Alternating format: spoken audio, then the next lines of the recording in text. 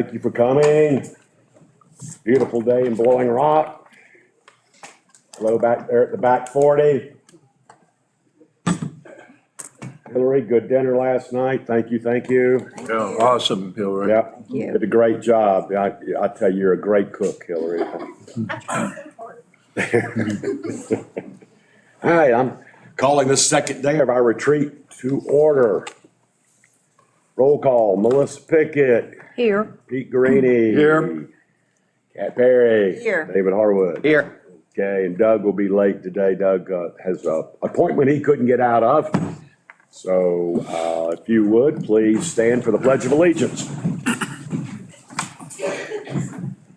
Pledge allegiance To the flag of the United States of America and to the republic for which it stands, one nation, under God, indivisible, with liberty and justice for all. All right, that being said, I'm going to turn it over to Kevin Rothrock. Go for it, Kev. Okay, thank you, Mayor.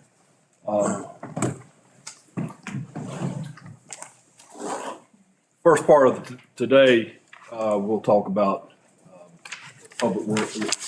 Matt will come up and talk about the cemetery. Progress was made really from last year. And then McGill will come and do a whole lot of engineering discussions, sidewalk master plan, capital projects, water and sewer replacements, water tank maintenance. We have an RFP that's been sent in. We have be looking at some contracts for that. Boy Hill Lake spillway and stormwater fund implementation. In the afternoon today, talking about paid parking, future parking facility, and then town building space, future needs that we might have. So, Matt, come on up. Kick us off, if you will. There they are. They didn't work like the last one.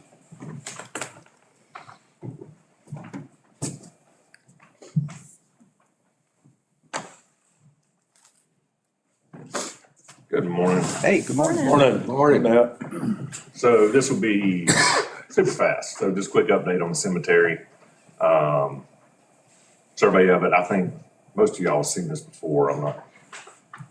I think anyway. Anyway, survey of the cemetery. This is a map kind of broken down into our sections. Section 7 was our last section that we opened. We are down to 31 plots available for sale now. So we are almost completely sold out. We don't have anything in section 1, section 2, or section 5, 4 and 5. So they're just kind of sporadic, spread out. We've talked about in the past the potential for section 8 over by section 6. The back row of section 6, all the graves we've dug there have been insanely rocky to the point we have to get the rock hammer on the track code to get a hole in the ground. So we feel like that rock, and we've kind of gone down in here and dug a few little test holes, and that rock extends all the way down basically to 321. So there's no way to get traditional graves or plots in that section. So we've talked about doing columbariums or mausoleums in that section, or potentially selling just large family plots and letting individuals put in what they want to put in. Obviously with stipulations on design and stuff like that. Not really sure what direction y'all want to go. There's the plots available by sections for a total of 31 left. So like I said, topography, the subsurface rock, we feel like columbarium mausoleums are what we need to go with. There's options there to partner with local funeral homes. The mausoleum that's up there now, I believe Hampton's paid to build that. And then they sold the plots out of it, or the spots out of it. And then we somehow maintain it, the roof on it and stuff. So that was kind of a partnership before my time. I'm not sure the details on it, but that's an option for this potential section 8. Or it's something we can take on 100% and get with the builders and see what it would take to get a couple put in there. I think there's potential for it to be a really nice section with that, but again, and I don't know, I haven't talked to anybody yet. I don't know if we're looking at, $60,000 to build something like that or $160,000 to build something like that. And there'll be quite a bit of grading work to go in with that as well. So just food for thought. I don't know. We're, like I said, 31 plots. I don't know, Hillary, what do we sell a year? Probably about that many a year. A lot here lately. Yeah, so I would guess by the end of 2024, We'll be done. Because I have a guy right now that he's getting ready to buy some, and then I've had 4 more people yeah. email me since last week. And one more thing, we also did add, kind of on the backside of section 5, right through there, there's some trees right in here. The plots kind of stopped short of the fence line. And we had a little space, where we could put in, I think we ended up getting 15 maybe, cremain spots, so to speak. They're just 5 by 5, just where people can dig. Typically, we dig a 2 foot by 2 foot by 2 foot hole for cremains or for urns or for ashes. And so we have about 15 plots there because we've had that request. A lot of people will buy 1 plot and plan on putting 8 family members in it, that are cremated. So that's an option. So we did do that in section 5. We had a little space, so that'll give us a handful more plots we can sell for the ones that are looking, to bury cremains. Is there any way to calculate or forecast what kind of demand moving forward, or? The demand, and Hillary can attest to this, the demand over the last 5 or 6 years has skyrocketed. I know there were some issues with Mount Lawn and Boone, so that kind of brought a bunch of people over this way. We've had people think that's the Parkway and turn up in there and realize it's a cemetery and call me the next day and be like, well, we want to be buried here.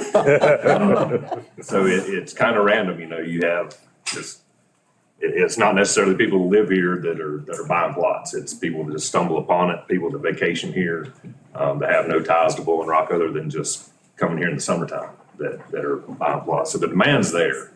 And we've also seen a trend more towards in the funeral homes that have noticed it too, more towards cremations and the columbariums for the cremains. Seems to be getting more and more popular every year. How many does the mausoleum hold? You might have said it already. I would have to go back. It is 4 or 5 rows with, I don't remember if it's maybe 30 on each side. So 60 to 70, I think, is what the mausoleum holds. Yeah, there's all, plenty of space. So section 8's probably just a little bit bigger than section 7. Yeah. So, I mean, there's potential to build, you can design it however you wanted to with mausoleums and columbariums on the perimeter and a central garden section in the middle, Right. however you want to do it. I mean, it's, there's potential there. It's what direction do we want to head. So if funeral homes go to the mausoleum concept, is there guidelines that they would have to follow in terms of, what kind of mausoleum, big, size, and all of that, or is it just free reign? That would be up for us to decide. If we decided that we could put, stipulations on size or height or, and a lot of it will be depending on the topography and how the grading works out in that section.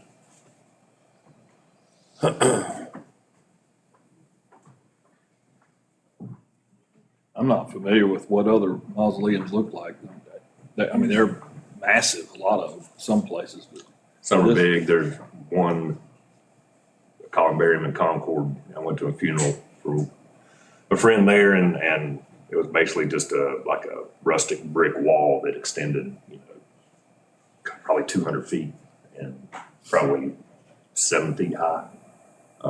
So, I mean, it's really you can design them however you want them. Yeah, there are a lot of different designs for them.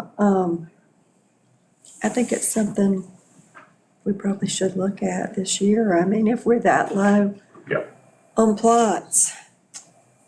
Yeah, if we can get some design examples and talk to talk to some of the builders and get, rough pricing and kind of see what we're looking at and bring some examples back and let y'all take a look at it. That'd be good. What do we do with the last section, or the section where the mausoleum is now? Did the funeral home, did they kick in? Did they provide any financing? They paid to build the mausoleum They paid to build it. and then they sold the plots. So, and there was an agreement there. I don't know if they paid the town for the plots that it took up. I know that section up into, we have a handful of plots around the mausoleum that are too rocky to dig, that we just took off the map and didn't even sell them because you just cannot get a hole in the ground without a lot of work. So that may have been a reason for that partnership. It may have been kind of worthless ground to us anyway, in the sense of traditional plots, so Was that with Hampton? it was, correct. It was. So you just want us to bring an update at some point? Yep. Try to get some options. Let's look at Examples. options. Yeah, let's look Example at of- options and cost. Okay. Sounds good. Both columbarium and mausoleum, and maybe a combination if there's that much interest. Be a CUP or a, It's not in town.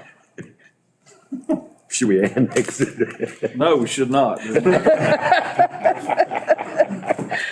We're not gonna get any money. Yeah, it's not in town.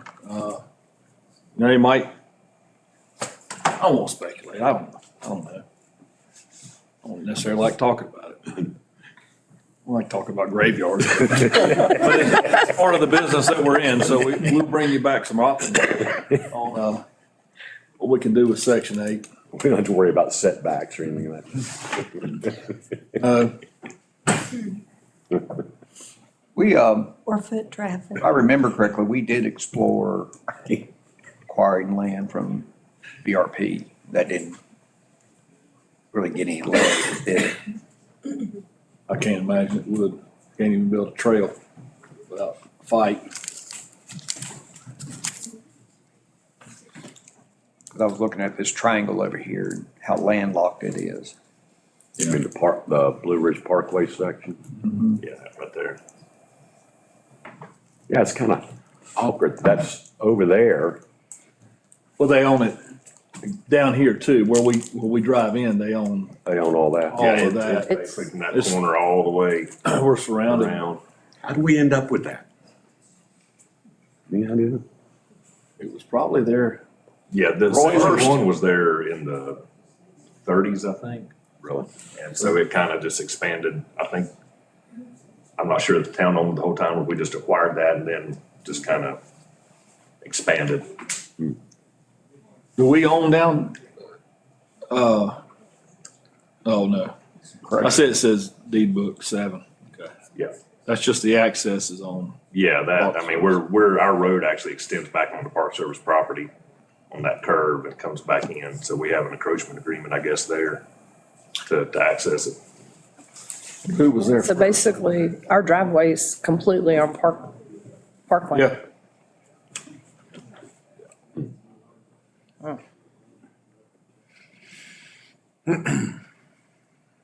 Yeah, and they were good to work with us on Section 7. The fence line actually, instead of following that property line when we first started that, the fence line came up. Well, you can see it right there on the survey. And so that was kind of the understood boundary for the Park Service property when we started Section 7. We found the survey and called the Park Service, and they met us out there and agreed that we were right. We found the corner stobs, the monuments, and so they actually gave us all the fence posts and fencing. We moved the fence for them. But they were easy to work with in that regard. And I don't foresee any issues. I haven't found that corner. I think we found that one last year at some point, but I think that's pretty well marked. So we shouldn't have any issues or any questions on boundaries. Yeah, I think we need to look at options, partnerships. Cost. Yeah, and there's been interest. I've talked to Austin Barnes and Hamptons, and both have interest.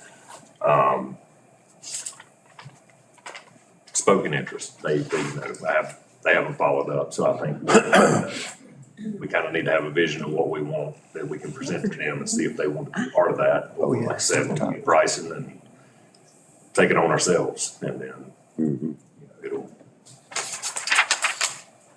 it'll just be us. So if, What's going on up in the non-colored areas? That's, and all this is just relative. There's Tree line there. This, you know, these actually probably extend a little closer to that fence line on the back. But all that's wooded through there, and then it drops off pretty steep. Okay. Because we'd looked at taking 7 a little bit closer, but the way that grade falls off, it didn't make sense to try to get plots on a slope like that. Gotcha. Okay. And it would have taken a lot of fill to get that level. Don't need anybody washing out. No. Feet stuck out. In I don't want that Edmondson. phone call, though. That's a different level. Hey, I got a plot up here in 7. Don't squeeze me out. Do you really? can you charge more for view lots? Yeah, that's a few lots. We actually have people that ask that question. If you charge more, but I want the best view. Yeah. I want- Believe Matt can tell you stories. Oh, there's some stories. I think it's the same view. Face up, face down. We've had some interesting. Yeah. I don't, Okay, let's, shall we That's move not on? very I nice. don't want to be married next to so-and-so. Okay. Thanks, Matt. Thanks, y'all. Thank you. All right, get it up. You have to wait. Let me get this other one going here. Very nice. Well, You have to wait. flags out. Doug's eating. There it is. Oh, It's just beautiful. Doug didn't get here in time. Doug's here. I'd like to do that.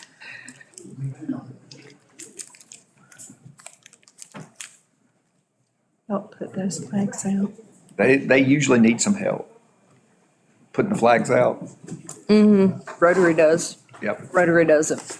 Oh. Albert used to be in charge of. Thomas, will this thing click Yeah, I've done, PDF? I've helped them do it before. We I need can a- read it.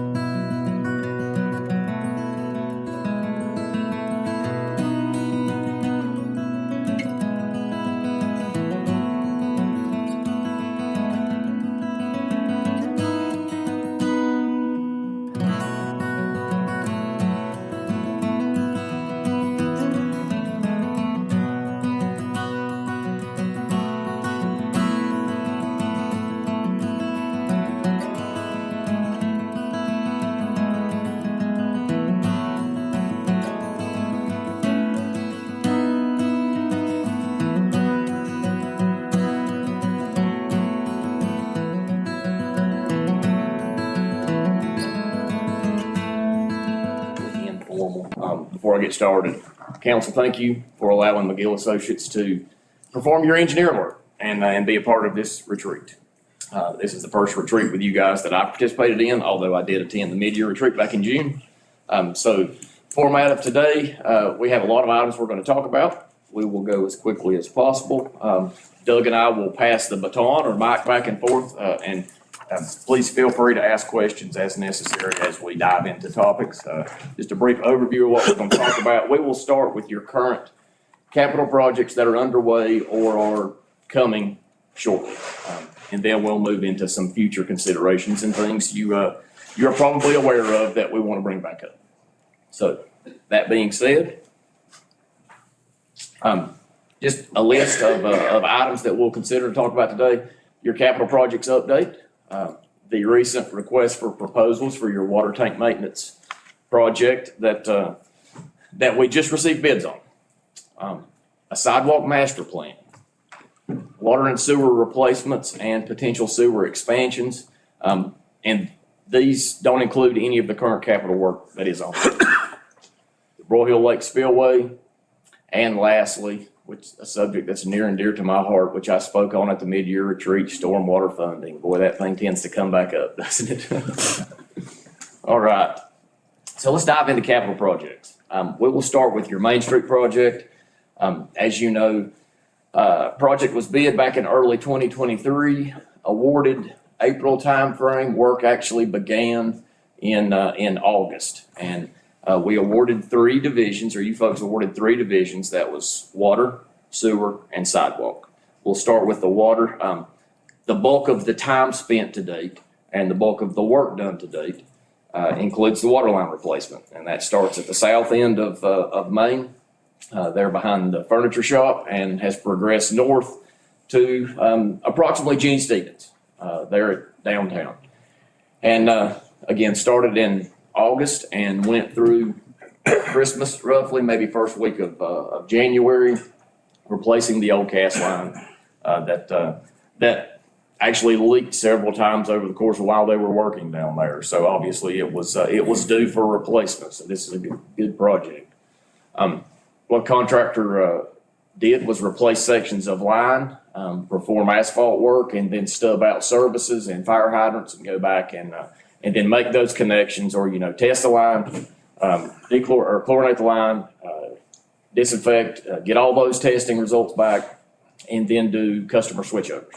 So they didn't install that entire section and then have a big massive switchover. They did it in sections, and that allowed them to kind of button up certain sections of the work as they went. Now, as you know, it's a slow process.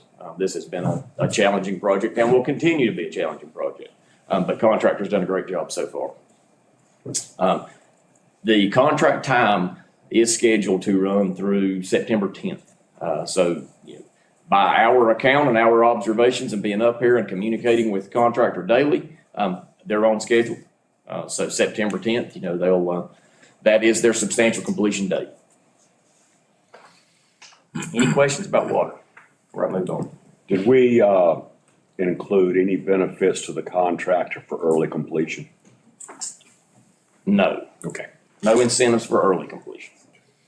We honestly expected it to take every bit of the contract time. So early completion was really never a consideration because of the challenging nature of the work.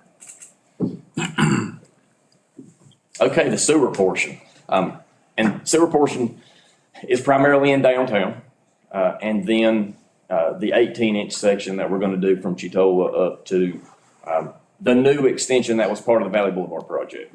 So some of that line coming off the north end of Main Street was replaced. So we're just going to replace the section of 18 that is currently old from new section up to about Chitola or the creek crossing. And then, of course, the work through downtown, which replaces old clay lines here from, we'll say, Pine Street up to between Park Avenue and 221. And that work has actually begun. So we've done some force main work, tie-in, the force main from the Mayview lift station, which you'll hear more about later today. Tied that into to sewer there around Morris, and contractors continuing to work there. The larger component that's going to be more impactful is the 18-inch section that's going to be installed from Creek Crossing down to Chitola up to north on Main Street to the tie-in point. As you've heard, that is going to require a full road closure of that northern end of Main. We have negotiated with DOT on a number of occasions and submitted a couple of detour plans and proposals, and they've been really good to work with. They acknowledge that due to the size of the excavation, the width of existing usable right-of-way there, and size of the pipe and the mesh you're gonna make, there's just no way to leave that open to traffic and travel while that work's ongoing. So they have been very understanding and very cooperative and have blessed a detour plan, and that work is scheduled to begin next week. Contractor says February through April. So it's not a long section of line. It is a complex and deep section of line. So they're expecting 3 months. Fingers crossed, it doesn't take 3 months. And we wanted to wait until after Winterfest to start that work. Closures will be in place from Monday through close of business Thursday. Road completely reopened Friday and the weekend of each week. And of course, detour messaging and signage will be up throughout town. Primary concern from a traffic standpoint is truck traffic. Cars can easily enough find a detour, although they will have the official detour to follow. Trucks, not so much. A little harder for those folks to turn around in a driveway or a small parking lot. And the last thing we want issues from large trucks trying to turn around after they've missed a detour. Clarification on detour. Yes. There won't be a window of opportunity on Monday mornings for school traffic, correct? It will be closed I fully expect them to not get into the road until after the school traffic dies down on Monday. Correct. Okay. Just due to the nature of the work and coming in after the road has been opened, it's always going to take time to get back in the road and get the closure operational. So that should allow school traffic to pass. 8 o'clock. I would expect 8:15. 8:30, 9 o'clock closures to be in place on Monday. All right. I'll share that. Jared, what is the detour plan for trucks? It Are is. you gonna go into that in a minute? I can explain that, and I should have included our detour plan in the presentation, and shame on me, I did not. We are relying heavily on Main Street, and we're routing trucks all the way to the southern end of Main Street and Main Street out to 221. We are not sending trucks down Sunset, certainly not across Ransom, Cornish, any of those neighborhood streets in that area. We're gonna rely on Main. Now, the 18-inch is gonna be replaced to essentially Chatola entrance, correct? Correct. And then from there, I'll step up. replacing the line from Chatola out into town. No, it actually stops. The 18-inch portion stops on the north side of the creek coming in here. Okay. And then the 8-inch work is primarily in downtown. Now, we are going to replace this aerial creek crossing of 8-inch where, you know, if you've looked, if you've paid any attention, you can see that those old rock piers are in really bad shape. And instead of the piers holding up the pipe, it appears that the pipe's holding up the piers. So those are going to be replaced. And those will be replaced in conjunction with the 8-inch under the same closure, so it's not a separate time frame. That work's all going to be done while the closure is in place. Aerial crossing and then deep 18-inch section. Okay, then we pick up the sewer line replacement again, where? For the 8-inch section, that will be from Morris area on the southern end up to, and I'm drawing a blank on the northern termination. It's between Maple. Park and 221. Maple. Okay. Okay. Come all the way up to So Maple. it's Maple. Okay. Y'all are evaluating another option.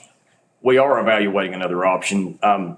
It appears that based on some of the discoveries from your public works staff and then our on-site observations that most of the entities that front onto Main Street drain through the back. So there's not a lot of flow on the existing lines, very little. And that influenced our decision to extend the force main from Pine up toward Morris instead of replacing a gravity section from Morris down to Pine. That was the original plan. Just no flow on that line and folks draining to the back. So that being said, we're continuing to evaluate whether all the work needs to be done up here in Maine. Of course, you know, any flow in a clay line that's been in the ground for decades is a problem. Let's face it, you know, that it's past its useful lifespan. But we are evaluating areas to either revise or to to just not replace the existing line. Okay, sewer questions? So how are you informing the local business people about times and events coming so that they can make plans accordingly? We have our website that's operational for the project, and that will be updated prior to detour going into place. And We've sent stuff out Okay. to the chamber, Facebook, our website. I'm gonna follow up with the school again, Right. probably today. So you And feel, Blowing Rock Online. so you feel I that, mean, we'll talk online. so you feel business owners are well informed? You can't get them all, but I mean, we have made the effort to put it out on social media and the chamber. And there's been a write-up that's been going out in the newsletters, Okay. so. As informed as they want to be. Right. There will be some that don't know, but we'll hit it again towards the end of the week so we can, because people forget. I would also do the reverse 911. When it starts, it doesn't take any real effort, so. Yep. Okay. And we can assist with any language that you need to update to send something out. We'll be happy to. Okay. It's very impactful. There's no doubt about that.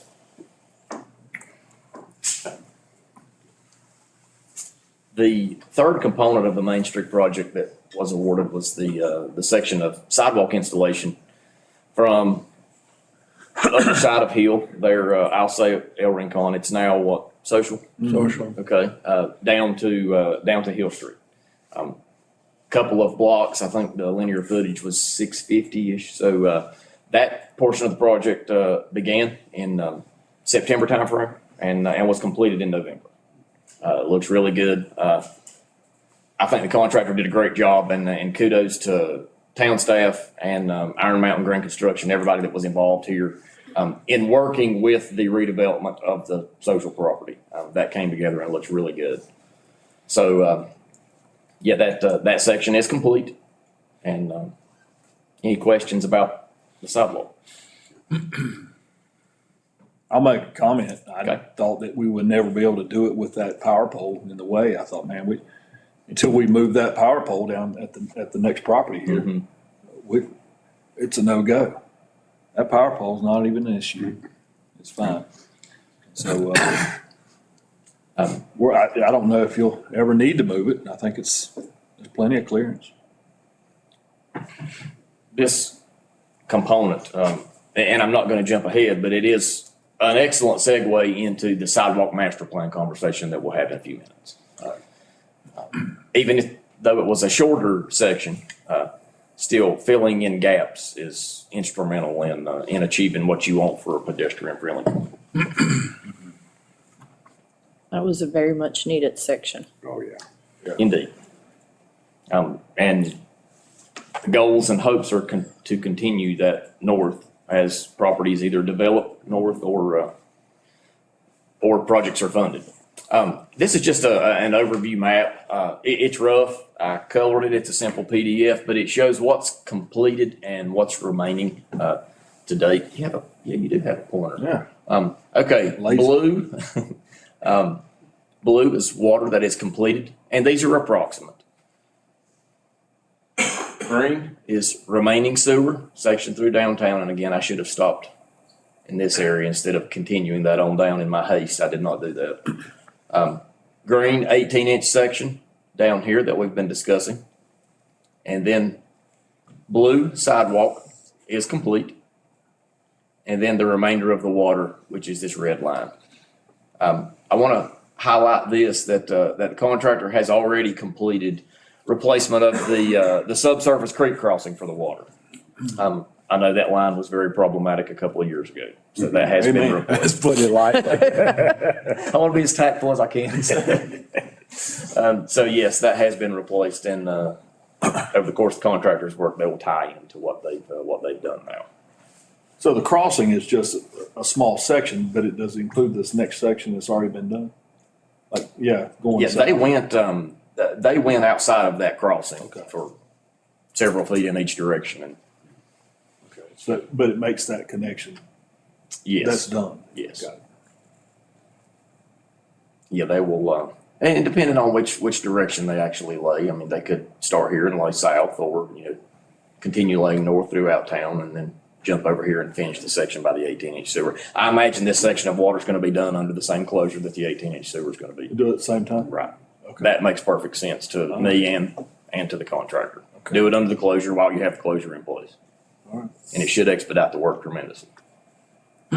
Okay, questions about Main Street before we move on? So you're gonna go into, sidewalk? A master plan potential, yes. But if you have questions, sure. feel free. Well, I just, we'll be working with DOT on the paving of Main Street. Mhm. Once all this is completed. And that section down there above Chatola, where it's a ditch. Mhm. Are there any plans on closing that ditch, putting a culvert in? You bring up an excellent point, so let me flash to the next slide, and I almost Okay. forgot this. So the Main Street resurfacing, that was originally included as a separate division in the Main Street bid. It obviously was not awarded.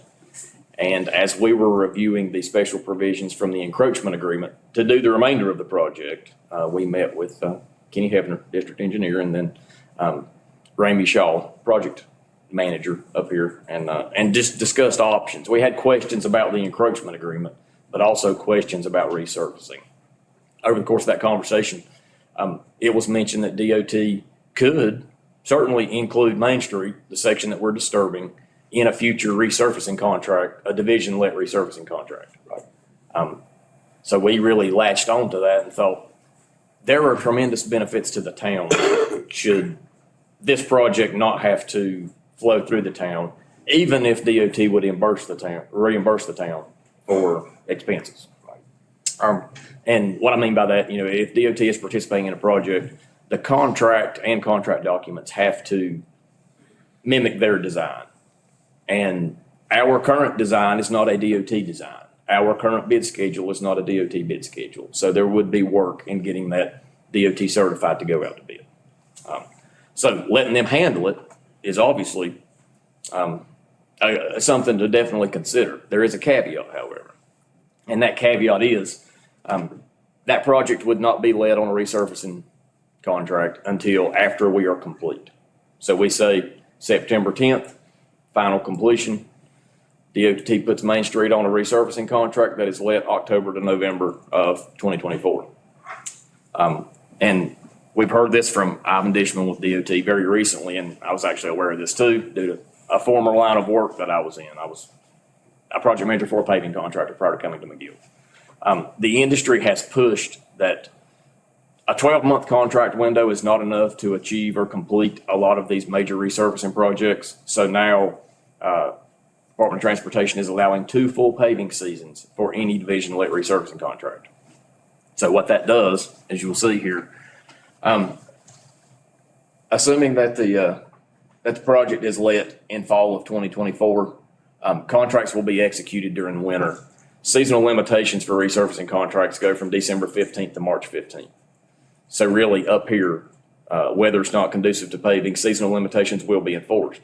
Assume paving starts on that contract in March of 2025. With 2 full paving seasons, that takes you throughout calendar year 2025 to the next seasonal limitations in 2026. So there's an 18-month plus window where Main Street could be first paved in, we'll say, early spring 2025. It could fall behind to be the last road paved on that resurfacing contract to late fall 2026. And that is something for you folks to consider. How long can you live with the patches? Yeah. And the amount of time required to pave Main Street is what, a month? I mean, once constructed, because they will mill it. They'll mill it. It's a complicated project. You'll have milling. Obviously, you'll have signal loops that have to go back in. The entire sidewalk that's in the DOT's right of way will be assessed for ADA compliance. If there are any upgrades that need to be made there, those will be included. Any patching, the patching will come before resurfacing and milling, but you can add time to the project for including that. So there are a lot of components that DOT will assess and incorporate into their bid. But yeah, you could be looking at a month. And I'll say this as well. Don't know how you folks feel about it, but heavily congested roads tend to wind up on a night resurfacing schedule. So night work. The project gets done faster because you don't have to accommodate nearly as much traffic. However, it is an inconvenience. So that is something to consider. And you mentioned the ditch, north end.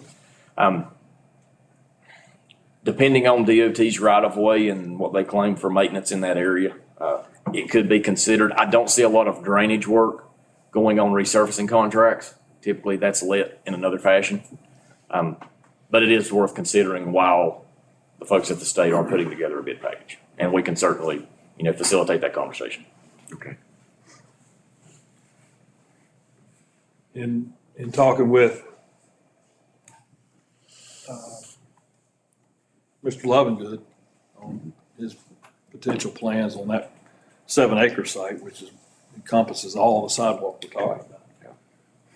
We've already discussed with him curbing and sidewalk the whole length, stormwater, all of it, to tie it all in, catch basins, the full length, as part of his project. I'm not sure when he'll do his project, if he'll do his project, but so how much we bank on that would depend on, is that something that we want to have done as part of this? Is that what you're suggesting? So there's some additional cost in there for that. I sure would like to see DOT be involved in that. Yeah. And do it. Yeah. And we've gone as far as to ask if there are any contract stipulations that can be put in a resurfacing contract stating which roads are done first. And there are not, although that's definitely a conversation that can be had with a successful contractor. Thankfully, most of the paving contractors around here, we have a relationship with, and we'll be happy to have that conversation. Are there any guarantees? No. Okay. Moving on. The Memorial Park Improvements Project. Phase 1, restrooms, and shame on me, I didn't include an updated photo of all the work that's been completed since late August 2023. You are getting really close to having Phase 1, the restroom project, wrapped up. So that included an expansion, a new wing, if you will, with restroom facilities, and then a renovation of the existing wing. And then, the odds and ends, the associated site improvements. And construction looks really good. I've been in on a number of occasions, and then obviously driven by a walk by.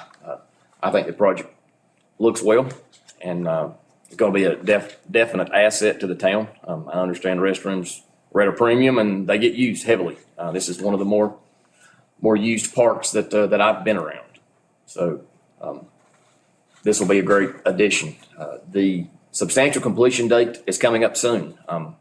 That date is sometime in that first full week of April. It's the 5th through the 8th, and I don't have the exact date. I know the contract time was 165 days from their notice to proceed, which was August 20th, August 21st. So I'd have to do that math. Our contract administrators in the office take care of that. So the final completion will be later in February. 165 days for substantial, 180 for final. So again, you're in that February window for them being wrapped up, and they are on schedule. So that component will be done.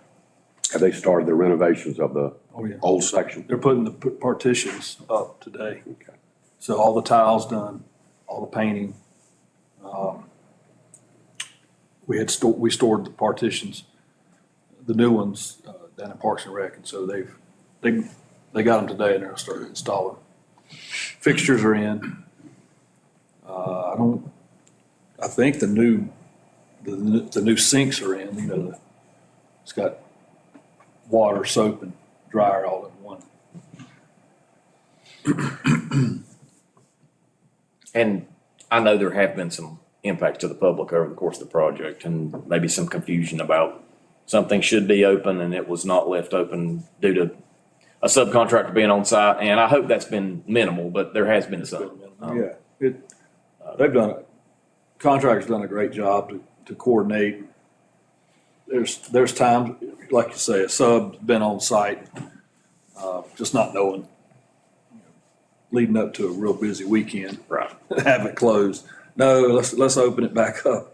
But they've been easy to adjust, and they've done a good job. And they've been responsive to issues as they've come up. Plastic in the trees. Plastic in the and all that trees. stuff. Get that. They worked hard to get that out. Right.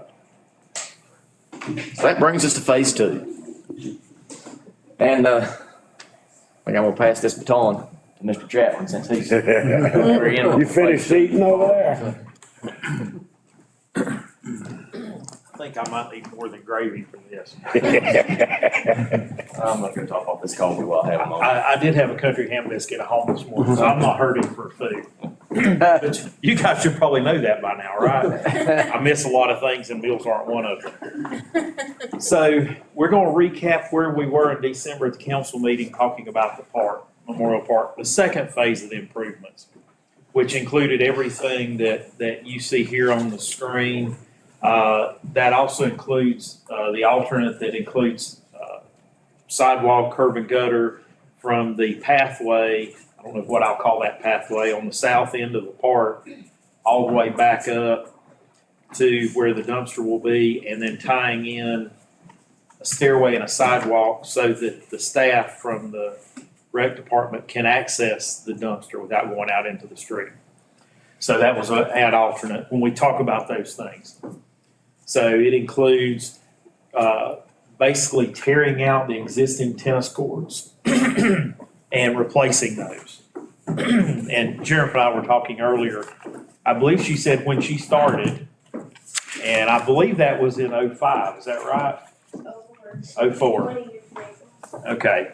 The only thing first thing I can remember about putting the sand-filled grass on the tennis courts was I worked on that when I was at the beach one day. So I know it's been a long time ago. Because my sister-in-law sold her beach house and we weren't there. So so far we've gotten 20 years out of those 7 to 10 year tennis courts. So that's been a pretty good return on investment. But the problems that we had before, if you remember what the tennis courts looked like before, is all still there. We just hit it and hit it pretty well until, the cracks just keep getting bigger and they start showing through. So tennis courts are getting replaced. We're building a new picnic shelter just below the gazebo, new shuffleboard courts, an actual Gaga ball pit. They have one now, but an official one off the basketball court. We're redoing the volleyball court, adding another playground element up near the restroom, and sidewalk and all. Those are the part F required elements. On top of that, we built a pickleball court. And for memory's sake, when we did the application, what we talked about doing when we had a committee that met and looked at this, we talked about using the tennis courts for tennis and pickleball. And as we went into the design, the demand for those amenities is really just too much to combine them. So the decision was made to put in the new pickleball courts and to more permanently stripe the lower basketball court for pickleball. It could still be used for basketball, but so that you have, because they're playing pickleball there now with the temporary nets. So we received bids on November 7th, And those bids are good for 90 days, which takes us to February 7th, which is next week? Yes, next week.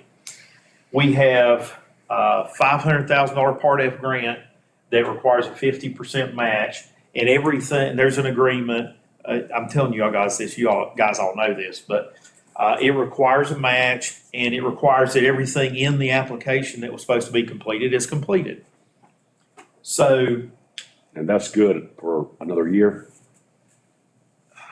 till sometime, it's a 25 date.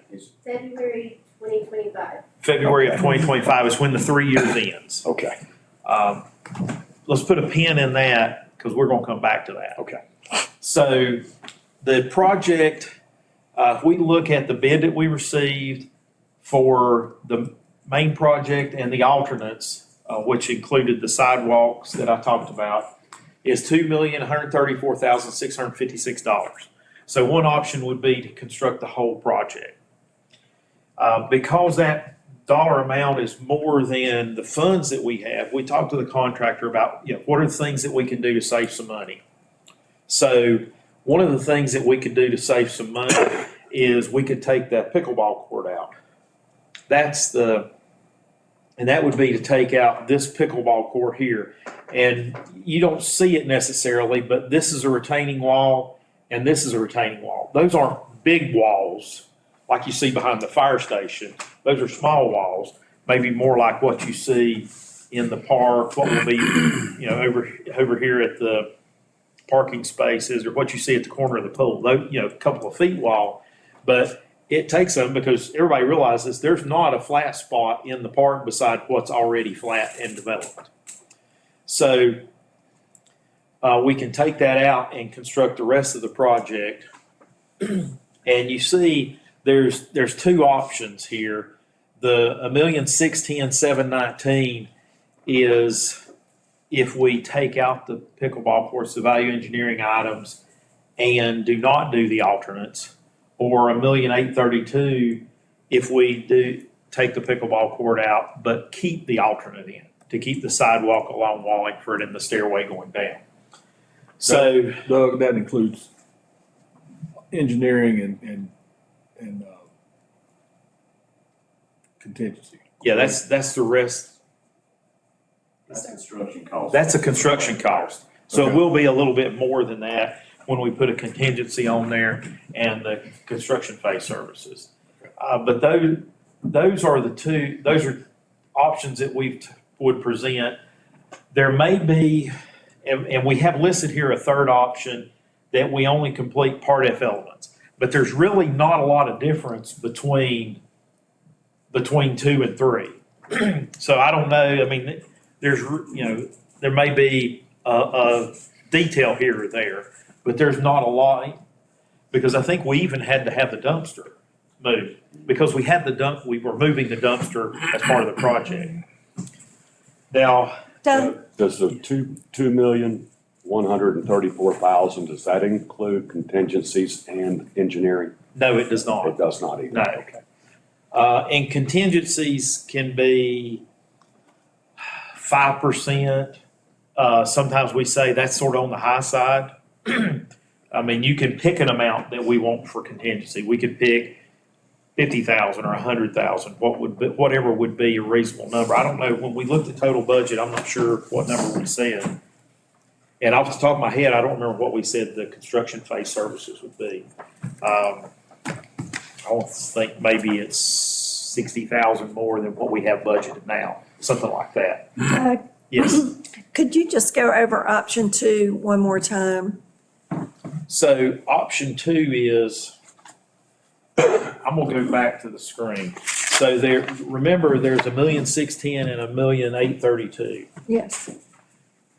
So if we do this whole project, it was $2,143,000, and that includes the pickleball court and this sidewalk and stairway. If we do the $1,610,000 project, it takes this away, and there's some other details in the process, but it takes this away, and it takes this piece of sidewalk with the stair, and it takes the sidewalk from here to here. So it takes those pieces away. If we do the 1,832,000, it takes this away, but it leaves that sidewalk and the stairway in. If that makes sense. So I'd say those are probably the three options that we would look at awarding. I mean, when I look at options, so that satisfies the need for meeting the Part F project. So let's talk about some funding ideas. So we talked about this before. Looking at funding, one option would be we secure the financing to complete the project as it's bid, or we secure financing to complete it through some variation. So somewhere between the 1.6 and the 2.1. We would do funding for that. Now, depending on financing, I should say, depending on how you do the financing, the timing of that, we will have to probably either see if we can do a tentative award, or we ask the contractor if they can hold their bids longer. Because right now the bids would expire on February 7th, which is before the regular council meeting, and also before you can secure financing. So that would be one avenue. The other one would be we don't award it now and we have to re-advertise it and bid it again in the summer after we secure financing. What's your thoughts on rebidding, just overall?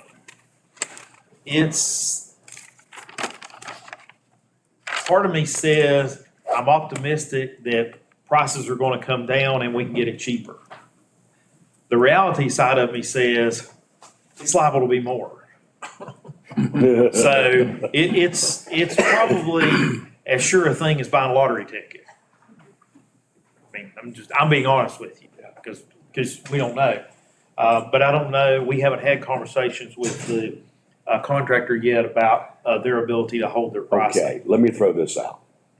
You all are the engineering firm for the project at Holden Beach for the park.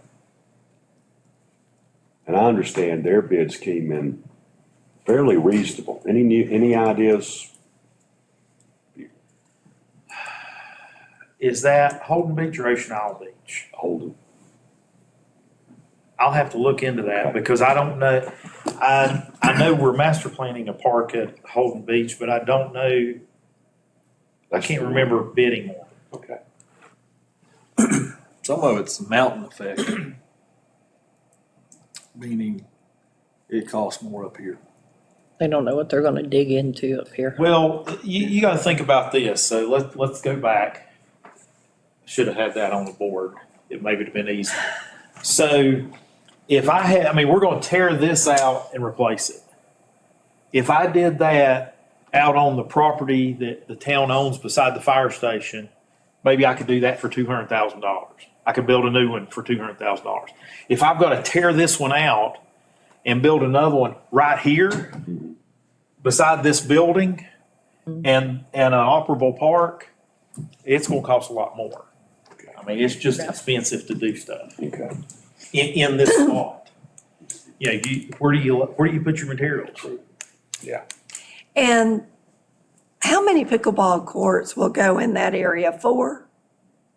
The tennis court area? In a standard tennis court like that one, you can get 4 pickleball courts. That's what I thought. Okay. Now, Jennifer, right now, nobody's using the tennis courts for pickleball, are they? No, sir. I don't think you can play pickleball on that It surface. doesn't really bounce very The surface that we have now doesn't work well for pickleball. Right. Because I haven't tried it, but I don't know that a pickleball bounces very well on the carpet. Right. The tennis ball Yeah. does. And the additional pickleball court, is that 4? Is that No, 4 this- or 2? This one The would be 2, proposed. and on the basketball court would be 3. So we'd have 5 total. We have 3. So if we don't put that 2, we still have pickleball possible on the basketball court and the tennis courts. Okay. So we'll resurface the tennis courts. They'll be built to accommodate pickleball. as well. That's not the plan. No, Okay. Now, and let's define Oh, it's not? what accommodate. no. I mean, is that striping? Is that, Surface. or- so you're gonna pave it, we're gonna put a surface down, and it gets striped. Okay. So typically, it's just gonna have tennis striping on it. I guess you could put both, but it would be complicated. Yeah. I mean, we did that on another, we talked about doing different colors. So you have like red for tennis, blue for pickleball, that gets complicated. Okay. So Doug, I want to make sure my math is right here. Between the difference between option one and option two, that includes everything except pickleball, is telling me the pickleball court, that retaining wall, is around $302,000. It was the value engineering was 274. Yeah, I was thinking about 280. Something like that. Now, there's a couple other things. Some of it's, I mean, the price they had on the pickleball court with the walls was 190 something, and they saved some on their general conditions. I think we swapped out the ceiling in the shelter from cedar to pine, and a couple other things that in the end you won't really see much the difference to get to that 274. The number, I have the numbers here.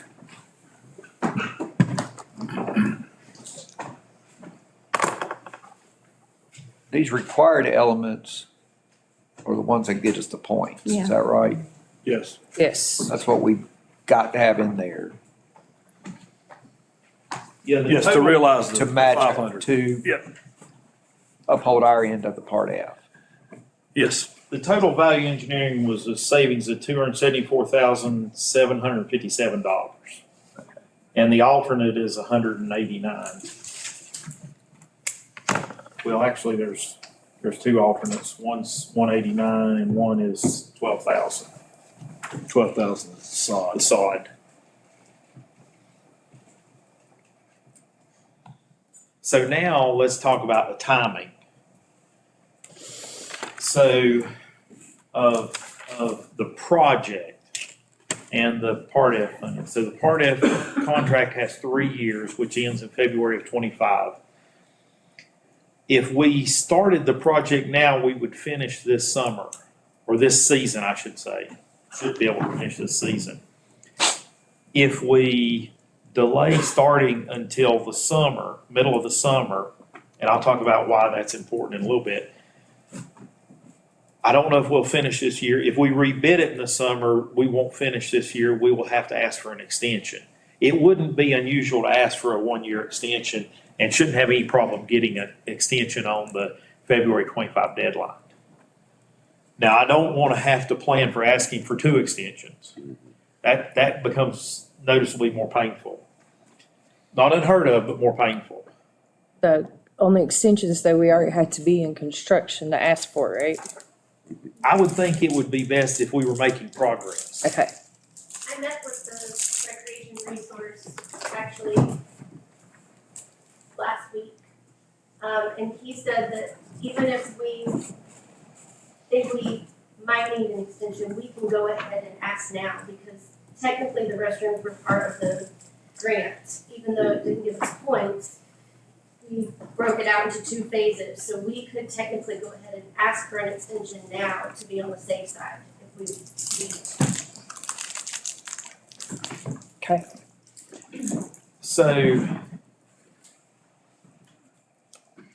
So we talked about, so with funding, if we finance the rest of the project, there's a process to have to go through of advertising for financing, securing financing, and going through local government commission for approval. So those steps take several months. It's not a short process. So it's probably going to, and Kevin, I don't know if you want to speak to the timeline of that, but I would expect that by the time if you decided to advertise for financing, get those back, accept those, send a package to LGC, and it takes them, they have at least 30 days before it goes to a meeting, generally more, because they don't put it on a meeting schedule in less than a month. So if you send them the stuff at the beginning of March, they'll schedule you for the May meeting. So You you're get in the queue. You don't like get to the top of the list. As they come in, that's where you get considered. So probably would be, I'm guessing, I don't know, because I haven't mapped out the whole timeline. The earliest that you would get LGC approval would probably be June, would be my guess at this point.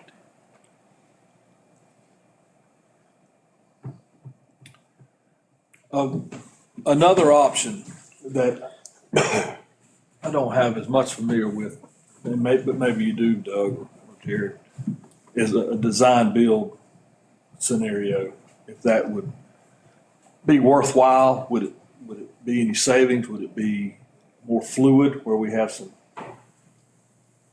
better options that might save some money, or is that an option that's not worthwhile? Well, we're already, looking at really three options for project delivery, being a design bid build, which is what we've done so far, or a design build where the contractor designers work together to design it and build it, or a construction manager at risk. Construction manager at risk is a little bit the same as design build, considering the fact that we already have a design. So the design, more of a design build arrangement would be, we would go back with what we have and go through it with the contractor and see where do we do things are there more things that we can do to save money? Because we were already. Right, Big. because you already had, Had we not done that and said, we're going to just start this process by design build, and it would be a little different scenario. right. My whole take on this, council, is that there's not a lot of difference between doing the whole project and just piecemealing it. So if you decide to do this, I would look at the whole project. Wait, let's see. Okay, so there was one more slide.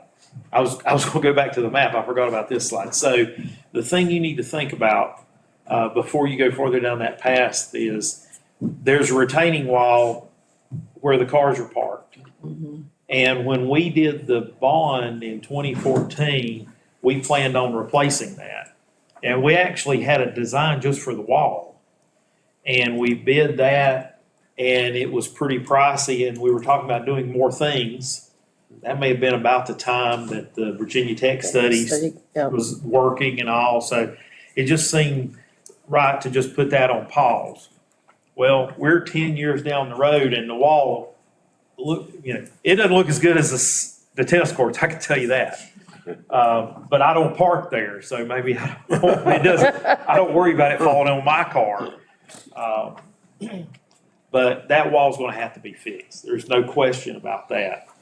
Whether that costs $150,000 or $200,000, it's gonna have to be fixed. The tennis courts are gonna have to be fixed. So, you're going to have to spend money on on the park facility. There's no question about that. Now, is it $2 million? No. But it's not $150,000 either. It's gonna cost a lot more than a couple $100,000 to fix those two items. The other thing is, if we don't move forward with the project and we turn back the Part F money, it's going to hurt the town going forward getting more Part F money. Yep.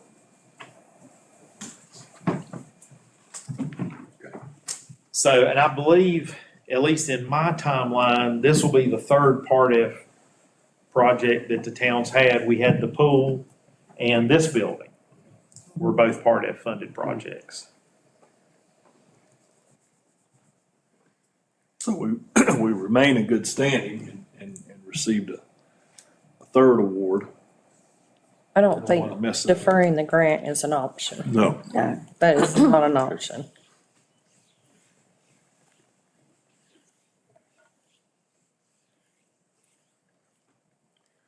I think, council, I think what we ought to do is go ahead and start researching potential revenue sources to make this happen. It ain't gonna get any cheaper. And, you know, we do have 500,000 Part F. I don't know, what do you all think? David, you worked on this a good while, so you're most knowledgeable. I'd like to see us move ahead with it, and ask the town to look at some financing options for us to consider. And, because, you know, there's not many times where we're gonna invest $1 million and get $1.5 million of value out of it. 50% ROI. I'll take that all day. So, and I think this goes back to some of the deferred maintenance in our parks that we need. The retaining wall, the tennis courts, these things these are cans we've kicked down the road long enough. And, so I would say, I would be really interested in, looking at financing options for the full 2.1 million and the 1.8. Well, the 2.1, correct me if I'm mistaken, You go ahead. is that before, I mean, that's before we pull out the 500,000, is it not? It is. Okay, so we're looking at, But you're just saying that, if you look at it from a That scope of perspective work. of, you have three options moving forward with this right now, that one. Yeah, that's yeah, and then we're gonna option one. we'll pull the 500 out of that, That's it. will we not? Yeah. Yes. Okay, Yeah. so we're looking at 1.6, 1.7, Well, in each one of them, you still have contingencies Right. and engineering. well, Doug's free. Yeah. Are you? I think we need to, can we get a handle on those numbers as well? Yeah. Yeah, I think we have a number, it's just not up here. And I've spoken with Tracy too about their participation, about the TDA participating Yeah. and help a long-term commitment to assisting with the. Well, that, and then I'd like to look at it in terms of what we have rolling off too. True. Yeah, so if we did something this coming year, and secured that, we would not be paying that until 2025. We've got more coming off in 25, 26 than any year coming up, and then it's. Yeah, we could look at that overlaid on what Right. Tasha showed us. Yes. On the roll-off calendar. Pete, So I would echo what David and Melissa said. I don't think there's any way we'd want to jeopardize that part of grant. I mean, No. that's just not part of the discussion, so. But to what David's saying, let's move forward, get some numbers and get on down the road. yep. Yeah. Melissa, Doug, y'all good with that? Good morning, Doug. Morning. You came at a good time, Doug. Overslept. Yeah, I'm good with getting some numbers on it. All right, And what we will do is we'll circle up with the contractor and see their ability to hold that price. okay, Understanding that it's going to be several months down the road okay, good. All right, as we develop the process. Thank you, Doug. Thanks, Doug. thanks, Doug. So a quick update on, and we're still calling this a capital project though. At this point, it feels like it's never gonna happen because we really haven't really jumped into starting it yet. But we've been talking since I would say 3 or 4 retreats ago. When we first talked about doing a USDA project and we were going to do Main Street water line and a little bit of sewer And then we were going to do a few things at the water plant and the sewer plant. And the town was fortunate enough to get a $4.8 million earmark to do the Main Street project. So that left those other projects at the water plant, wastewater plant, to be done. And it gave us the ability through a similar USDA funding type process to do a little more at each of the treatment plants and to address replacing the Mayview lift station. So we've talked about this a lot. Just to recap, there's a list of items to be done at the water plant, list of items to be done at the sewer plant. And these are just things that need to be fixed and upgraded, that break from time to time. And we're no new capacity, no new processes. We're updating some processes, but we're not changing things. We're just replacing and repairing stuff. But we are going to replace the Mayview lift station. There'll be a new pump station there, so it will look different for those folks going down to Glen Burnie. And we will end up replacing the rest of the force main that hasn't already been replaced, that extends from the pump station up across Wallingford, Pine to Main Street. So this project is in underwriting with USDA. We've sent them they've approved the engineering report. They have all of the documentation. It was a big stack of stuff that the town had to provide for the documentation. All that's been provided. We're just waiting for them to come back and say, here's your letter of offer. This is what the financing terms will be, and you'll have an agreement just like similar to Part F, and you can start moving forward with the project. So we were told week before last that we would get it last week, and we haven't gotten it yet. So we're waiting on that. Once that's received, the USDA will come to the town at a regular meeting and present that to you for you to accept the funding. And that starts their process, their official process. And then we will do a contract for the design and do the design permitting and put the project out to bid. That's just a straight loan though, isn't it? Yes. That's not a match or anything. That's There's straight no loan. grant with that. It's just, I'll call it low interest loan Right. money, and we're hoping that it'll be a 40-year term. That's what our projections were made based on. Did we look at doing a SCADA on the Broyhill pump station? Not at the Broyhill pump station. Okay, or maybe pump station out here? We will at Mayview. Right, okay, That's And- communications, Doug. right. And it it does have SCADA improvements at both treatment plants too, in that project. So we could add, if we wanted to add a Mission SCADA system at the Broyhill pump station, like the one we added at Green Hill, you could do that reasonably cost effectively. Those aren't expensive units. That'd provide probably be a good idea. A wouldn't it? higher level of communication. Yeah. Than just an Does- auto dialer. That include the water tank as well? The SCADA system for the water tank? We did that. That one's already been That's been completed. done. Yes, the Green Hill.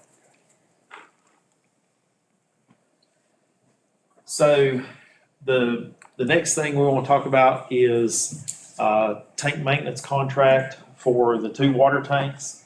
The town had a maintenance contract for years with Utility Service, and back, I want to say when Ed Evans was manager, and it was time to renew, and didn't seem like they were doing what they needed to do, and come to find out that the tank had problems that needed to be fixed, and they hadn't fixed them.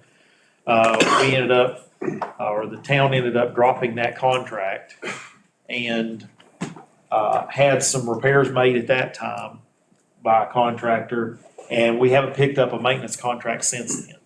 That's been a few years ago. Seems like more when I describe it that way, but it's been a few years ago. So we put out a scope for a maintenance contract for 10 years and an option for an additional five years. So that would take you to 15 years. And that includes cleaning the inside of the tanks and inspecting the tanks. They inspect them annually and clean them every 5 years. And that's cleaning them without taking them out of service. Because we can take the Green Hill tank out of service, but it's a headache. It's inconvenient.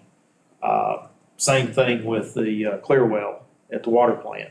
So that's the maintenance contract and the tank cleaning and painting of the tank at the water plant. So we received bids on those on Thursday. We received 2 bids. Both of them are reputable, experienced companies working in the region. So, I mean, they're big packages. We haven't finished reviewing those with the staff. And they're sort of structured different. One is a fairly level price per year, and the other one is high on years where they do the tank cleaning and low on other years. But there's a clear one that's much more cost effective than the other. So we'll be bringing that recommendation back to council probably at the February meeting. On this, Doug, I mentioned this to Kevin too. What about, when is the last time that we've had the valves checked at the lake? That I'm not sure of. Well, I'm just wondering if they're covered now with sediment and stuff up there. I don't know. We did a bathymetric survey to check sediment in the lake. So basically, we surveyed the bottom of the lake. We've done that twice. I'm guessing. The first time was probably in the 2006-07 range. And the last time was probably about 10 years or so ago. And from the first one to the second one, there was very little sediment built up. We haven't done one since then. As far as any other buildup Operation now of the or valves. operation of the valves, I'm not sure. And as long as water quality and water levels stay reasonably where they are, I don't think anybody's gonna want to change those. But, I mean, if the water level dropped, there would be a chance you'd have to. Missed opportunity. 2 months ago. It was getting close, wasn't it? Thankfully, we missed that opportunity. Yeah. Can that be something that is, if we select a contractor, is that something that can be incorporated into that contract? If we, depending on what type of, I mean, yes, the answer is yes, it could be. How cost effective may be depending on the personnel and equipment that they bring to do the diving and all. Because there's different things you have to do to be able to dive in a potable water tank versus the lake. Thankfully. So yes, we'll make a note of that and look into that. I think it celebrates its birthday next year. Be 50 years old next year. What, the tank? The tank, Green Hill? Yeah. same age as. Be 50. Wow. So Jared, you want to go next? Third I party. remember the old, Do I what? remember the old pumps, Yeah. pump outs, the old treatment plant. You want a break? Yeah, let's take a 10-minute break, guys. Okay. Doug's been here a while, it's like getting tired. Been a long Oh, morning. hey, there's biscuits and gravy over there, Doug.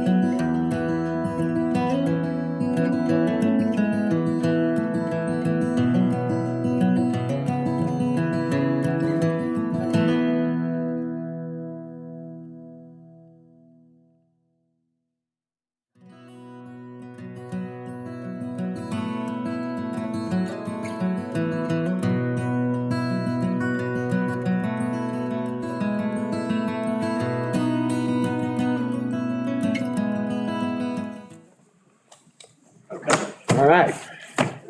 So we've talked a lot this morning about your current capital projects and endeavors that you're involved in. So let's look into the future a little bit now, and we'll cover a few topics that you may have heard about previously, or certainly aware of, and then perhaps it's brand new to the group. So that being said, we'll talk briefly about a sidewalk master plan concept, water and sewer replacements or sewer expansions.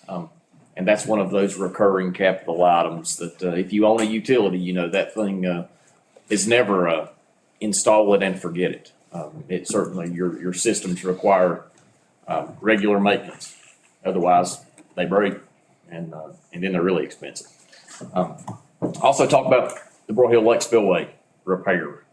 And finally, again, that stormwater funding mechanism. So let's dive right into a sidewalk master plan. So as we were preparing for the retreat, talking with Kevin, we discussed a sidewalk master plan and what that could mean to the town, and really the components of a plan and the benefits of that plan. So I'll speak briefly on the components. And up here you have an excerpt. This is the map that I have on the easel back here, and I know you probably can't see that, but we'll certainly leave it for you to review, or during the next break, you can take a look at it. One of those components is an inventory, and High Country Council of Governments has done that for you in large part. Now, obviously, there are updates that need to be added. Specifically, here in this section, that's the Hill Street or the Main Street sidewalk that's recently been installed. So that's obviously not included. That's very recent. Inventory is in really good shape. We received one set of files for review from COG, and then went back for an updated set of files that also included the sidewalk on Valley Boulevard. So you can see you have that inventory. Pink lines are your existing sidewalks. An additional component of that plan would be an assessment. So just because you have an inventory doesn't mean that you necessarily know what shape all of your infrastructure is in. So you'd need to assess the condition, and then really compare that to your ADA transition plan. You have a sidewalk there, but does it really meet the ADA requirement? So you note that, and all of that goes into a reporting document that serves as a planning tool. So the benefits of that plan, one, through that inventory process and then through that assessment, you identify the gaps and your strategic priorities for future projects. Obviously, you see gaps as you're driving, as you're walking, but also you determine some of those destinations that would benefit from having sidewalk connections. And you can program internally through that identification process, or you can target strategic infill development for private investment. And your code requires sidewalk construction, for different kinds of development. So as someone approaches planning staff or town staff about developing a certain parcel, then you have a plan for those gaps and how, not public dollars per se, that are filling in those gaps, but private investment on that infill development opportunities fills in those gaps.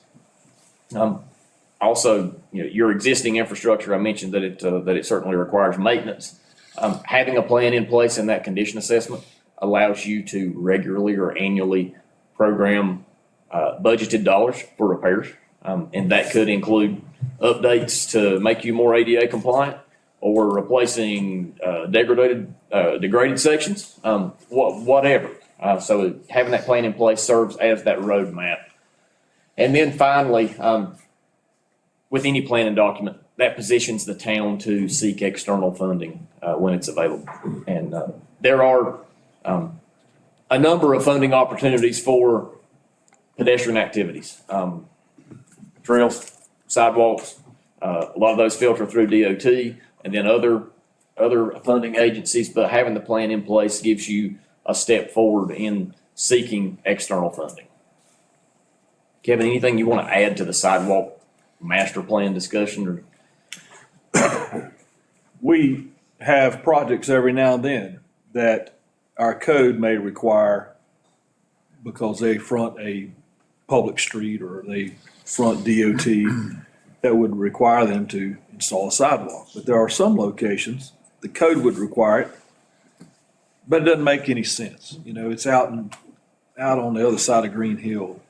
So if the code requires it, you could have, as part of this sidewalk master plan, a fund set up that in lieu of us providing sidewalk on the other side of Mayview or wherever it might be, putting funding or money from that project into a sidewalk fund that could be used in other areas that makes more sense to do. The early 2000s, somewhere 2005 or 6, I would say, there was discussion about sidewalk on Ransom Street. And we were working to pursue that, but we just ran into we don't really have any right of way. We maintain to the back of the ditch or to the slope of the ditch on a lot of our streets. So we were trying to find right of way. And then there was opposition. You know, they want the sidewalk, but I don't want it on my front yard. So with a plan, we can be more strategic on how we target. All right, we're going to do this section of Ransom Street in this year and work towards that goal by acquiring right of way or easements as we need. The first couple of years that I worked here, we did South Main Street, and we had to acquire some easements from really from Chestnut out to the corner, out to 321. And I don't even know what the funding mechanism was then, but that was a lengthy project, but it did make a great connection. So we have a full loop if someone ever wanted to walk that. So we need to prioritize, and that's what a master plan can do. I know there's some sidewalks that are not included even in this layer. You know, we've got some on Edith Lane or Shelton Place, whichever street, but it's not in great shape. The developer put it in, and we've had some maintenance issues out there, just not enough room to put it in properly. That's all I had to update. So Kevin, is there any streets or areas that become a priority in your mind that we should be talking about or looking at? Ransom Street, number one of them, one of the Okay. top, we'll say a top 5. Completing the rest of Main Street, both sides, because we kind of hopscotch around a little bit as we get on the north end of Main Street. But as we go forward, on the other side of the creek from Chatola is to continue on that side. Right. And try to come up with a way to bridge or have a sidewalk there at the culvert there where the stream is. I'm not sure how that solution would be, but it would be good to have it on both sides all the way through. Right.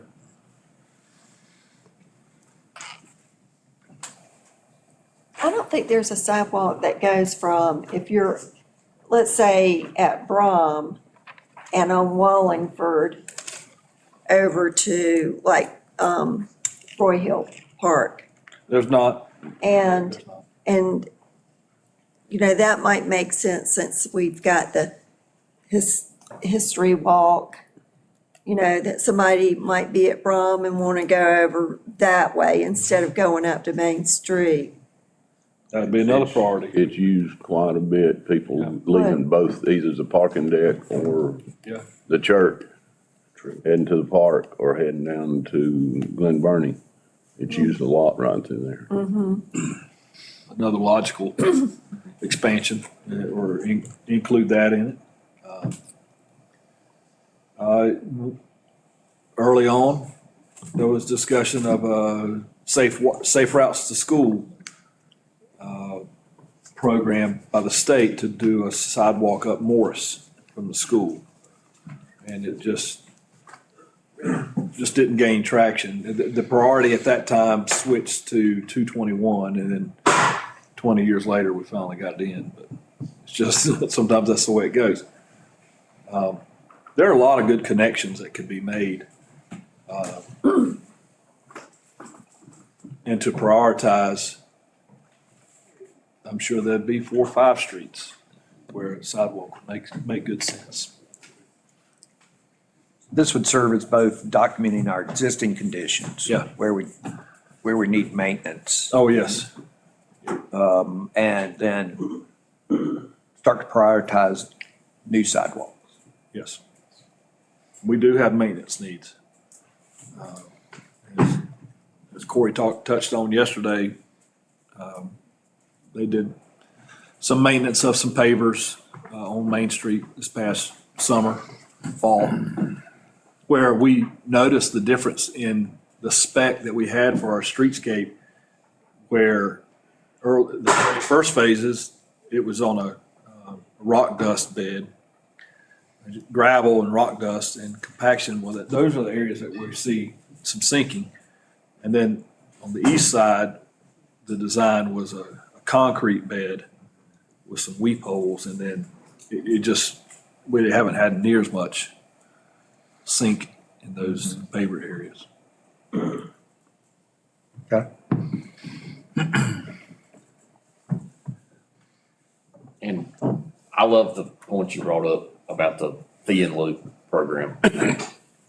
When I was working in local government, the entity I was working for initiated that policy, and it's widely used because Kevin's exactly right.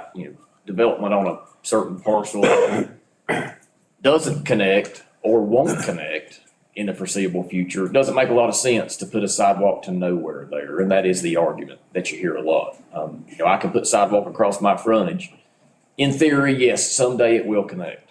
If that someday is 50 years down the road, probably better suited to determine what the value of that sidewalk would be, put it into a fund that the town can use at its discretion to fill in another strategic gap. It's a good point that I left out here, Kevin. Okay. What we want to know from this is, are you agreeable? You want us to pursue developing a sidewalk master plan? I think we should. Yes. I would say that to David's point about doing the maintenance on sidewalks that need to be done, now get those fixed, and then moving forward, what areas, like Kevin said, Ransom Street or Wallingford. Wallingford, but do the maintenance on sidewalks that need it now. Right. Okay, Just takes money. Okay. Do he'll write a check. it. We like to write checks that will cash. So does that include, I'm seeing it go all the way up Main Street to the south.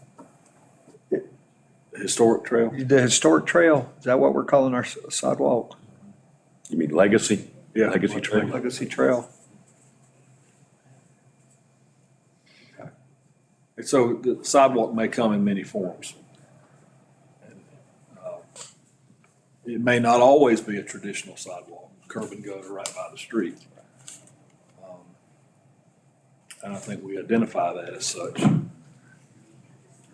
A trail that goes off through the woods, I don't know that that's Yeah. we're not talking about that. So another example, Concrete.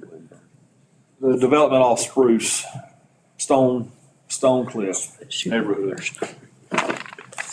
Their option was not to provide a sidewalk along the street to nowhere.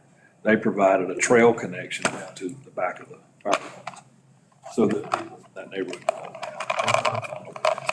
Those kind of things are there too, and it's not a sidewalk, but it's a connection. Okay. Sounds good.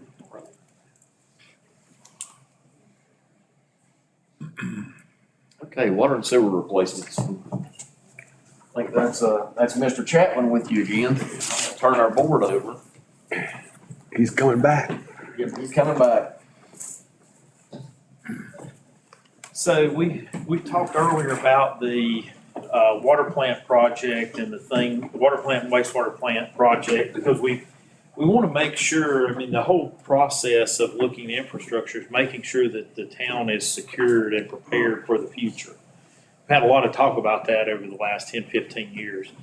And that really goes back to when we did a park master plan in 05-06, water and sewer master plan 05-06, all those kind of things. So we've talked earlier about the USDA project to take care of the treatment plants, and there will be other things beyond that. You know, that's never a one and done. Like we did upgrades at the water plant in 06, electrical. We did things at the water plant, wastewater plant, I believe in 9, again in 12 or 13, something like that. And it's time again. There's been things done since then. I think we replaced the filter media in one of the filters at the water plant since then. This project will get the next one. So those are ongoing. The same thing with water and sewer lines. There's a lot of things to consider in water and sewer line replacements. You know, you've got lines that have been put in for since the 20s, maybe longer, the teens, so over 100 years. I saw the leak report. I think there was 27 leaks or 34 leaks. I'm not sure which number. Several of those were on Main Street. The good thing about that is we're replacing Main Street. So that's probably one of the bigger collections of cast iron pipe. When you look at replacements, we look at two things. One of it's material, because we know and age, so age is related to material, and then history. Because just because a water line's cast iron doesn't mean it's bad, doesn't mean it's 100 years old. Ones on Main Street may be 100 years old, but there are cast iron lines in other places that may have been put in the 60s or 70s. And we're saying those aren't old, but I'm starting to feel like those are getting older as we look at it. So we look at what are the history problems that we have. Most places where you have galvanized water lines, they probably need to be replaced because they are older, because those are smaller lines. You couldn't put in cast iron water lines that are 1.5 inches or 2 inches. So those were, the smaller ones were done in galvanized, and those just always cause problems as they get older. And there are a few areas where we have PVC pipe that is not, it's really not up to a good quality standard. There's not much of that, but there's a few. Because the town's standard is we put in ductile iron pipe. There's been a few others, but primarily ductile iron. Now, that's on the water side. On the sewer side, the pipes, generally, we have I and I. So when it rains, we're getting water into the sewer system. And a lot of that comes from clay pipes. They're older, they crack. The clay pipe is a perfect material for sewer if it didn't leak a lot and it didn't crack, because it's inert. Nothing hurts it except for tree roots. That's bad for it. So it was a perfect idea that just didn't work out very, the implementation wasn't very good. So one of the targeted lines that we talked about was replacing the main outfall. When we finish the project that Jared talks about earlier on Main Street, we will have replaced the main outfall from the creek crossing on Main Street all the way to the wastewater plant. So we will have finished the hard part, because we finished the part along 321 with the highway project. And we finished the part from the 321 into the plant with the hospital project. So we've replaced pieces of it. So this is the next piece up. So that does remain. There's a piece that comes from there up across Cornish to Sunset that will still need to be replaced at some point. Though that probably is one of the harder ones to get to, at least part of it through by Interline and Russell and Cornish, because there's a lot of stuff in there. So some of that has to do with the interest in replacing those, because we have to look at the practicality of how much work the enterprise fund can support. When I look at all the projects that's been done over the years, there's been large ones like we did the water interconnect with Boone. Some of that was grant money, some of that was loan money. That was a big expenditure for the town. I mentioned all the treatment replacements. The work that was done as part of the bond, that was a big project for the town.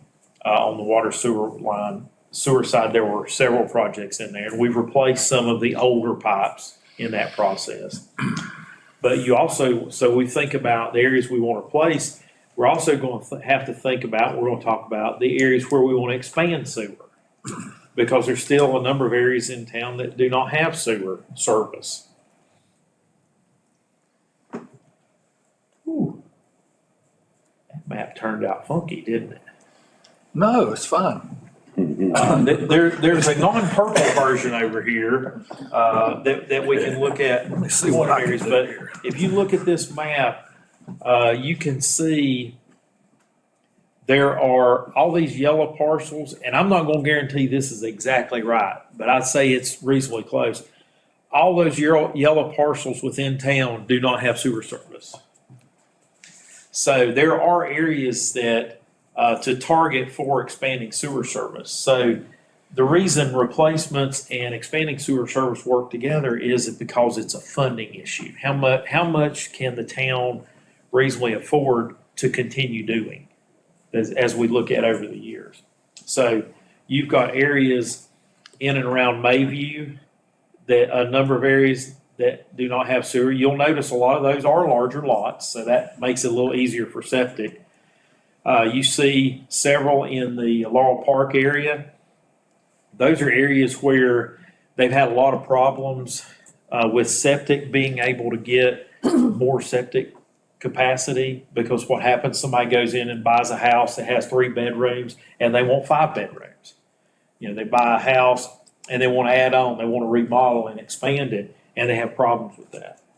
It's part of the push for sewer.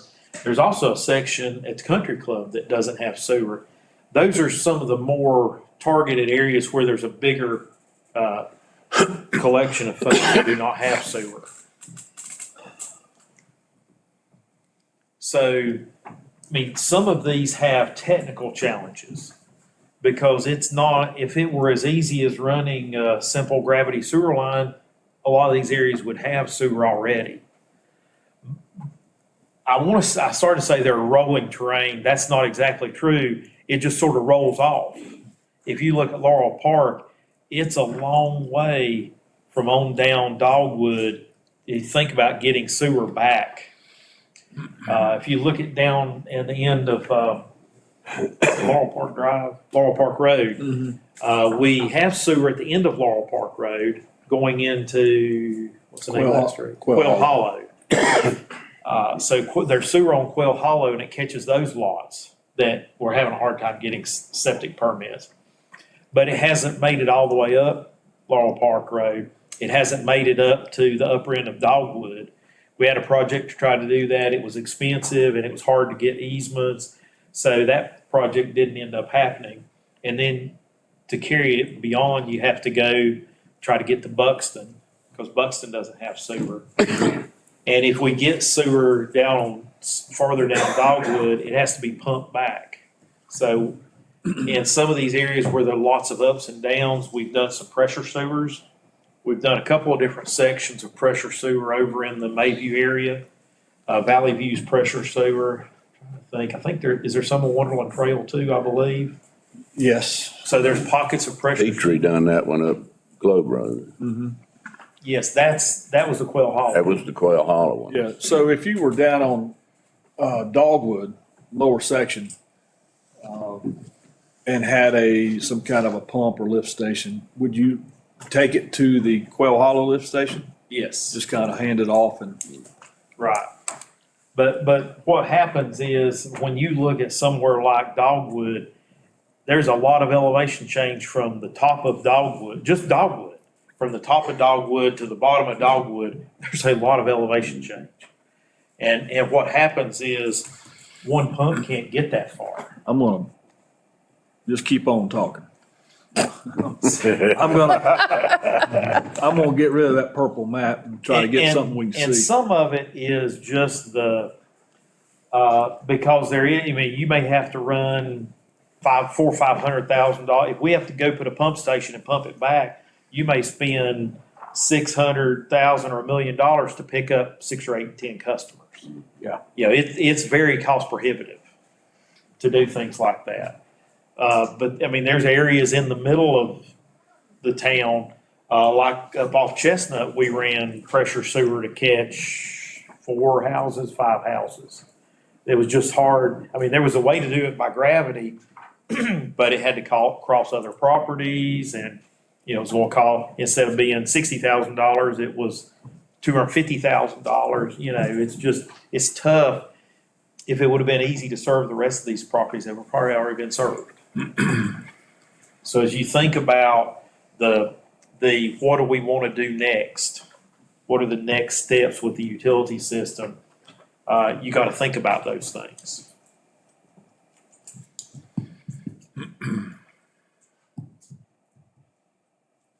Oh, here we go. We're gonna get it. It's that website. There you go.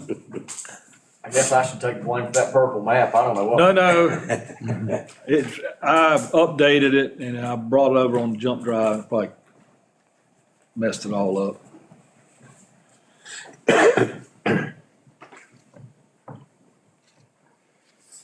Yeah, my copy has white on it. Yeah, I don't know how that it happened. did originally.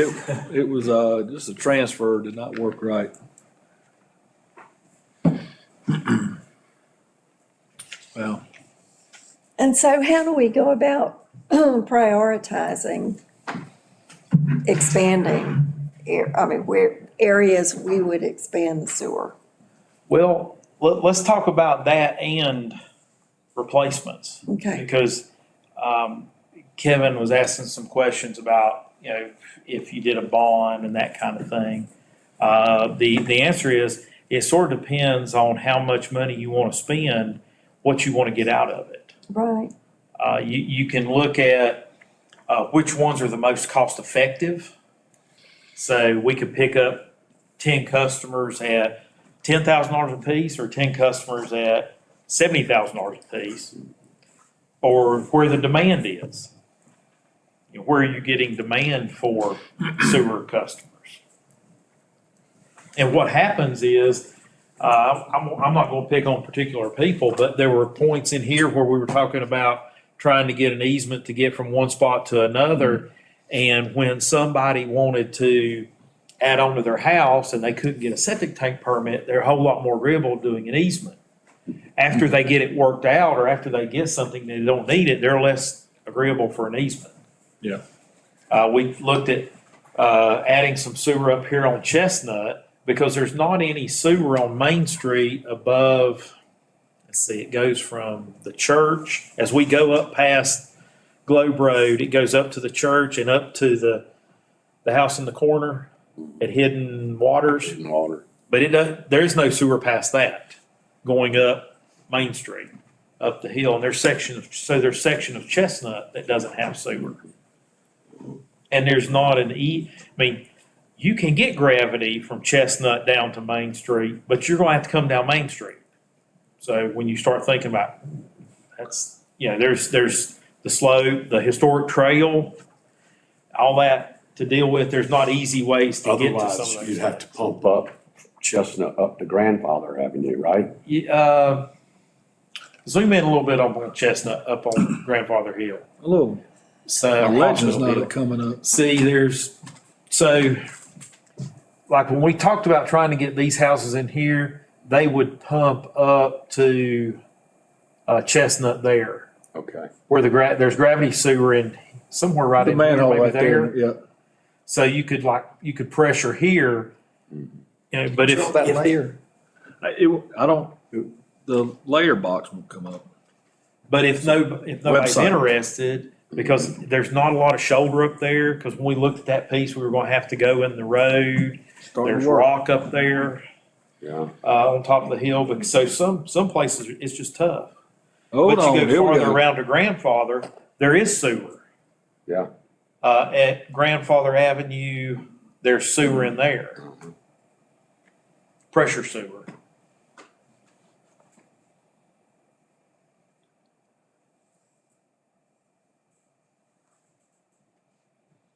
So there's lots of pockets like that pocket doesn't have sewer.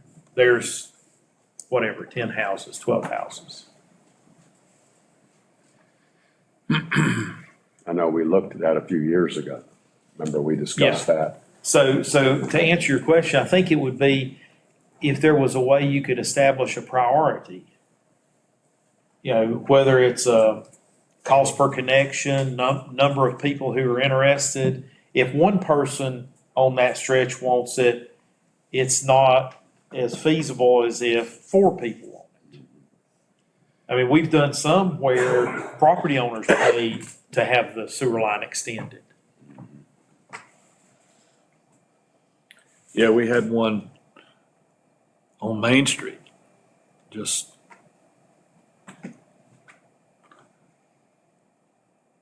where it didn't connect here.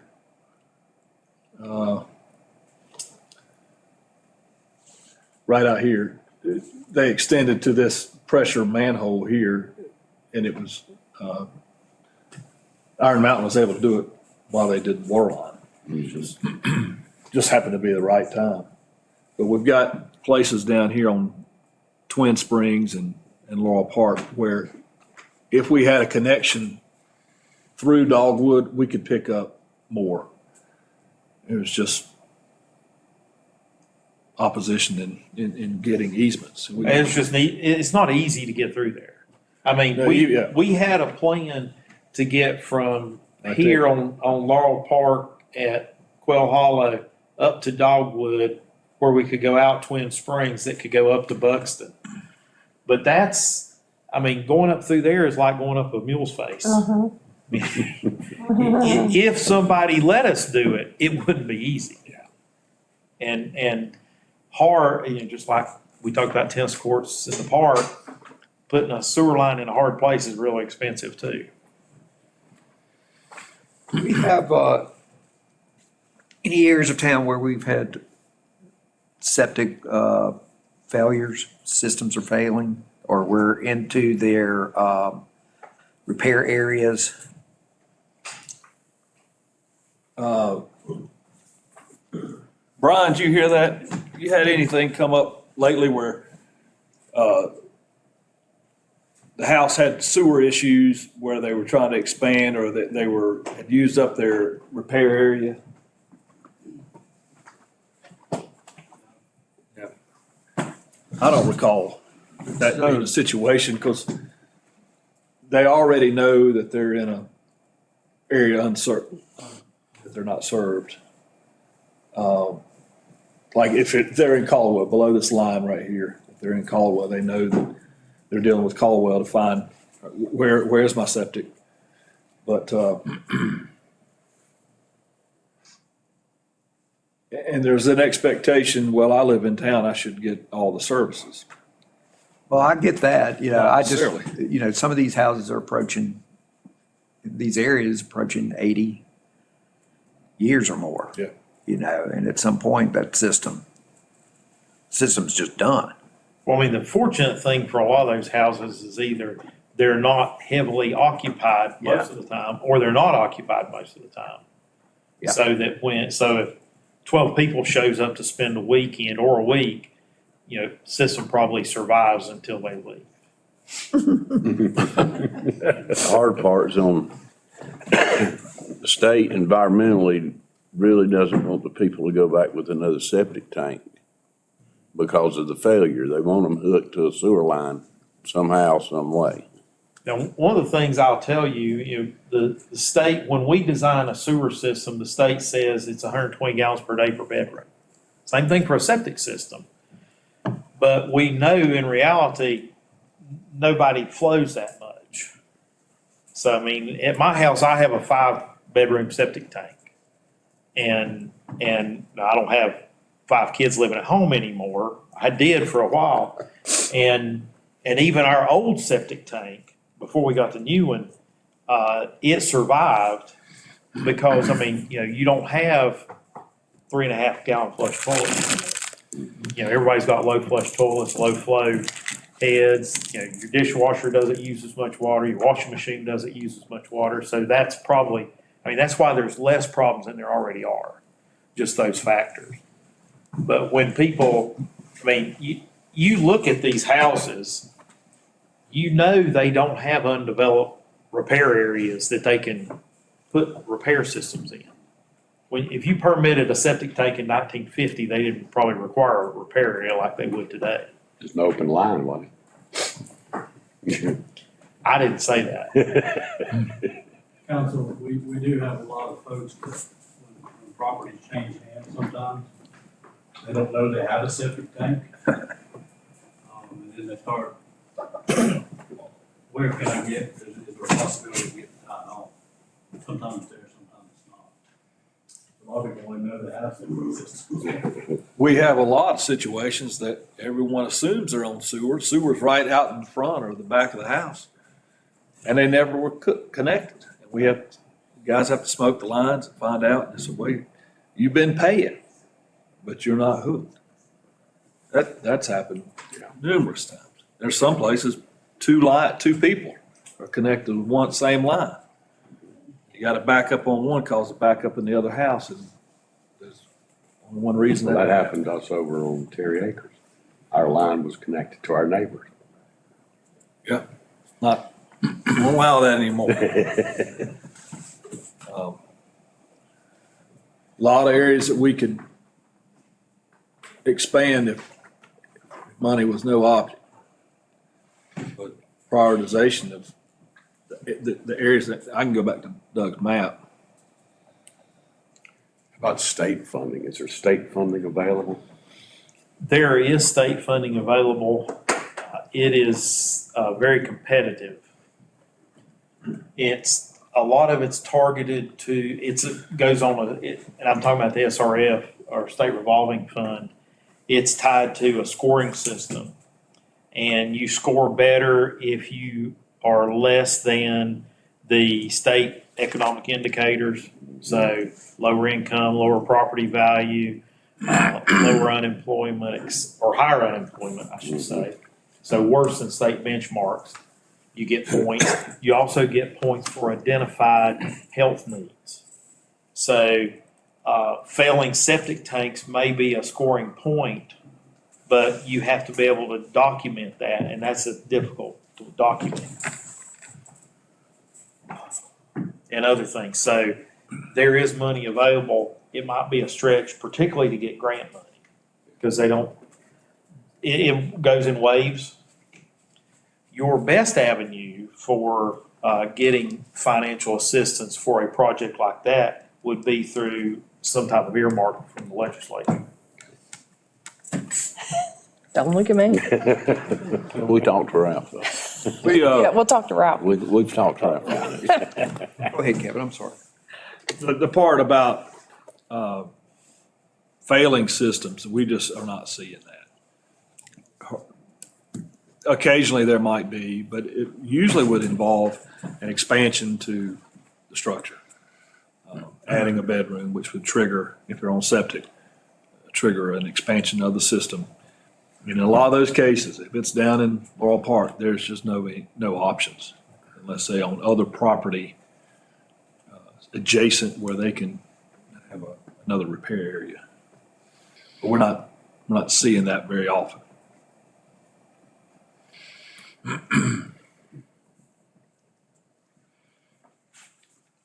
I think what needs to happen is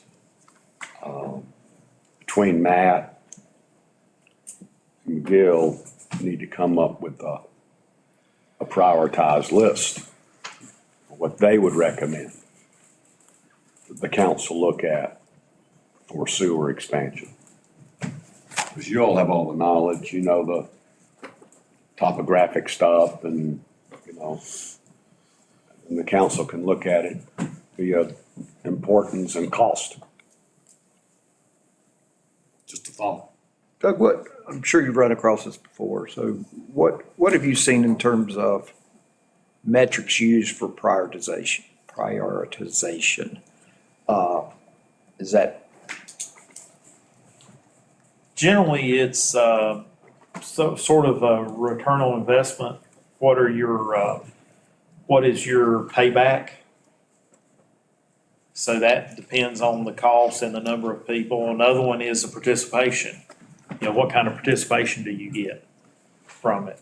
We do have some clients who have developed tools they call them, or calculators to calculate what the return on investment would be. So if we spend $70,000 and pick up 3 customers, this happens. Or if we spend $500,000 and pick up 50 customers, this happens. That kind of thing. So there's a process, we could set up a process like that. But sometimes, here it's, a lot of it's being on demand. That's what's happened in the past. I mean, even like, Doug mentioned what Graham Petrie did for his property down there on Quail Hollow. He paid for that pump station and the gravity sewer line. And, part of that deal was if people connected to it within a certain period of time, he would get something back. Wasn't that right, Kevin?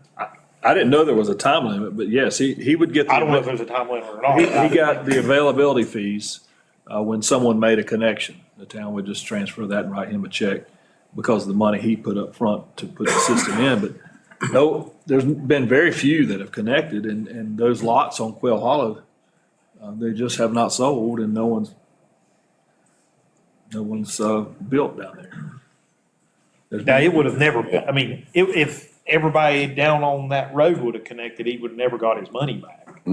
But probably not, those lots were never gonna be built on without sewer. That's right. The ones that he. And they're not easy to build on now, that's the reason they haven't sold. Yeah, they're not, this goes back, there's a reason some lots are not developed.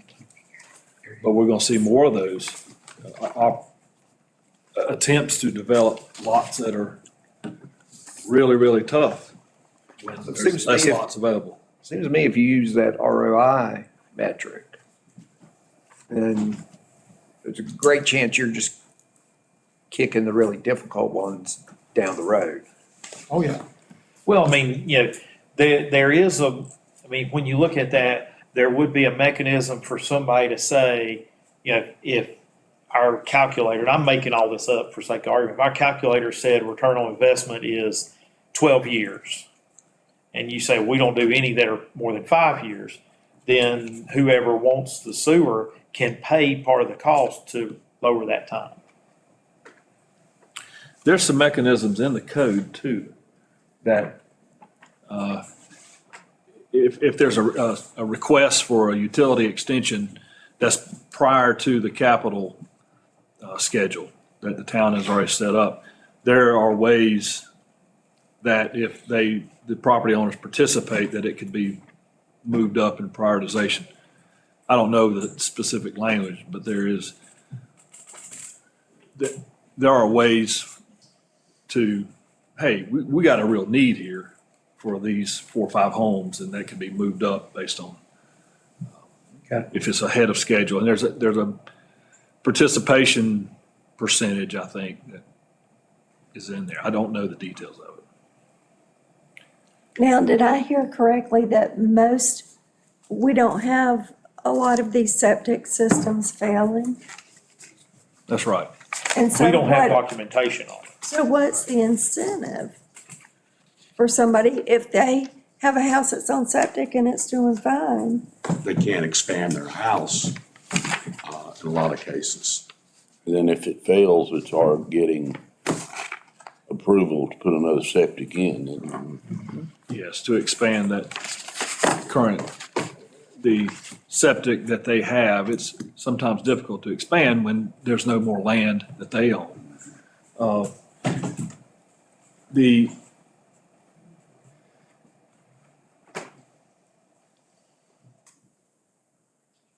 Trying to explain, there is a need, but the need kind of fluctuates based on development patterns. If you've got a neighborhood that 3 or 4 houses are starting to develop and they don't have sewer and they have limitations, then you've got a group that, hey, there might be a need here that we can address by a sewer expansion. There was a system that was going into failure on Chestnut. We addressed this a few years ago. And they wanted us to look at expanding the sewer because their septic, they're having issues with it.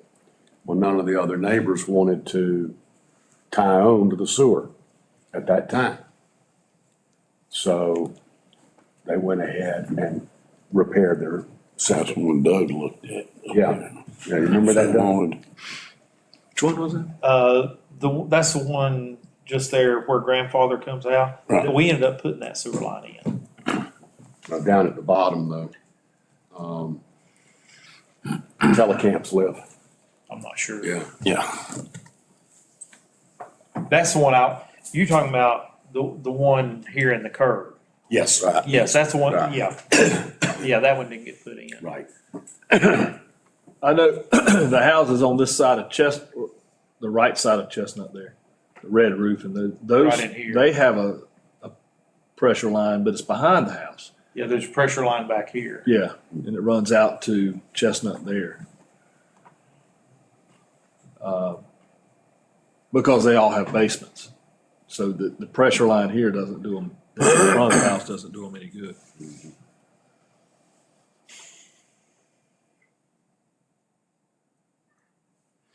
So that one on Chestnut that you're talking about in that curve, telecamp, town paid for that? No. We didn't do any. Oh, I thought you said you put sewer in. This one wasn't, we put sewer in up here for about 4 of those lots, 5 of those lots.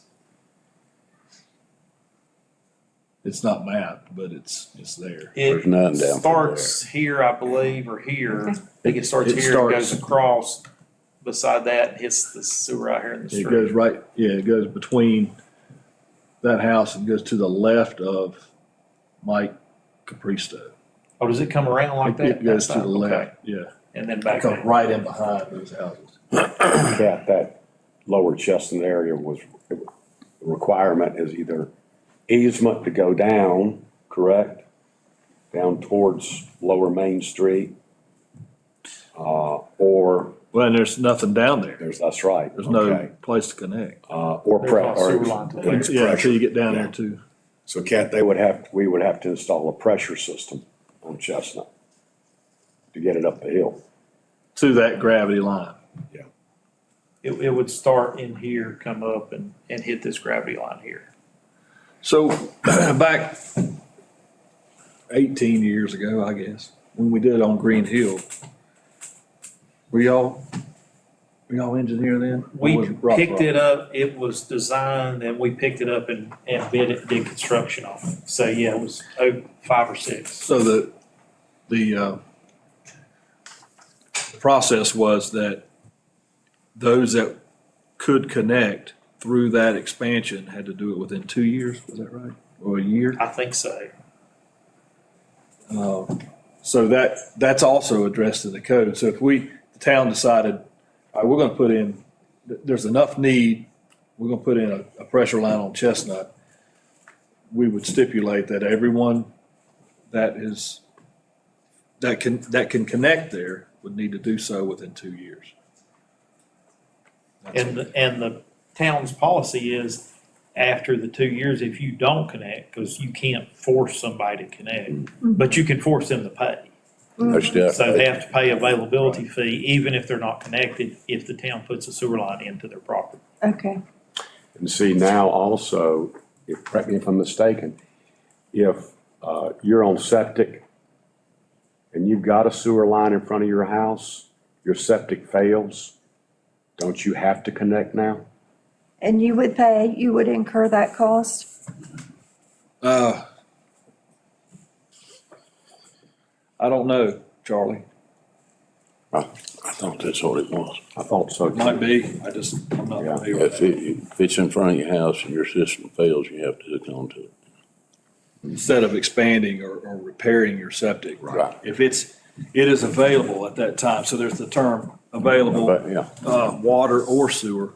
And I think that's right, that you'd have to connect. It would make more sense, it's easier to connect. And I guess we require them to pay the availability fees for those bedrooms connected.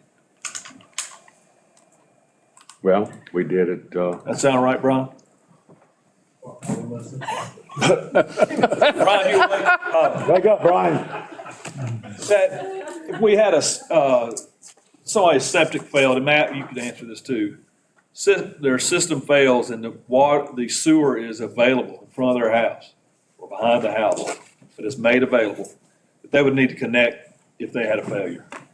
They know But they pay the availability fee and a plumber to connect it. There've been several instances where sewers been ran and they were on septic and chose not to hook at that time. And I think they still paid the availability fees then with the understanding that if their septic failed, they would be required to hook at that point.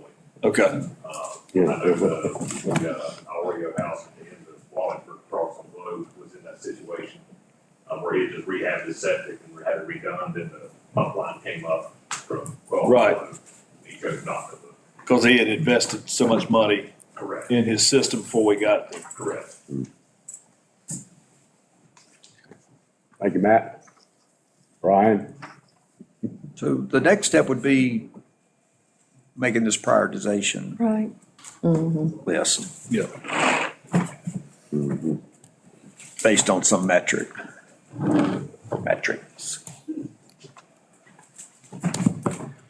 Okay. All right. Moving right along. Who does the metrics? McGill? Who? I guess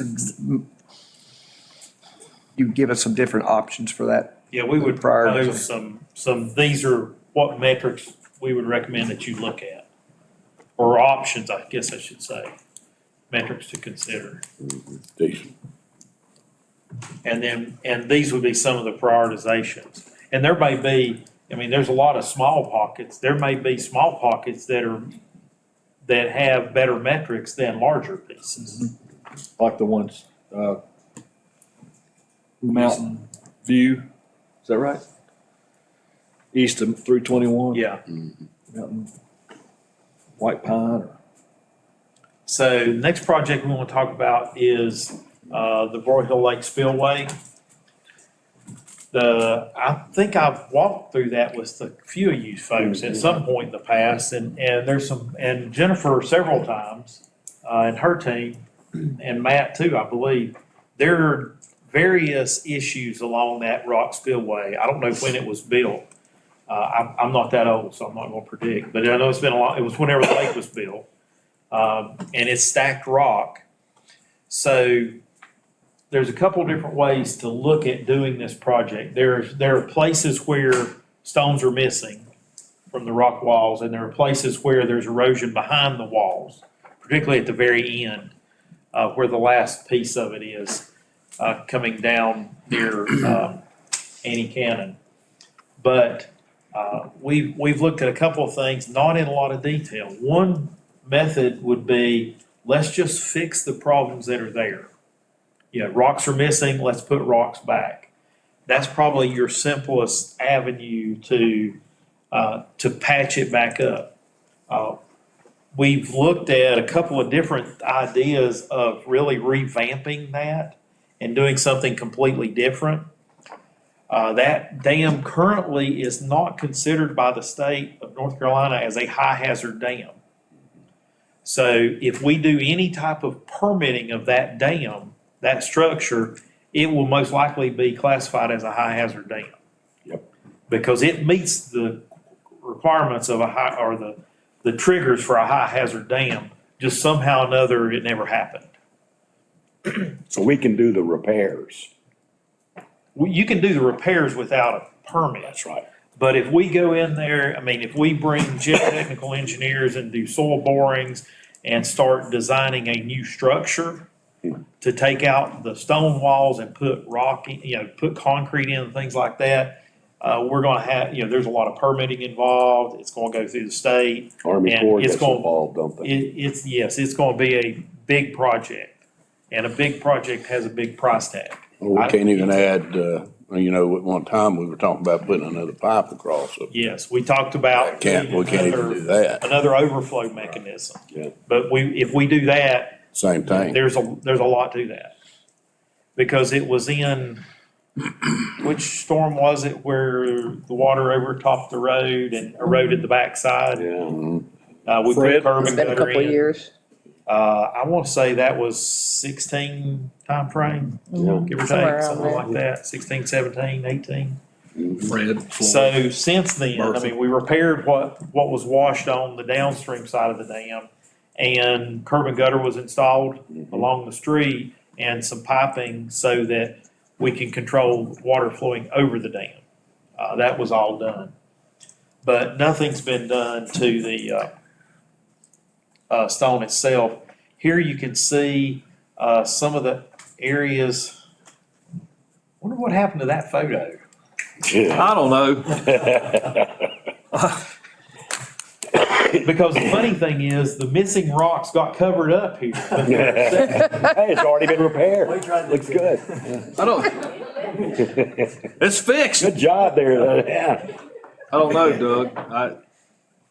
Is that the PDF or This is the PDF. maybe try the PowerPoint version? I didn't see the PowerPoint version, it's too large. Oh, that's not what you had up then. Let me try the next slide, next photo. Oh, my gosh. Dadgummit. That's a full redo. We're just gonna concrete over all of it. That's what it looked like if you concreted.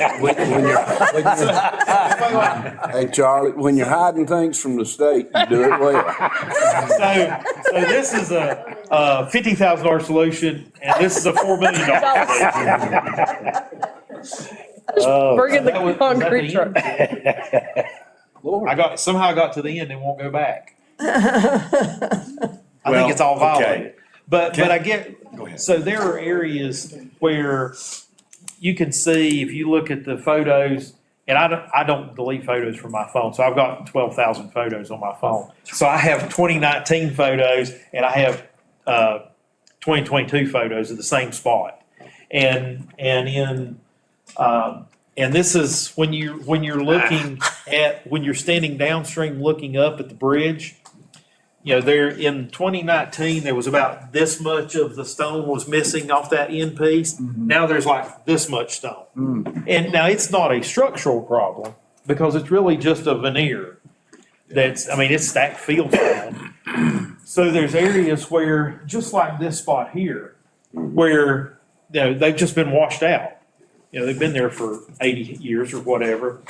And one method would be to go back and add those, put those stones back, seal those areas off. That would be the simplest version of fixing that. Will we have to drain the lake? Now, all this is downstream. Right. Okay. Now I don't know that there's anything upstream that would have to drain the lake for. Probably no way to drain it. No, there's no, I don't think it doesn't have There's a valve in there.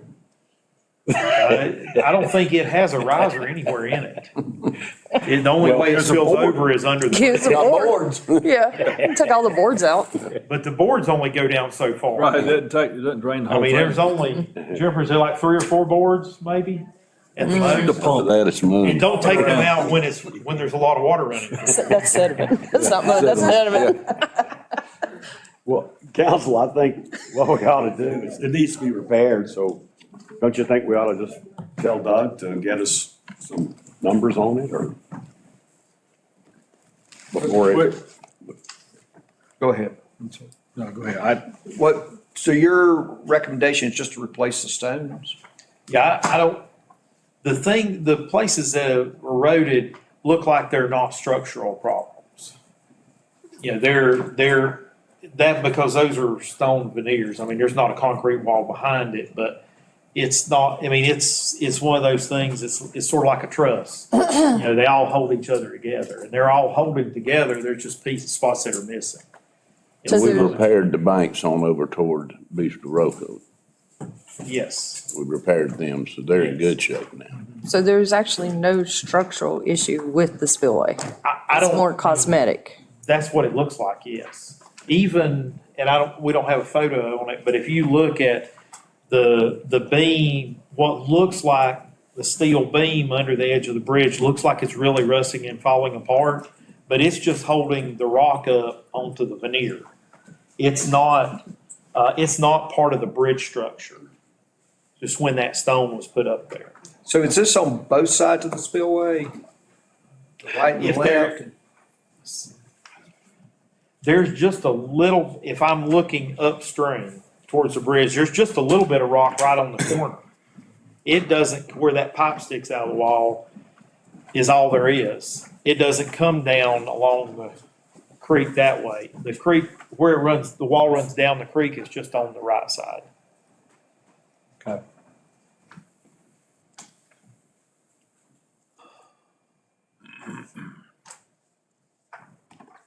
Well, I don't know. That seems a lot simpler than what I anticipated. Well, I mean, I think it would make sense to try the simple version as opposed to a complex version. But I don't think it's wise to just let the can roll down the road. I'm not saying we're kicking the can down the road, but I think we've let the can roll down the road. So Jennifer and her team have said a few times, this needs to be fixed. Jennifer, don't we have some rock issues up on the bridge too? Yes. Yeah. Some of Matt's guys in the past have fixed some of the columns and on the top of the bridge and passed like the rocks back. I don't know if it's an opportunity to knock out both Yeah, while you got the mason out there. I mean, we need a rock mason. Well, got us some numbers.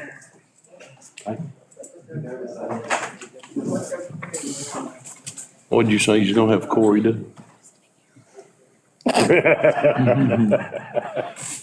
he still here? Yeah, he's here.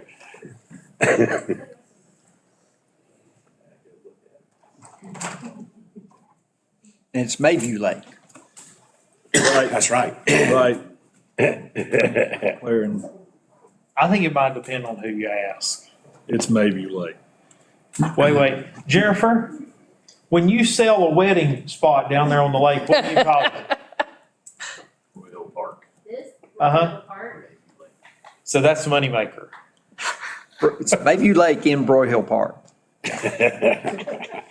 I guess it just didn't transfer. I don't even know if you can call that a lake, but Marshy area. Mayview Marshy area. Sediment holding pond. Sediment. That's unfair. It's a very picturesque spot. Mayview Cofferdam.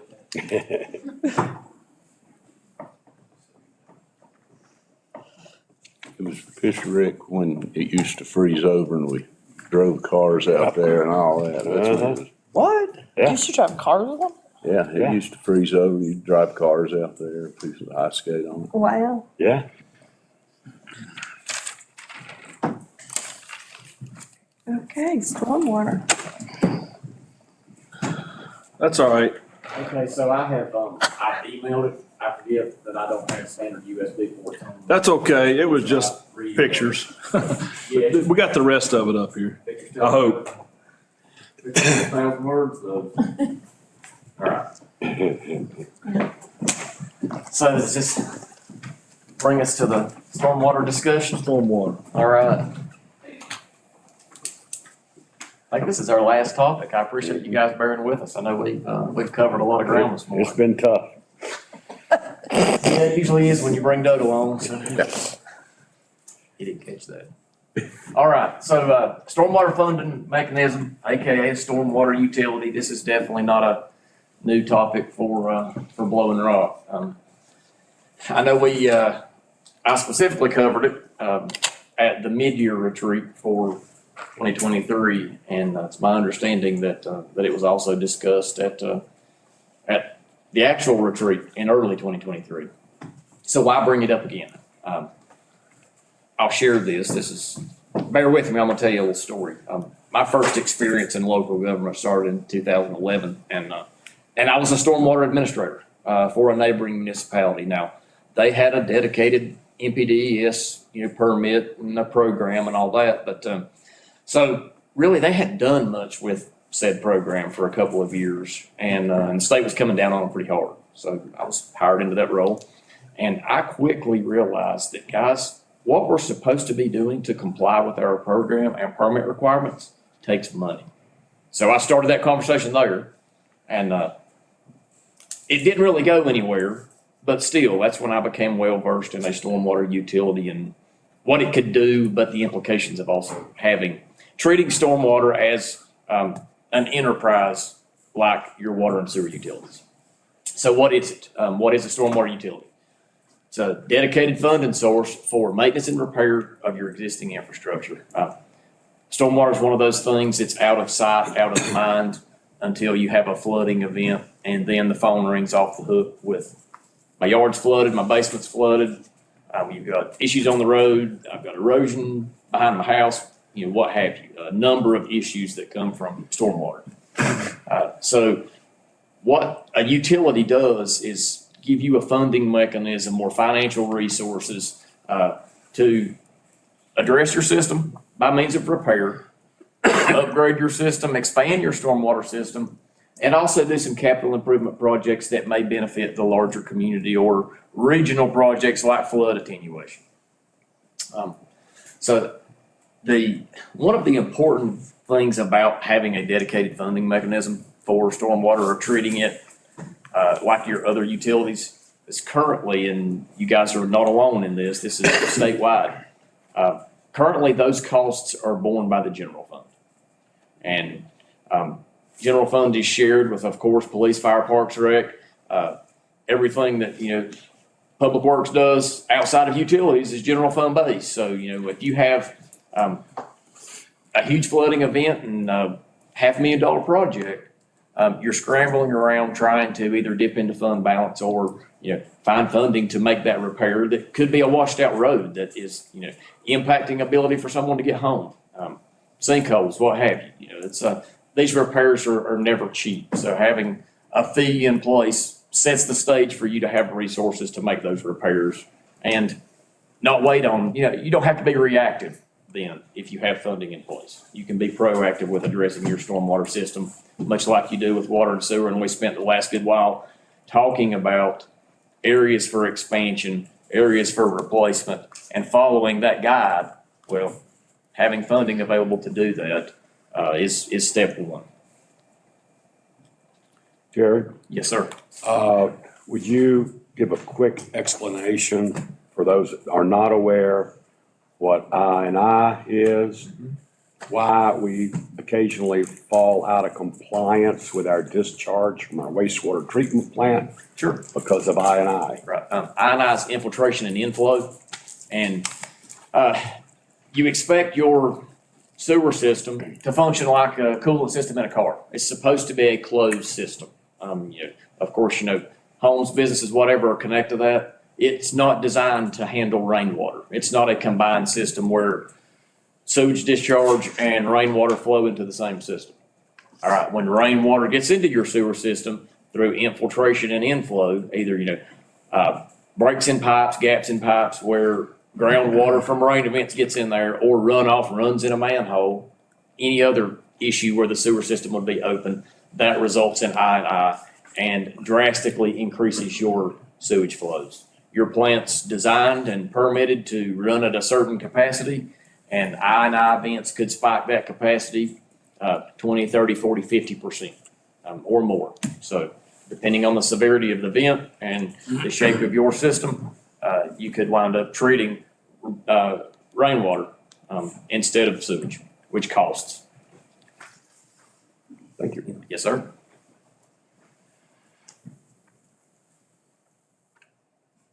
Next slide. It working? How it going? I think I've got the Midas touch this morning.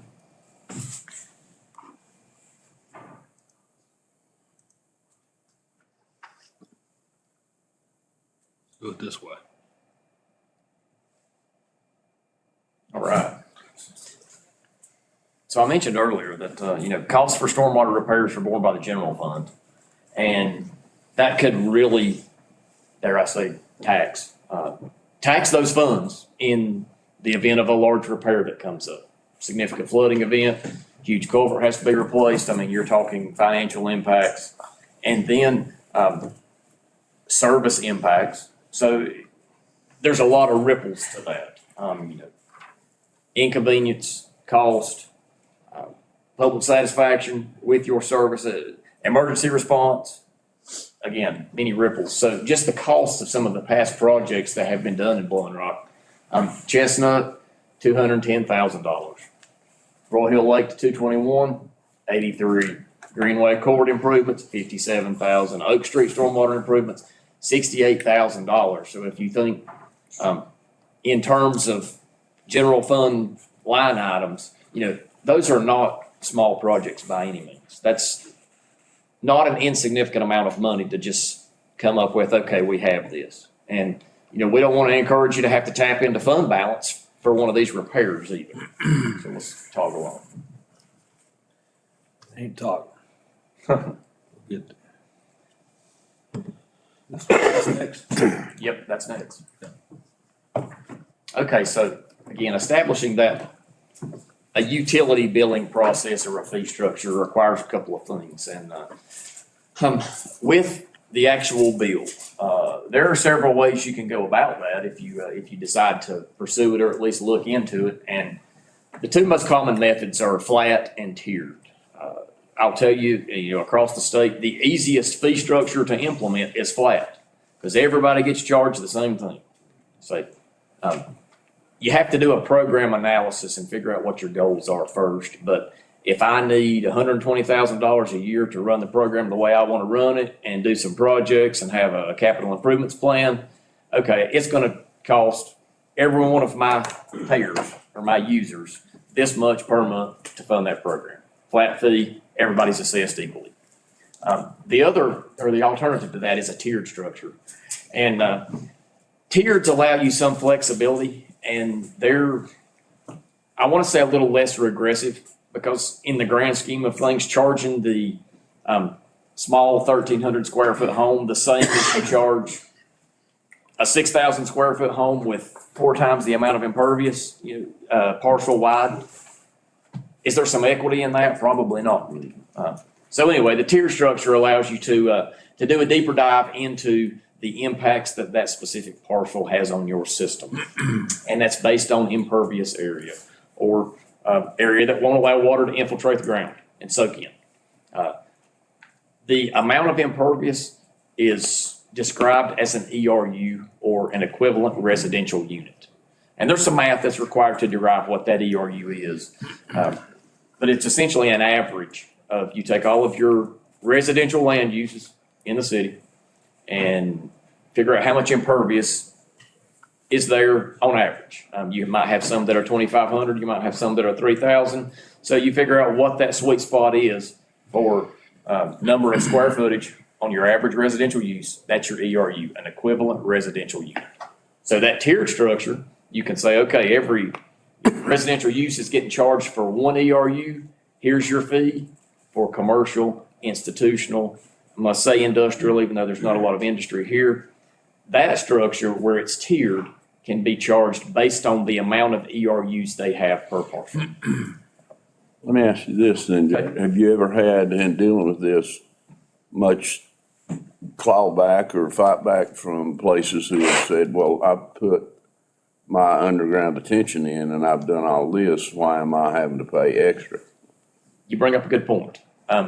Yes, there are opportunities there, but what you can do, and this will require policy modifications, offer credits for those that treat or detain their water on site. And that's what other municipalities that I have experience with have done. They have a credit program in place where you get a reduction off of that monthly bill or that annual bill because they do have some measures on site. Are some communities still using the major part of the calculation, roof surface area? Yes. Yes, that factors into the ERU. It would be rooftop, driveway, parking areas, sheds, anything, any surface that won't allow water to drain into it. And you can't interpret gravel as being impervious. And that, we've gone back and forth at the state level for the last 10 years on a definition of gravel, but after gravel is driven over, it essentially becomes packed to the point where water can't soak into it. Especially if it's like Crusher Run. Right, if it's Crusher Run with fines, it sets up. If it's clean stone, yes, there are some infiltration capabilities there, but we're getting into the weeds there with, who's gonna call gravel. We're getting on gravel. We're getting into gravel. In my past life, we were building our water bill. Guilford Alamance. That's just how you were billed, Yeah. not But there was calculated. it was, they had a flat rate for a home with something like 2,000 or 1,000 square foot of roof space up to 4,000, and then above 4,000, there was another fee or something like that. What was do you remember what the fee was? Yes, sir.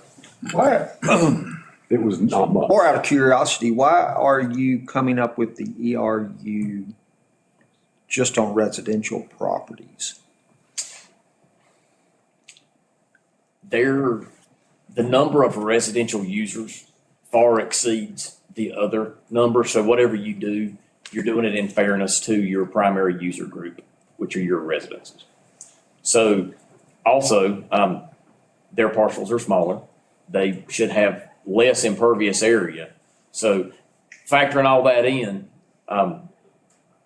you're designing your rate structure to, I'm not gonna say benefit, but designing it around your primary user group, which is your residential units. So a commercial place could be charged an ERU in a formula. Right, could be charged per ERU, Okay. should you decide to do the fee that way. But yeah, Set it based on your residential Commercial users always gonna be higher. based on that ratio. But could potentially have a credit if they've installed correct. adequate stormwater detention measures to offset that charge. They've done it right, and so therefore there ought to be, it's up to y'all, but there could be a reward. So, hey, we installed $100,000 worth of stormwater. Isn't there? Yeah, but that's only our newest construction here. Well, since the 80s, there's a lot of stormwater detention that people aren't aware of. Shops on the Parkway has it too. Not necessarily detention underground, but they have a system.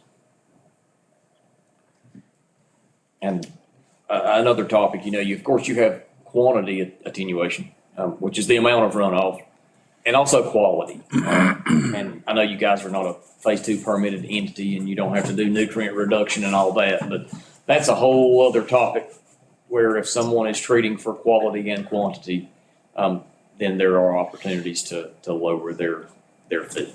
Let's go to the next slide. Okay, hang on, it's complicated.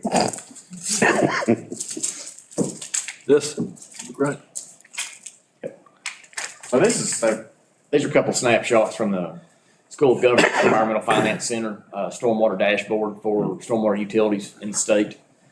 And you can see the graphic on the left.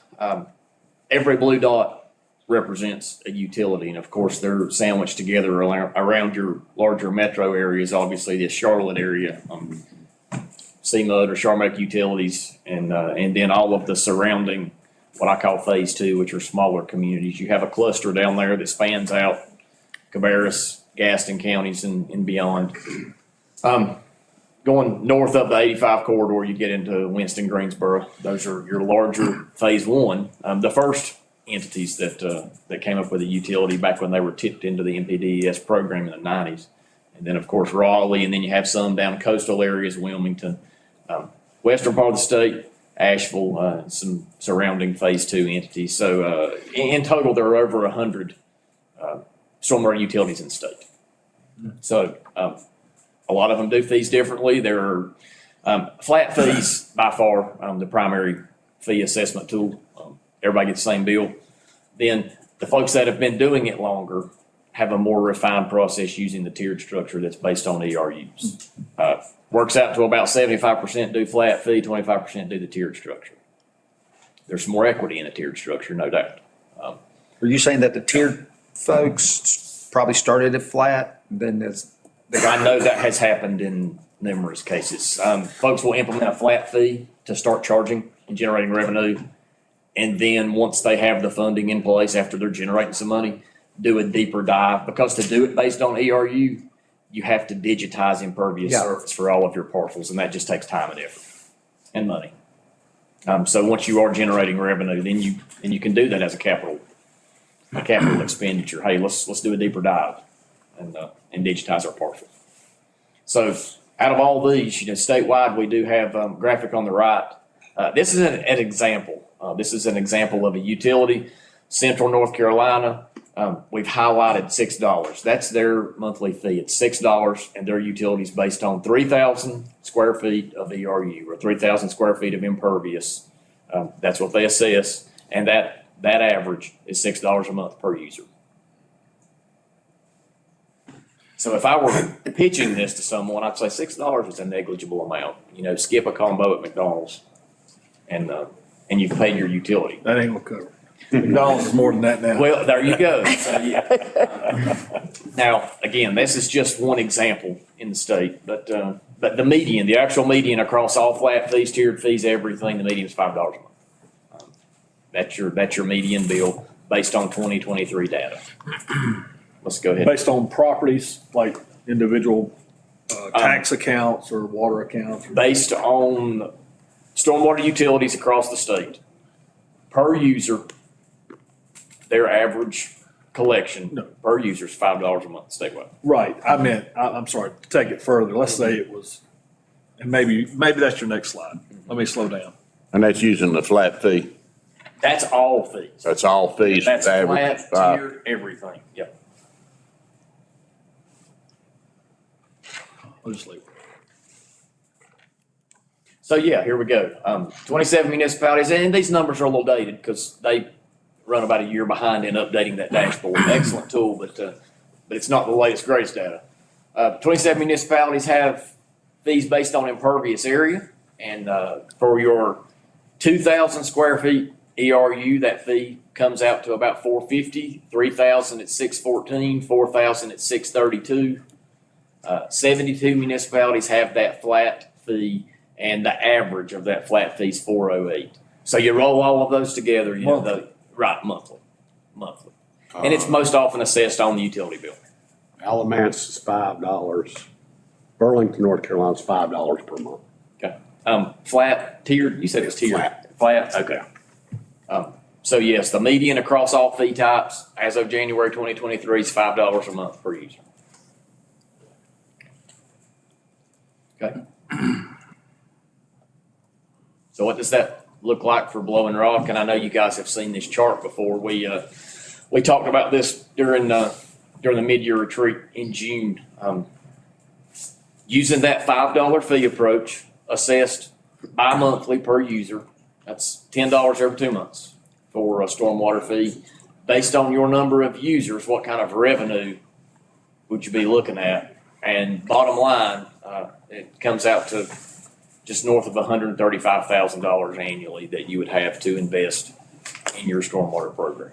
And those investments could be repair of known conditions, developing a capital improvements plan for future projects, staffing, street cleaning, things that are otherwise borne by your general fund, or that you put off because there's just a lack of funding there. How stringent has EPA gotten? Have they lightened up some on the NPDES permitting? I mean, for cities and counties? I want to say no. And they went through an audit cycle, and we'll say between 2019 to 2021. And the results of that audit were not good. Really? Generally statewide, some folks were doing really well, others not so much. So there were numerous notices of violation issued, and permits were not renewed. Most of the permits for phase 2 entities, they came out like 2005, 2006, 5-year permit terms. So in 2020, they were approaching that 4th iteration of a permit. Well, that's when the audits happened. So permit renewals have been withheld until folks get their programs in shape. So Colorado started treatment of their runoff from their highways years ago. And they installed treatment plants every few miles. Over at Beasley at ASU, what we did over there is we ran all the gutters into 2 holding tanks, and we use that as non-potable water for There you go. roads and stuff. really, That makes sense for a campus to do that. So you said Alamance County is $5 a month? No tiered? Doesn't appear to be tiered. And that's been in effect since 2005. All right, let's go to the next one. Been noticing that on your bill, Janie?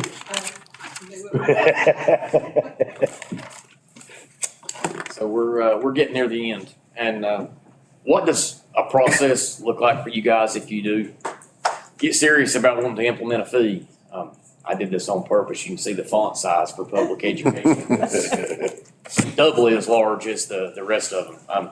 That's key. In your MPDES programs, public education is one of their required components. It's absolutely crucial to fee implementation as well. The last thing you want are the pitchforks and torches to show up at your council meeting saying, I'm gonna use a word that I don't like to use, rain tax. Nobody wants a rain tax, you know. So public education, getting out in front of the negative stigma that goes along with yet another fee. You have to spell out those benefits, so that would be crucial. That's step number 1 and number 3 and number 5 and number 7. And yeah, public education is continual, but definitely before you start fee implementation. Then you'll do a rate structure analysis. Really need to do a deeper dive into your user groups, numbers. I know you have those numbers, residential versus commercial, et cetera. Figure out what kind of fee assessment works best for you. Flat work, or do you want to spend a little more time and effort and do the tiered structure and be a little more equitable in your assessment? So do that analysis. Then, of course, you have to update and establish maybe even policies. You have to update ordinances, update your fee schedules. And here's where you would write in some credits for somebody that does on-site treatment. So that would be a considerable effort going through all of your development policies and figuring out how a stormwater fee would fit into there. And finally, you prioritize. You prioritize how you're going to spend that money. Stormwater utility is an enterprise fund, and as such, that money has to be spent for stormwater improvements, and you need to be able to show the public how you're spending that money and how that factors into your annual budget. So you do that by prioritizing and then having a CIP and also identifying other areas for expenditures, whether that you're taking back some of the duties that are absorbed by general fund, or you're staffing, you're doing some more public education, you're printing materials, whatever, but you identify how you're doing that.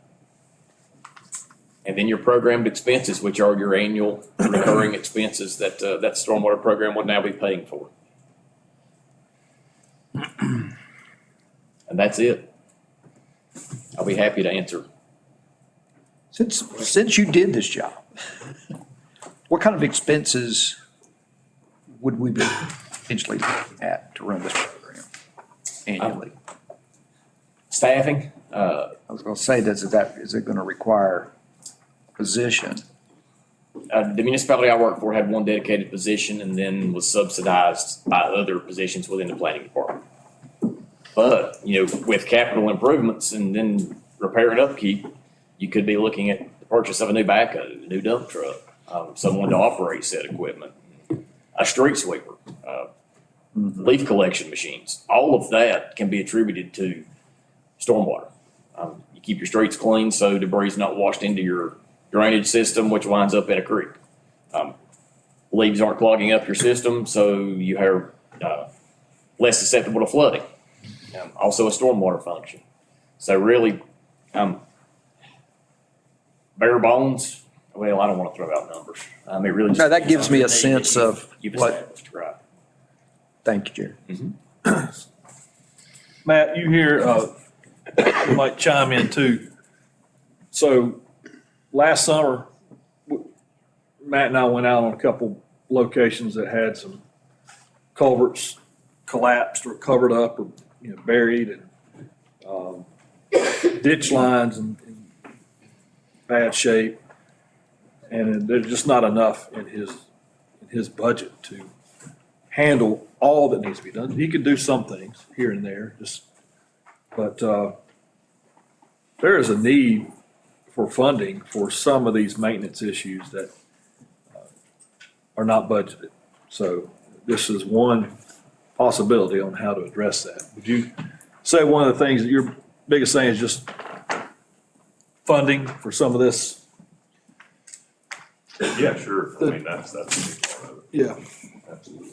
I mean, think about the fact that, and I don't know if there's a written list, but they have a list of places they go when it's gonna rain hard, particularly in the fall. Sure. When leaves are falling in ditches, because if they don't, somebody's gonna get wet. You know, you're doing a lot of this stuff already. We've got, I know we've run into that problem on Chestnut. We've got a lot of culverts that across personal driveways that have blockage in them that causes a lot of this damage. And that who is responsible for that? Didn't we say that the driveway, the culverts across the driveway is the owner's responsibility to open? Correct. Well, and we don't have a need for the culvert, the homeowner does. But if there's some times that they don't do anything, it really causes us problems. Mm-hmm. We ultimately fix it anyway. We'll go jet it or we'll go clean it out. I mean, we're essentially doing it most of the time reactively, you know, once there is a problem. The one we had last summer, we found the back end of the culverts on the fill side of the road, and never knew that there was a culvert on the other side. Didn't know where it had no need. Had been clogged for years. And then, I wonder where this culvert goes to. Whenever it's 4 feet down and where it hit over the years, it sediment piled up and leaves and all that debris. And there's a lot of metal culverts that are failing and just rotting through the middle. And so that leads to other issues too. I was gonna say, I know up in our neighborhood in the fall, leaves are a horrible issue for you all. Just that one block that I circle, because people have companies come. A lot of And they oaks. go right into, Oak Street, Oak Street, a yeah. lot of oaks up there. Yeah. And they you go know, straight it's- into the drainage ditches. I mean, it's when it falls for the trees that gets pushed in from stormwater. It's people blowing them out of the yards into the ditches. I mean, it's. Yeah. But, and I will say, I'm gonna add, the numbers that we showed up there, you know, some of that may be dated as far as the number of potential customers. And that dollar amount is not something that was come up with in a study. That's just to give you an idea, if you set the fee there, that's how much money it generates. That's probably, you know, $135,000 a year isn't a lot of money. So, I mean, some of this has to do with the appetite in the stomach for starting this officially as a program. Because you're doing most of that work already. And paying for it out of general fund. Right. And it's just not enough to go around to address the maintenance issues that we have throughout town. On the good streets and the bad. And we brought it up, this is probably the third time at least. So we're just asking, what would you like for us to do? Our rain events are getting worse. Yeah. That's, Oh, yeah. I mean, yeah, the word abnormal rain is no longer abnormal. It's. 100-year storm is not even a term. Right. It's a 1% chance. I think what you ought to do is, I think you ought to, Matt and Kevin, come back to council with a recommendation, moving forward. Well, we'll utilize these guys here.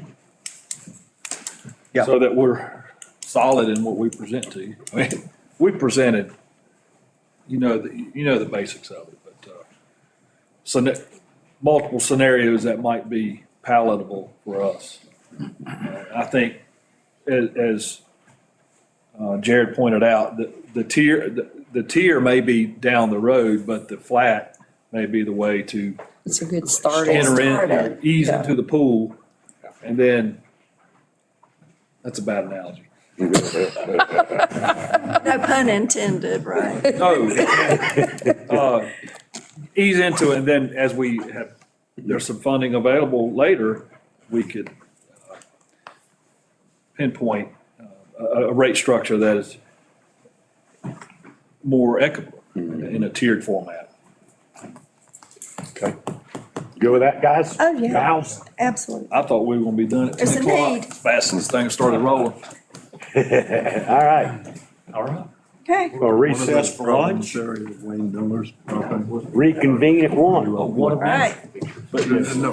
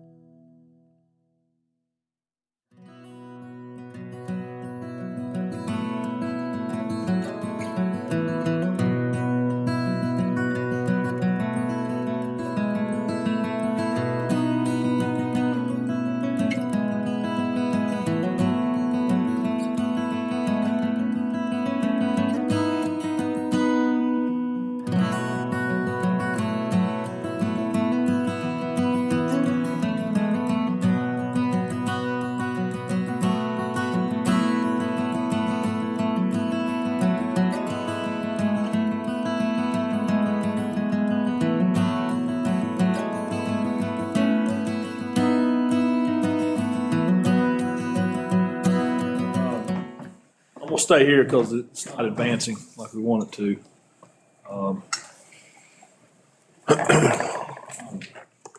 Kevin broke the computer. I thought you were gonna stay there.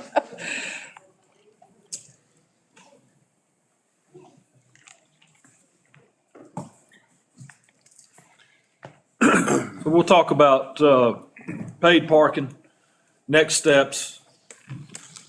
And we've been through it several times, but we can talk about a fresh refresher for what the goals were.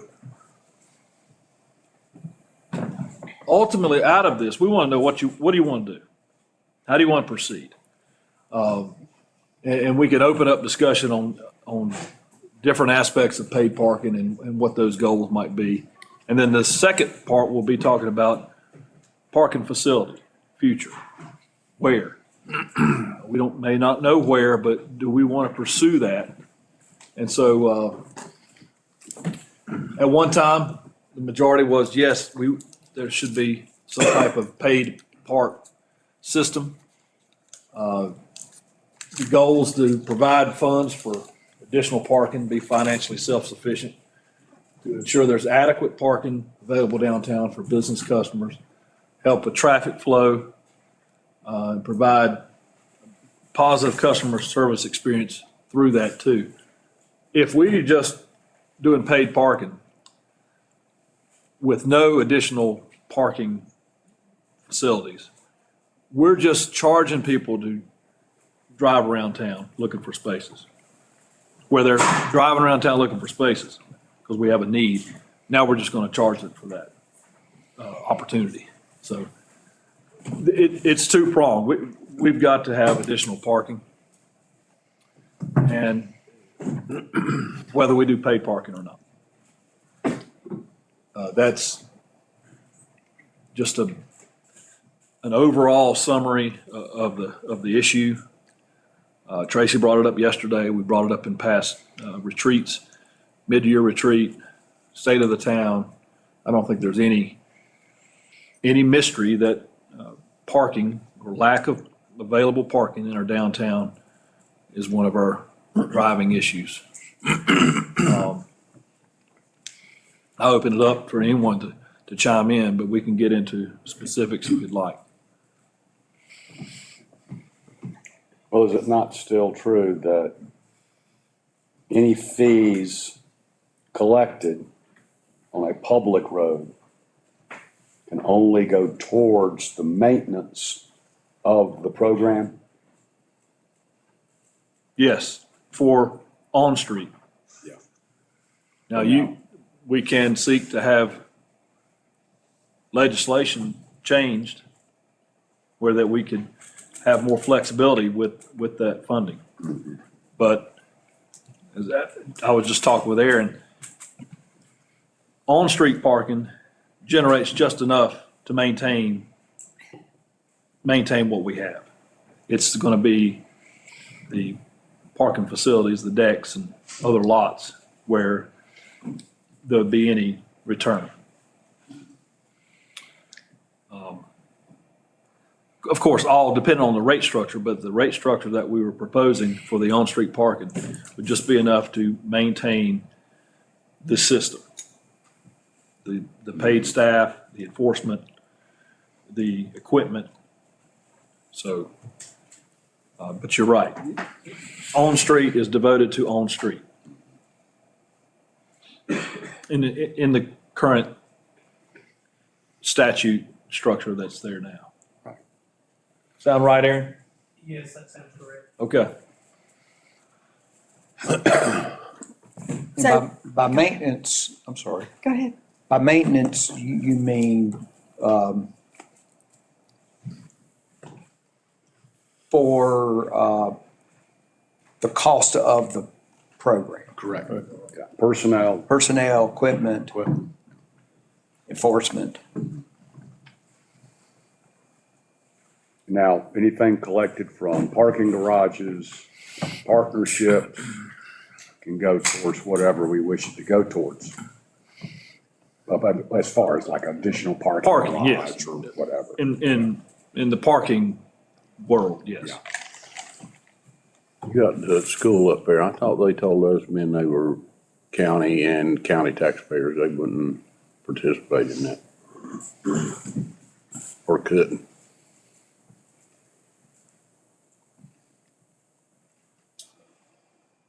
I don't know. What's the question? I'm sorry. What, about the school, didn't somebody tell us that, Ben, it was county taxpayer with the school that we couldn't, they couldn't do the paid parking down there? That would, yeah, that'd be up to the school system what they decide, the school Yeah. board. I think it was just identifying what, it's a public lot. I have it listed as private, but other lots that might be available if they were to choose to participate. I have a question.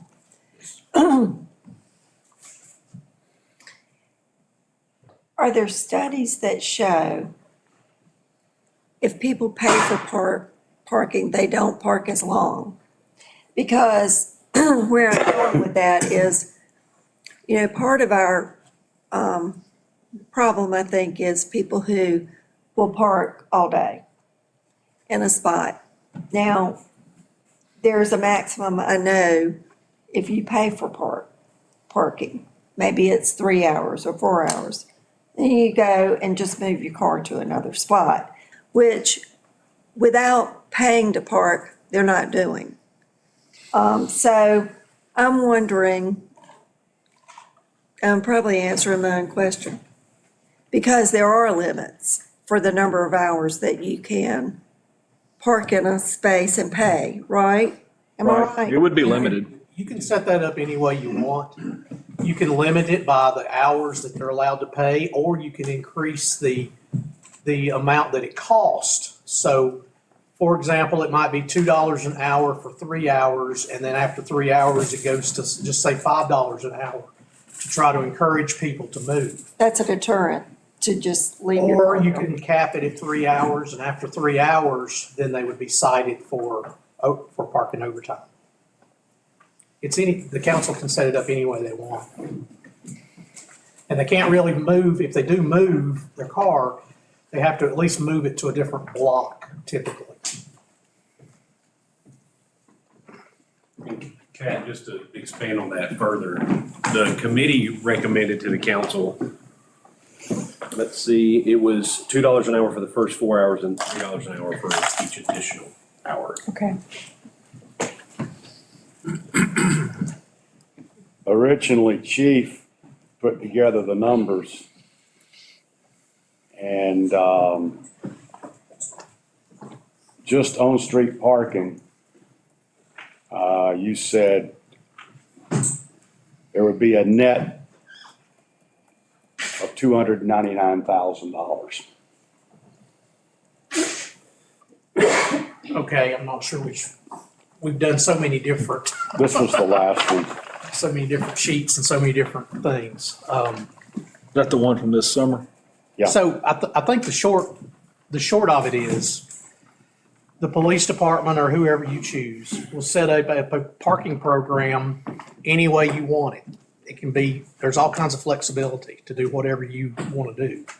But the council has to decide if you want to do pay parking.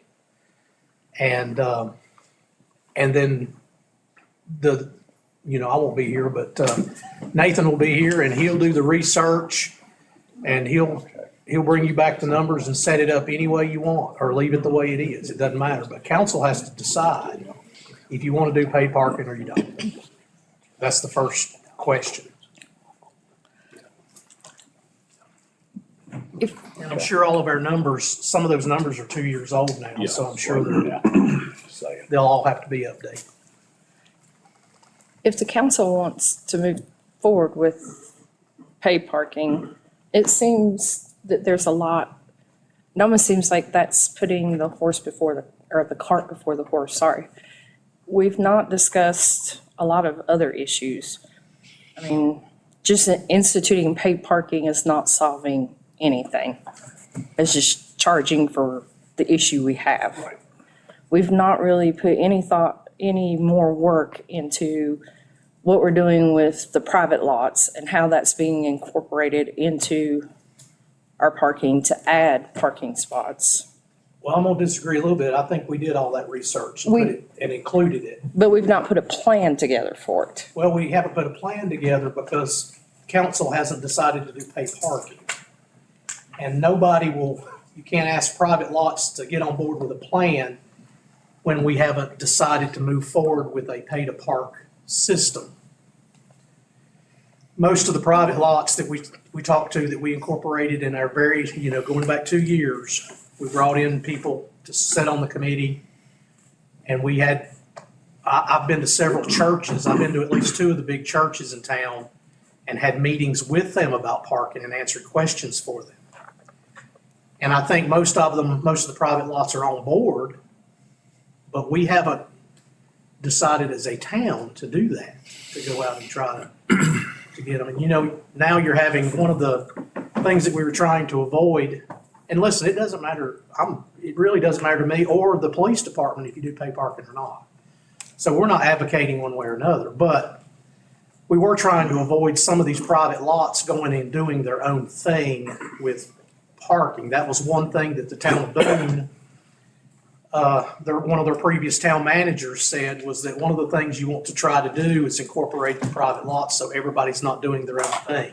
Now we already have 2 private lots in town that are doing their own thing. Right. So until the town decides what they want to do, it's not really fair to go to the private lots and see if they're going to participate. In those private lots, I've been getting some complaints about their interaction or their experience on those private lots and wanting us to do something about it, thinking that it was our system. It was part of us. And I said, we don't have anything to do with the private lots. And, I reached out to those that were instituting that and said, hey, here's some emails I've been getting if you want to address the complaints that you're getting from the public that are using it. One of the other parts, it's multifaceted, this parking dilemma is that, and Aaron can chime in too, when the presentation was done last spring here, some of the pushback that I gathered was, what about residents? Do we get some preference to parking because we pay taxes, we live in town? And there's a couple of ways to solve that one. Where you're a resident, you might be able, this is just a scenario, don't hang everything on this, but if you're a resident, you can pay a rate. I don't know what the number is, but you can arrive at a number. Okay, I'll pay for a pass for a year and I can park without having to fool with the kiosk or whatever it might be. But so I'm good. I've got a sticker, kind of like a golf cart sticker. And, but you're still limited 3 hours or 2 hours, whatever the time frame may be, but it gives you some incentive. Hey, I'm a resident, I should have some preference to participate in the program. And that would generate some initial income that you're not relying on the public. You got your residents that would participate. And the same goes for employees that come into town, either their employer or that employee could participate in another structured pay to park program for a sticker or something. So there could be some ways to do that, to make that part of the system. Does that make sense? Mm-hmm. Yes, but, keep in mind that one of the purposes of paid parking is, 1, revenue, but 2, to turn the parking spaces. So you get a greater increased flow of people in town. If we offered annual sticker to say Sunset Teas and Hattery could buy 5 stickers at this amount of money, okay? Well, now their employees can park on Main Street. But for 3 hours. I mean, Okay. You're still limited on the availability. it doesn't guarantee you a space. Okay, And it doesn't guarantee you can't just stay there all day. so you're still. You're still participating, but at maybe a different rate. And I don't know how you arrive at that rate. I'm sure there's a formula that would take into account, how many times does someone normally come downtown and would need that? But then you're putting everything that we've tried doing against. It was keeping the Main Street open to the shoppers. Yeah. And you're not doing that with that. Then you could Well, say, that's- all right. I think that's You're where. not doing that now. Right. Yeah. I think that's where the discussion somewhat came in, is to, if you're going to do something with employees, to move them maybe into the outer lots Could do that. where you There's still have. lots of options. Right. When I suggest a different pay program for employees or residents, doesn't mean that it can have other facets, okay? If you're an employee, we would want you to park here. But it all circles back to, we still don't have enough parking. All right, well, let's talk about what we do have. So I'll put this out there for discussion and to advance the ball. I do, this is David Harwood's opinion, is I do want to have paid parking. I'd like to see paid parking on our on-street parking and our off-street parking. The on-street parking, and I'd like to see a system that is based on license plates, has the flexibility that we can change rates per zones and seasonally.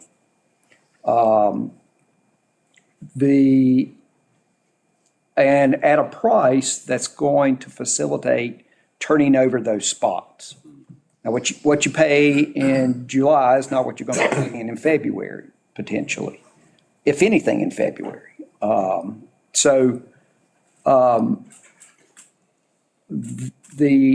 What we need that on-street parking to turn over. I think that's the major thing. Then use the decks as paid parking also, still using that license plate reader, but that's where you push employees, you push residents, you have a reduced rate. You want to move employees off of the own street and into our decks is really, because they're longer term. And then I think that's where you can institute your discounted rates, employees, town staff, all of that can be put in the decks. And/or private lots, potentially. If they want to. If they wanted to participate. So, where I think, someone, and I think we need to try to get these lots on, there's a lot of incentive for them to not do anything and get paid for it. We're gonna do all the work. We're gonna set it up for them, we're gonna enforce it, patrol it. And then there's a monetary, and then they can carve out Sunday mornings and Wednesday evenings or whatever that is. But I think for me, phase one being that on-street parking. Let's go ahead and get that done. And then phase two, which could happen simultaneously with phase one, but would be looking at the off-street parking and how we're going to accommodate these different interest groups. Okay. What is? I throw that out there for discussion. Phase one, you do Main Street, Park Avenue, Maple parking lot. And phase two, you continue working with the private lots like Rumpel and whomever else might want to jump up on board. And maybe that's when you implement the parking garages as well. I think phase one would also include Sunset and Pine. Yes, Sunset and Pine. All on street. All on street is phase, And I would Phase include one. Maple in that, since it's right there. yeah, right. Maple lot, is Maple what you lot, said? yeah. Is that what you mean? I hadn't thought about Maple Lot. but that might be a good Phase 1.5. phase one.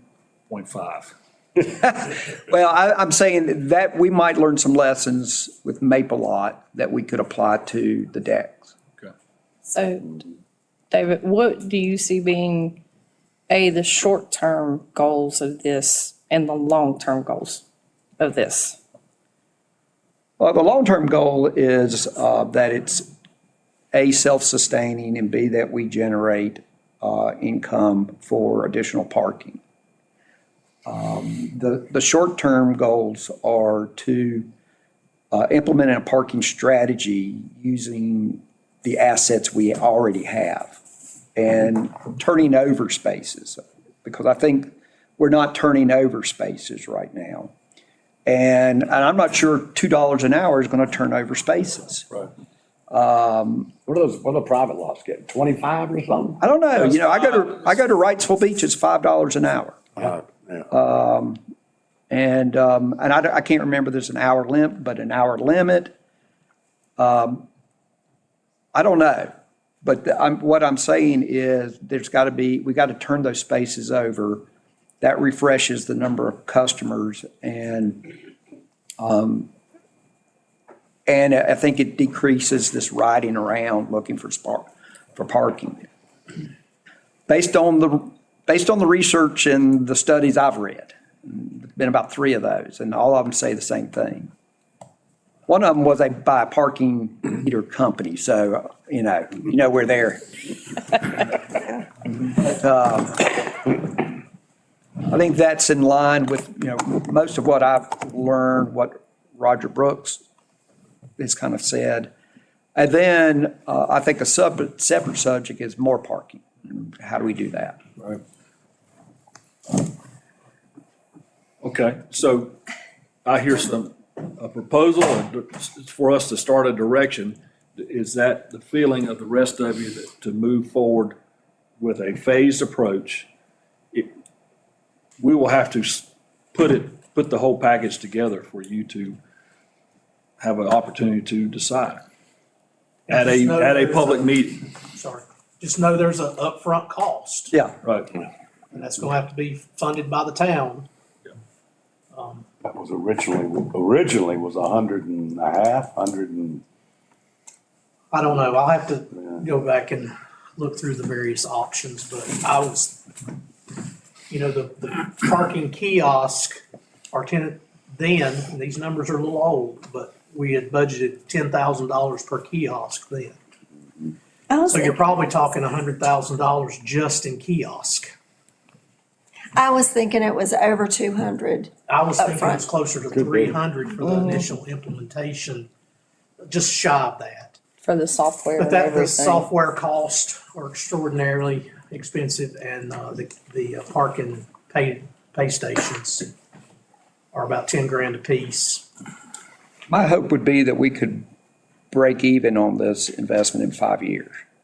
Oh, I think that's probably doable.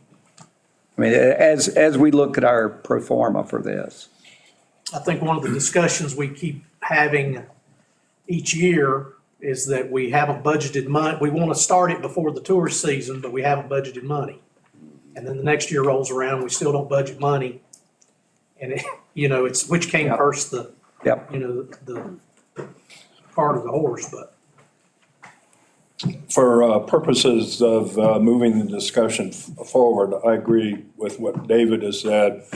As long as we have emphasis on the residents and the employee to, talk about the things that you suggested. So I agree with what you're saying. For our retiring chief. Do we have to give him a pass? We just told you. Yes. Got to give him a fire. I just need Capital expense, multi-space pay station, a vehicle, license plate reading equipment, $170,000. Fiscal year this was 2022-23, as you projected, expenses for software, personnel, and miscellaneous, additional 72,000. And then after that, annual reoccurring expense for software, personnel, and so on, 280,000.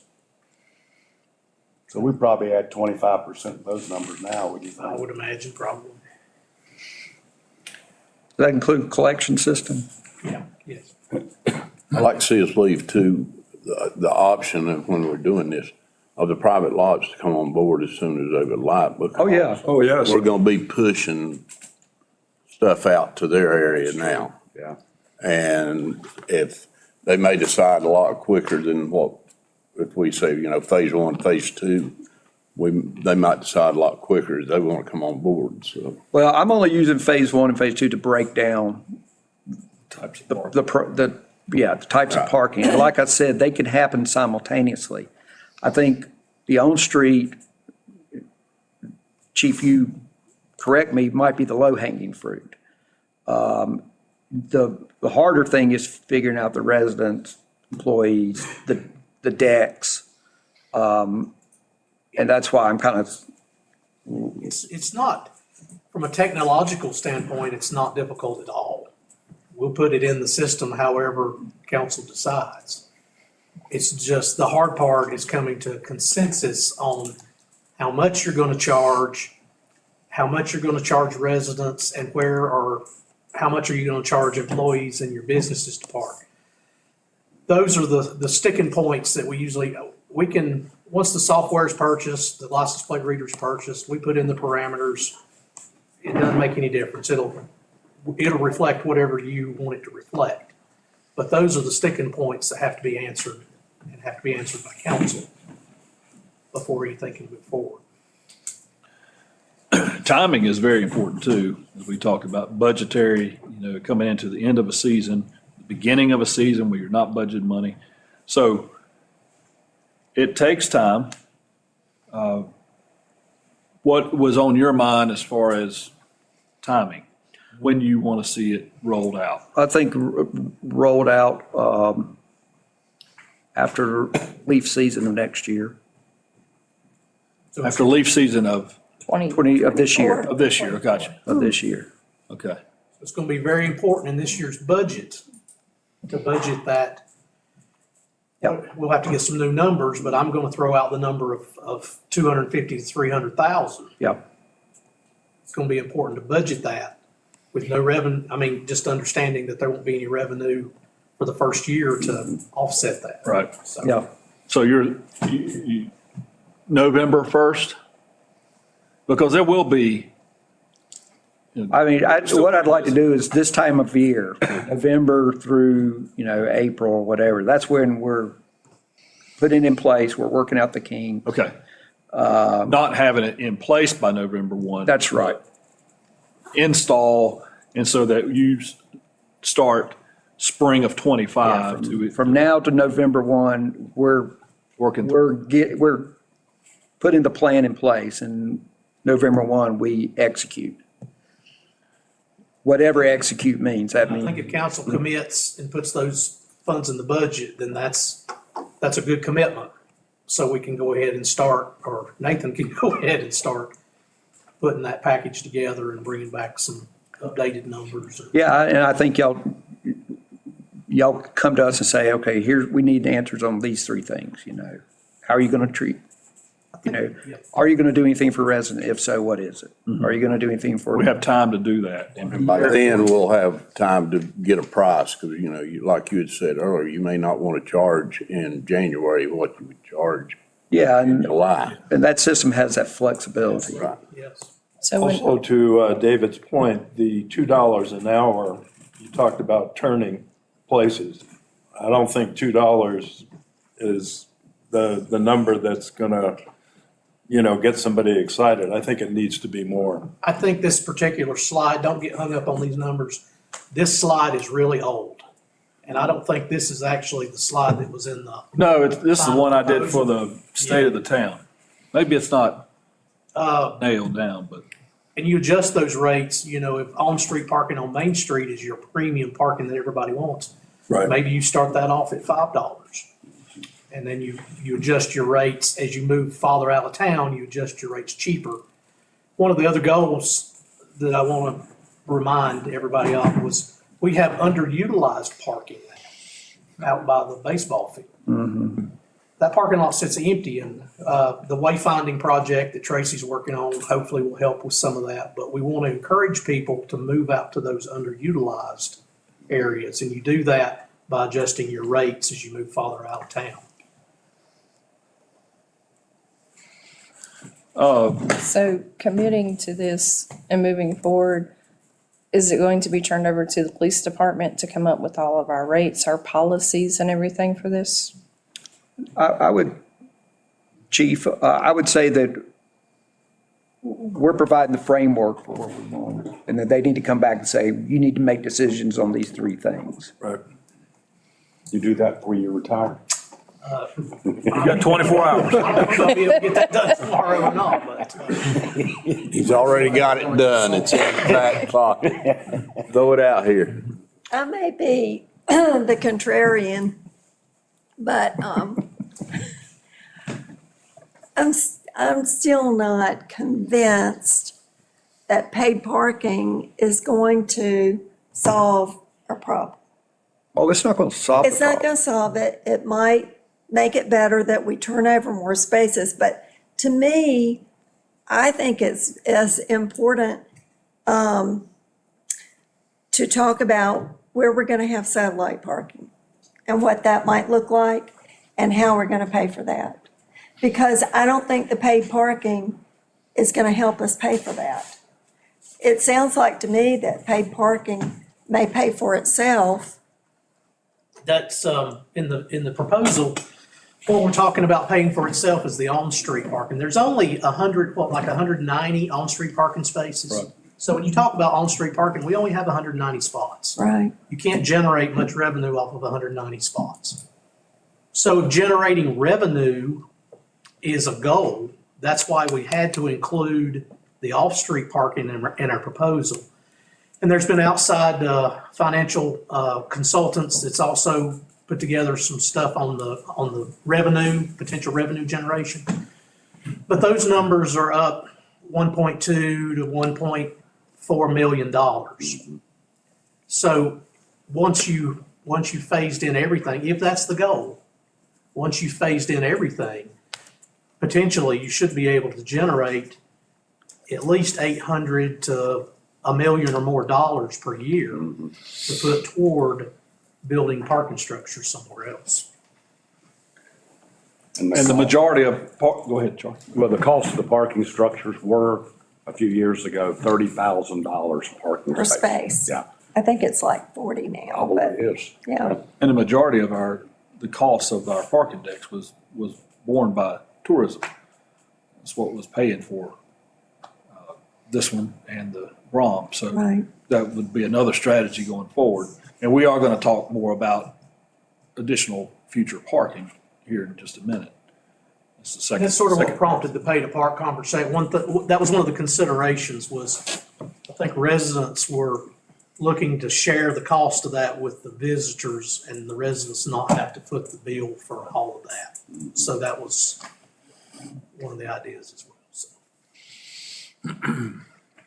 So I want to make sure I'm nailing this down from your suggestion, David, that the time period between end of leaf season, well, between now and then would be get everything lined up, make decisions available for you to make as council, and set it up so that implementation of the installs and all this, the hardware and things that we need to do be through the winter, November, and then start April 1st, I think as soon as possible. where it would make sense that you and start it so there's a lead time and so you can have a. Yeah, so ultimately, I'd like to see it up and running before the next tour season. Right. Of 25. We do have one issue that might fall into play that we got to consider. Paving of Main Street might end up taking place next year. Okay? Could be the summer. if you do paid parking with kiosks, you've got to have zones noted on the pavement. No, You don't? You don't have our zones? proposal doesn't involve any painting on the ground, no stickers, no tags, it's all digital. Okay. It's all electronic So if based I on pull up, license. how do I know which zone I'm in? You don't need to. Well, Okay. yeah, you do. You're right, but you would, all of Main Street would probably, all on-street parking would probably be a single zone. Okay. And we can number those any way you want. Uh-huh. But for payment purposes, it would be simple just to say all of on-street parking is zone one. Okay. But you can break it up if you want to be able to track that, but, and like I say, in the computer, we can adjust those zones accordingly, but there won't be any markings on the pavement. Okay. It'd just be It'll parking be spaces. signage. And there was examples in my PowerPoint that I did a long time ago, but it'd just be signage. We would replace the existing parking signs with a sign that tells you how to pay and what zone you're in. There wouldn't be additional signage. We would just replace our existing signage. Okay. Yeah, we're definitely gonna like a way of knowing or letting them know that, you know, you can't put 3 motorcycles in one spot and just one pay, you know. Because, I mean, you look, a lot of your parking spaces, they'll have 3 or 4 motorcycles in one spot, Or a golf cart. or a couple of golf carts. Orange. Yeah, I mean, you can't, you gotta have a way of letting them know how many, you know, if it's not one spot per vehicle. If they put 4 motorcycles in there, they're gonna have to pay. And is that how you're gonna do what we've got designated motorcycle parking now? Don't know. Down there past Rumpel, those small spots that we designated as motorcycle It parking. could be included. Some extra for you to think about there. Hell's Angels are gonna be looking for you, buddy. There will be. That area is just, I'm reluctant to even bring it up, but just keep in mind, if you mark that zone down there for pay to park, for motorcycles only, that's gonna create a lot of issues on Sunday mornings. I'll just leave it at that.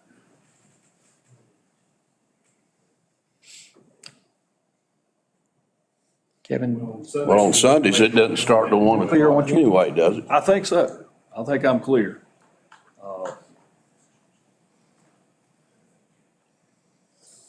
Yeah, and There was gonna- Doug brought up a point, the days of the week and the times of the day that you want to have paid park, that's totally up to council. Because I thought, on Sundays, you mentioned something like 1 to 5, so that wouldn't. You can, or you can choose to Boone, I think it's free. They charge on Saturday, Yeah. Yes. but after 5 during the week and after 5 or 6 on Saturday, it's fine. Then Sunday is free. Yeah. We could do something like that too. It's, you can fluctuate it. But there'll be times for this to come to you at a public meeting, a public hearing of some kind, for your ultimate decision. This is just to generate, are we moving ahead, Get some momentum. getting the ball out there? Okay. All minds clear? It's all about location. Future parking.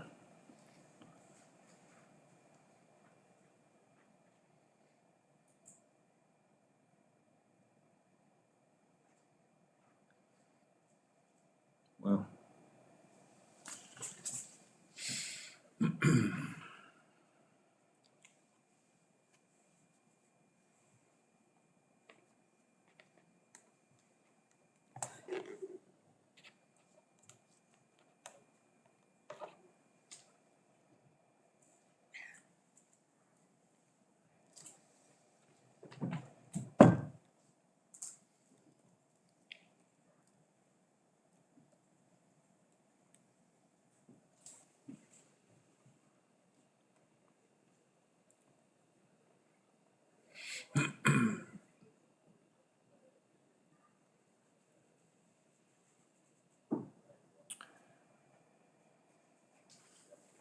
one thought in where we should locate additional parking is when you bring traffic off 321 and getting them to downtown, anytime you cross Main Street, you're bringing in more congestion.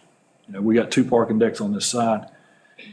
If a future parking facility was on the east side, you come in from that side, park, and then walk in. So you eliminate some of your volume and congestion by doing so. One potential location is here on the 7-acre piece. The initial plans that Mr. Lovingood has there does have places cut out for parking, which is a fairly central location to downtown, walkable, a little further than the other places, but that's one potential location. We have looked at Maple Street to expand that. It's just very difficult to be able to expand that Maple Street lot. Ideally, we would own the bank lot, the bank and their parking so that you could build something up and over. We do have the property on 321 beside the fire department. We opened it up for a temporary lot a couple times this fall. It had some use on high leaf traffic days, but it's a pretty good walk from there. My thoughts on it. There was the potential for the lot out here on 321, across from Food Line. Again, not real close.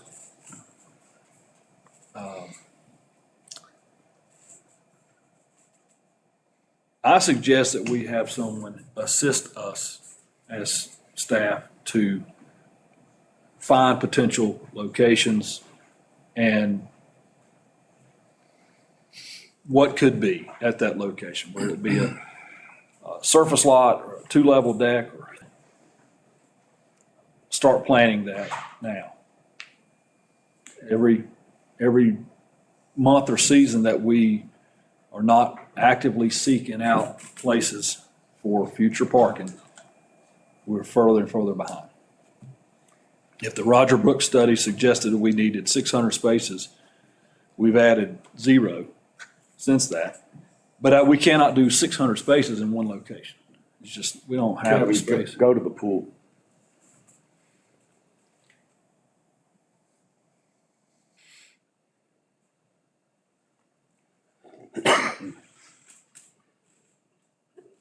And Roger Brooks's study was pre-COVID.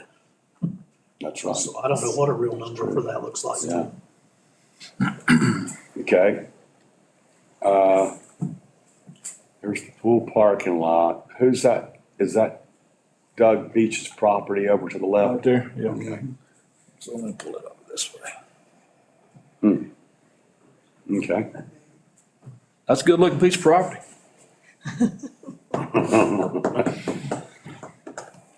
We talked about it, didn't we? For a while. Multi-purpose.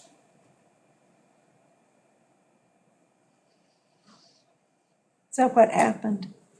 No commitment, I mean, besides nothing. nothing. We got a number Oh, we did. and responded back, and we did not get a response back. Pretty much. But there is some grade change there at the pool, from there down towards the lake, where I think the only part that was, this little corner right here had a steeper grade down here. And then up there where the houses are would work well. In the barn. oh, okay, Yeah. over here. Yeah. Well, there's, we've got this Devant lot. There could be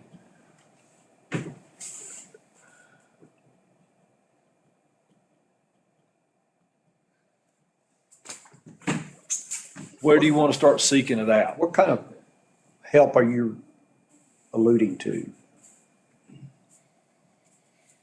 McGill,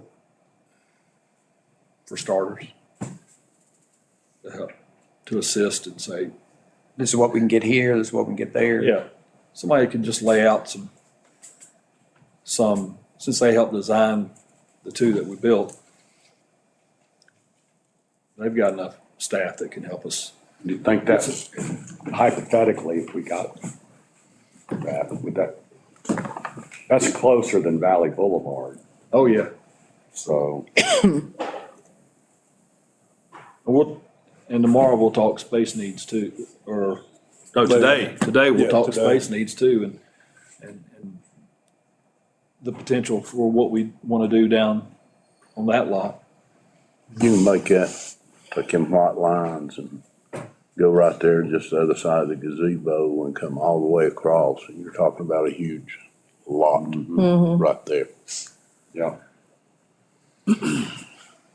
Even if we're not able to acquire beach property, you still got quite a bit that you can Right. do something below the pool. Mm-hmm. At least one level. Again, that's just thinking here, not assessing, not looking at numbers, not looking at possibilities, soil tests and all that kind of stuff. Just where can we identify space that makes sense? And the first thing I talked about was strategically. This is on this side of Main Street. The other side helps in your congestion issues as you bring them into downtown. But if you were able to go to the light and get around and come up on Clark Street, maybe that's a help. And if there is more parking available, there's a little bit less circling the block.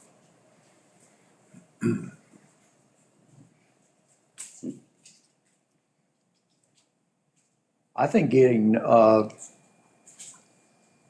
assistance from McGill to start to help organize these thoughts and some pros and cons to these sites would be extremely helpful for me. Okay. And then start to put these sites in context of, what is the highest and best use?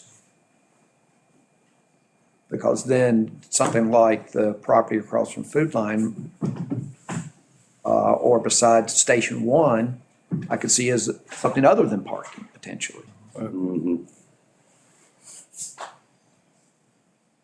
So I would be in favor of that. Okay.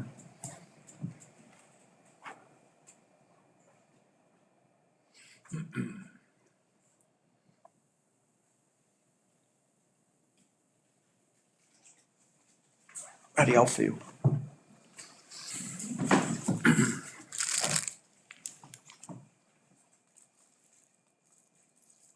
I do foresee in the future, the town needing the space we've acquired on Valley Boulevard for either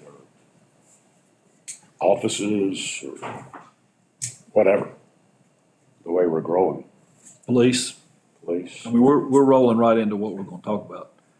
But is it true, Nathan, Aaron, the police department's desire or be more optimal to be out on 321 than it is downtown? There are lots of advantages. I'm sorry? Sorry, go ahead, Nathan. So I'm just gonna bring up one thing. So summertime, when we have everybody looking for a parking spot, Main Street's bumper to bumper. If you have an officer at the PD working on paperwork, whatever, you have resources there that need to get somewhere, you can run code and it still takes you, and when I mean code, lights, siren, everything, there's just nowhere to move the traffic to get out from the police department.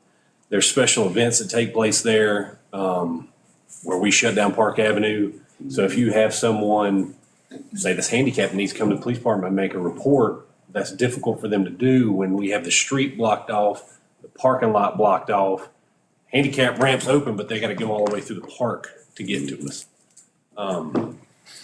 That's my issues. Now, the things I like about where it is right now is that you're accessible to the community, walking, people can walk up to you. It feels more connected. So there are positives and negatives like what Chief was talking about. I remember last year when I asked Aaron for a tour of the department, and he showed me everything, and I said, well, how many square feet is this? He said 5,000, and I said, ideally, what do you need? And he said 10,000, right? I think that's probably what I said then.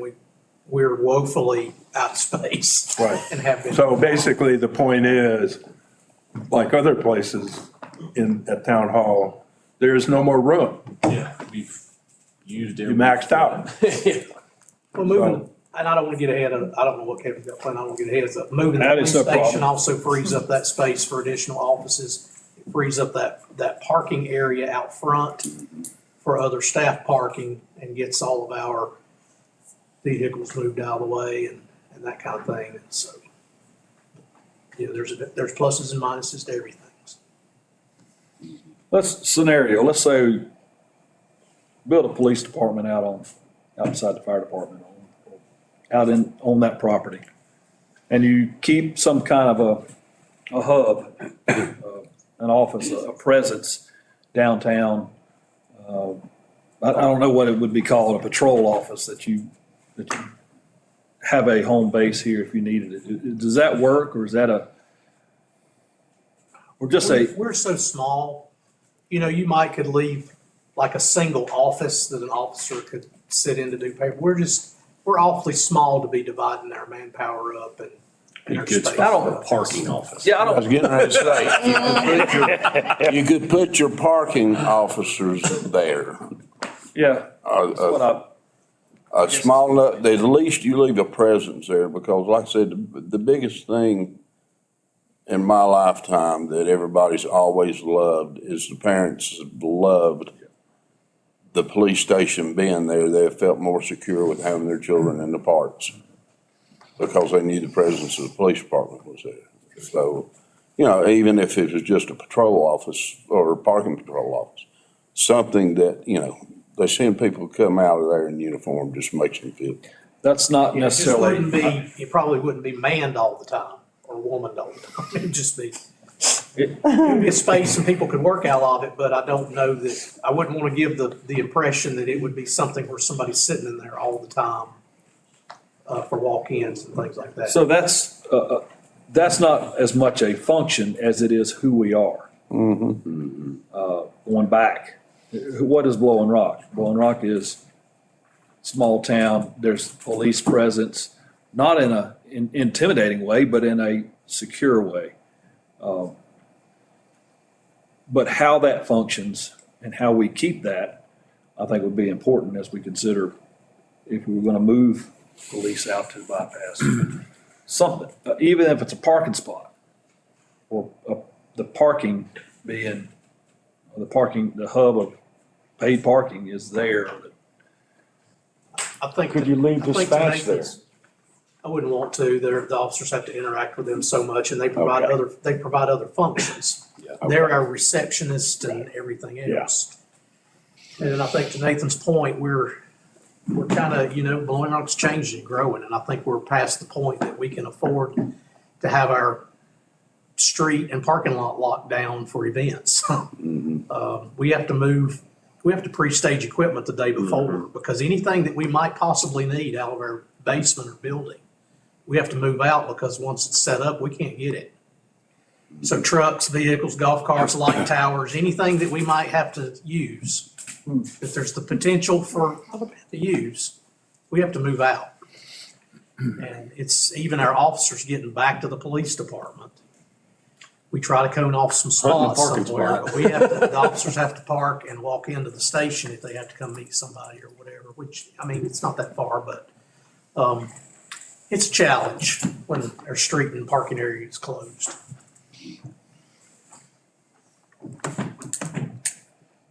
Okay.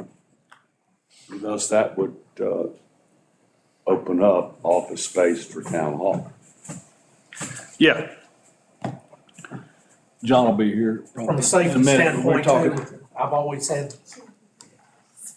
had a fear with all of our vehicles moving in and out and the pedestrians that are coming through our parking lot and up there's a new sidewalk there now at our basement doors, and we really can't, our cars stick out on the front of the sidewalk here. We park there, and we have to park there. There's no other place.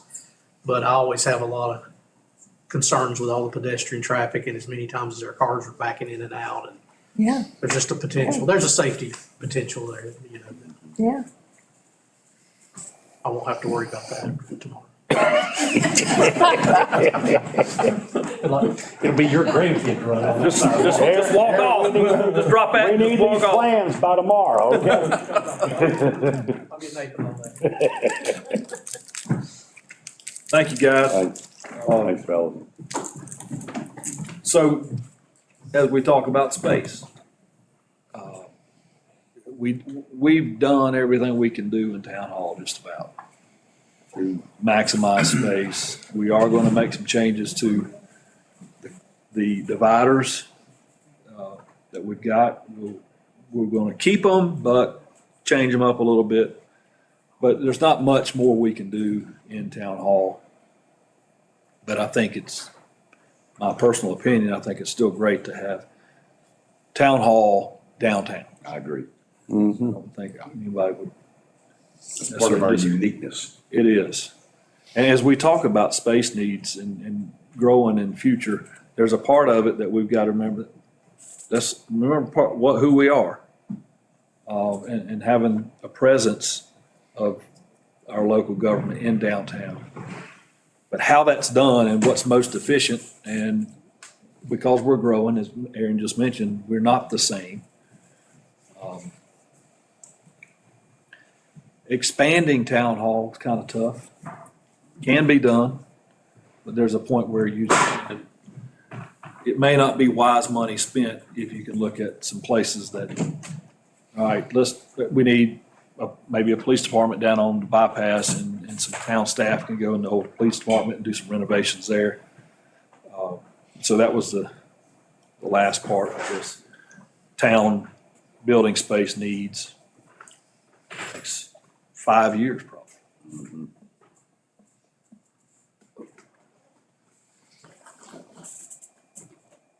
Before we got away from parking, because we made that transition really quick. We can go back if we need. Can we go back at some Yes. point? Because Yes. it doesn't have to be right now, but before we end today. Let's go now while it's still fresh. Yeah. Okay. Let's do it. So Go back the to only work. thing I wanted to circle around with, because I'm encouraged that these parking spaces are all within walking distance of downtown.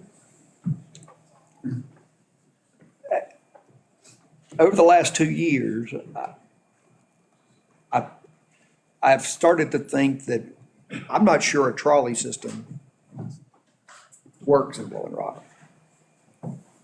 And I'd really like to get feedback from you guys on how you feel about that, because that does impact where new parking goes. And I think we've got other options that we don't have to do that. What are the different options or other options? Well, I think putting decks or Closer in, not decks, but structures or lots where we talked about potentially. Private park, public-private, starting to utilize these private spaces, see if we can get them to come on board. But Lord knows Doug worked really hard on the Just trial. Everybody still wants their vehicle right where they're at. So Yeah. it just hasn't changed there enough. What's that? Trolley. well, David, But it works. to your point, and I think Tracy would agree with this, with the new signage coming and how that will help direct people to different spots will help a lot in that directing people in the right way, Right, Tracy? Yes, sir. Absolutely. I mean, we've talked a lot about it at our TDA meetings, and I think that's one of the major benefits of moving forward with that program, is just the identification of where people need to go, because we haven't had that. Well, his study showed also, if we did do it, that we needed to make designated bus stops, Yeah. Not what we have now with the sign that Tracy and I go and stick out somewhere. He was talking about designated places that really look like a stop. More like, kind of Yeah, like Apple Cart. Well, Yeah, also Apple said he didn't Cart know what just- Apple Cart was. Yeah, most people didn't know what, it just, Produce vendors, what he said, didn't he? yeah. So there's none among us that are big advocates for a trolley. I am. You are? Okay. I don't have any data that shows that it would work here, and I know, if we tried it before. And my vision of a system like that would be different than what we tried before. It works in other towns and cities. Like what do you envision? Well, in particular, I was thinking about if we had to go farther out for a satellite lot, like on Valley Boulevard, that grassy place that's next to the fire station. Or if we had a section that shops on the Parkway where people parked, that it would be a regular trolley that was made a route, maybe 2 trolleys, I don't know, every 15 minutes or even less than that. So someone knew that when they got parked, that it would just be a few minutes and a trolley would come pick them up, whether it's a Sprint van or whatever, I'm gonna call it a trolley, and would take them to, let's say there are 5 stops on Main Street. And then whenever they're through downtown, finished with what they're doing 3 hours later, they go to one of those stops, they get back on the trolley and get to their car. And to me, but it's personal, I guess, because everybody's different. Not everybody wants to not have their car right there, where they have to, they otherwise would be carrying shopping bags. To me, it's not a problem. Well, I talked to my daughter who has 3 children, and I said, look, you schlep, strollers in and out of your SUV all day long. Why would it be a problem getting a stroller under? And she said, well, it just wouldn't be convenient. So you got 2 schools of thought, and mine is that a trolley could work. I personally would love to park somewhere, get on a trolley, not have to worry about feeding a meter, not having to worry about, anything, just doing what I wanted to do downtown and then get on the trolley and go back to the car. But, everybody's different. And I don't know what we need in terms of studies or to gather some data about whether it would work here.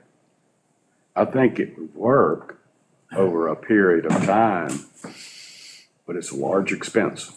It's a big expense. You gotta get the businesses to buy into it. Yes. And that was something I felt like we never got the real support of them saying, hey, you just rented a room, hey, you don't have to just jump on the Apple Cart and it'll take you right uptown. I don't think we ever got that kind of support out of them.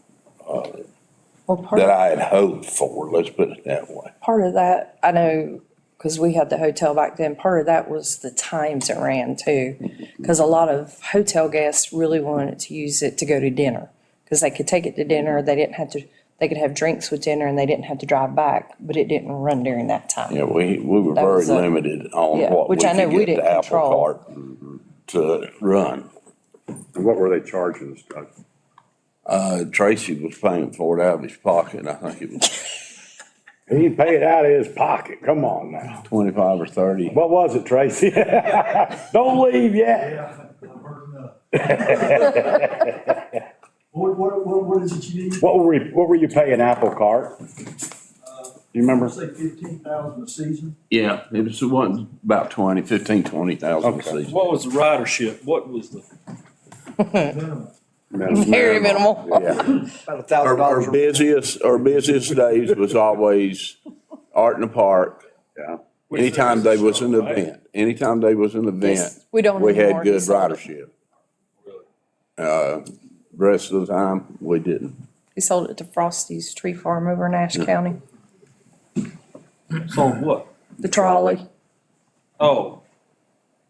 So there, okay. Where was So the pickup from? our website needs updated. Yeah. So we don't, Art Park doesn't have a trolley anymore. couple of years now, probably. I think Where this will was be our the second year. pickup and drop off? They quit. Shops on the Parkway, Meadowbrook. the motel there beside WC store. Oh, Village Inn. Inn. Village Inn, Let's get ready to say Brooks.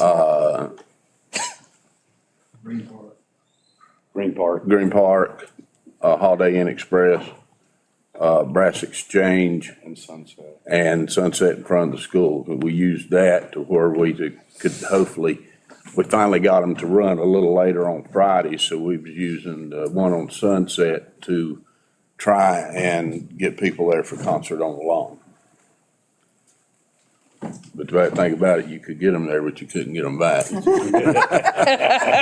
like I said, we were limited Some people like to talk. how long we could get Yeah. Apple Cart. Kevin, we use a trolley for 4th of July and Christmas from Shops on the Parkway to downtown. And I will tell you, this past year, they were overloaded nonstop from the entire time that we ran it. And How long do you run it? we started it the year before, but people are now used to it, like they know. Okay. So they expect it and they are utilizing it. For events. For- So yes, it for- makes- For our parade and for our parades essentially and we did it for Christmas Friday and Saturday. Okay. A lot of people use it. And it was just going from shops, Park Avenue, shops, Park Avenue, That's it. just over and over. And we really pushed it out on social media, and I think it was very successful. Okay, and 6 hours? I wanna say 8 in the morning till 6 at night. Okay. It might have been shorter Friday for Christmas in the park lighting of the town. I think we started it a little later in the morning. And then did a little later at night. So we pay for that? Yes, out of our special events Okay. line item. The visitors pay. There you go, Dave, you done it again. Hello. Just go. Inspiration coming down, David. Yeah, yeah. Good job, I Tom. was thinking right then. We noticed. Strong waves. So big events, shuttle is a viable option. But part of it is that people are trained now, they know. Okay. The first year was a little slower, but now that we've gotten it out there, we advertise it, the town website also, or Facebook page, put it out there, so now people are getting used to it. So if you choose to do a shuttle, it might take a little bit, but I think that once people got used to knowing that this was an option, I feel like people would probably use it. Okay.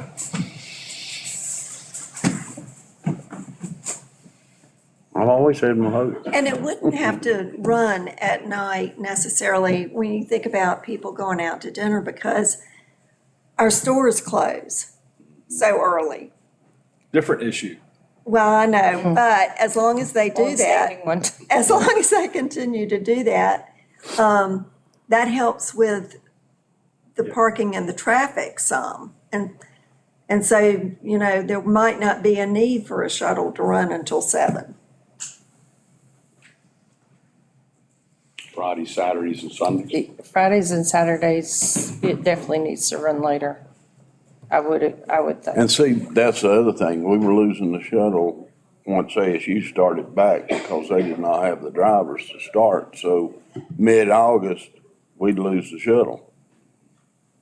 So here you got your busier months, especially your leaf months and everything, when town's full and you don't. I guess it's not going to be cheap. We're going to have to hire drivers and pay them. Find drivers. Find them. And you find bus drivers from school. I mean, there got to be some retired people that want to do something like that. Chief? Sounds like a good job for the chief, yeah. I mean, you know, there are a lot of retired people that drive cars, you know, to a dealership, hundreds of miles, and they, you know, things like that. And I feel like that there could be a market out there for drivers. Well, I always envisioned, kind of like when you get on the Disney trolley. I Yeah, always envisioned like Tracy Brown's voice telling you yes. some of the landmarks and places that you need to see and going around, you know. Well, Come on, pull your chair up. in fact, some friends of ours went to Edenton. Edenton is in the eastern part of the state, not long ago, and they have at least one trolley that does just that. That, you know, as you're going along this road, they're telling you historical things about the town. So it could be a part of the toolbox. Could be, Just one, you know, not to solve every problem, but correct. be a solution, especially on our busiest. I was just say, when the trolley ran for Art Park, it was always packed too. I mean, like standing room packed. Oh, yeah. And like I said, that's when we got the overflow for the apple cart. Everybody would rather ride the trolley because it, you know, when you look at it, which would you rather ride? Yeah, it was cool. And maybe it would just run April through December. January, February, March off. I don't,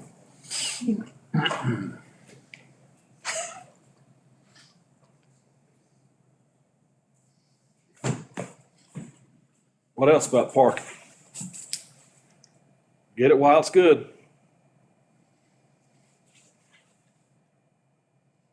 I think everything Yeah.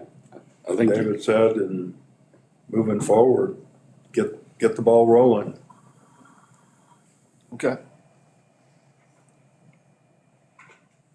They're not getting any cheaper. Not make any more dirt. But gosh, they put them up fast at ASU. One behind the Convocation Center. ASU's got a bigger budget than we do. Seems like they go up Just a overnight. little bit, Charlie. next, Yeah, the panels keep coming up 321 and then you go over there, it's half built. yeah. Because the employees are paying for their own parking. There we go, Kevin. I ain't paying.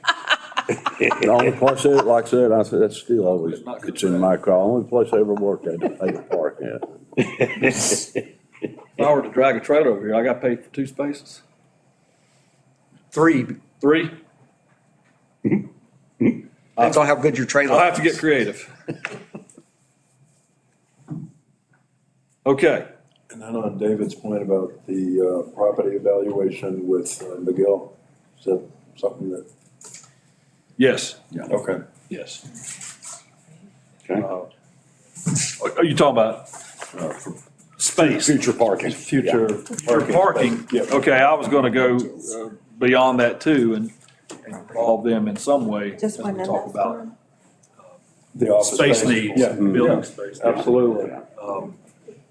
Even I got- if you paid that. John came back if there's any questions related to what we have and What if he made some? limitations, but I mean- I think they're kind of obvious. Like, Yeah, they are. I mean, you walk in and there's no space. Is he? I mean, people are sitting on top of each other, so, well, you know, you gotta do something. That's true. So, I don't think we proposed. Well, the that. last thing that we did, parking lot, I mean, space-wise. space-wise in town hall, we did as well as we could, and we're very Very satisfied. creative, very creative, Yeah. and I think it works well. But Or an Airbnb. like you said, Which is not zoned, there's no more room. so it's valuing it So, much I higher. remember when our kitchen was in What it is. Michelle's office. yeah. We just talked about that last night at dinner. I remember that. And we'd have a birthday and we'd have 15 people in that little tiny kitchen. I can't imagine going back to that. No. I don't know, I think, All right. Do we want to take a break until John gets here? He's here, Oh, I'm Well, sorry. y'all- but we can take a break Yeah, too. we'll take I a was gonna say, 10-minute. I can't see behind me. Okay.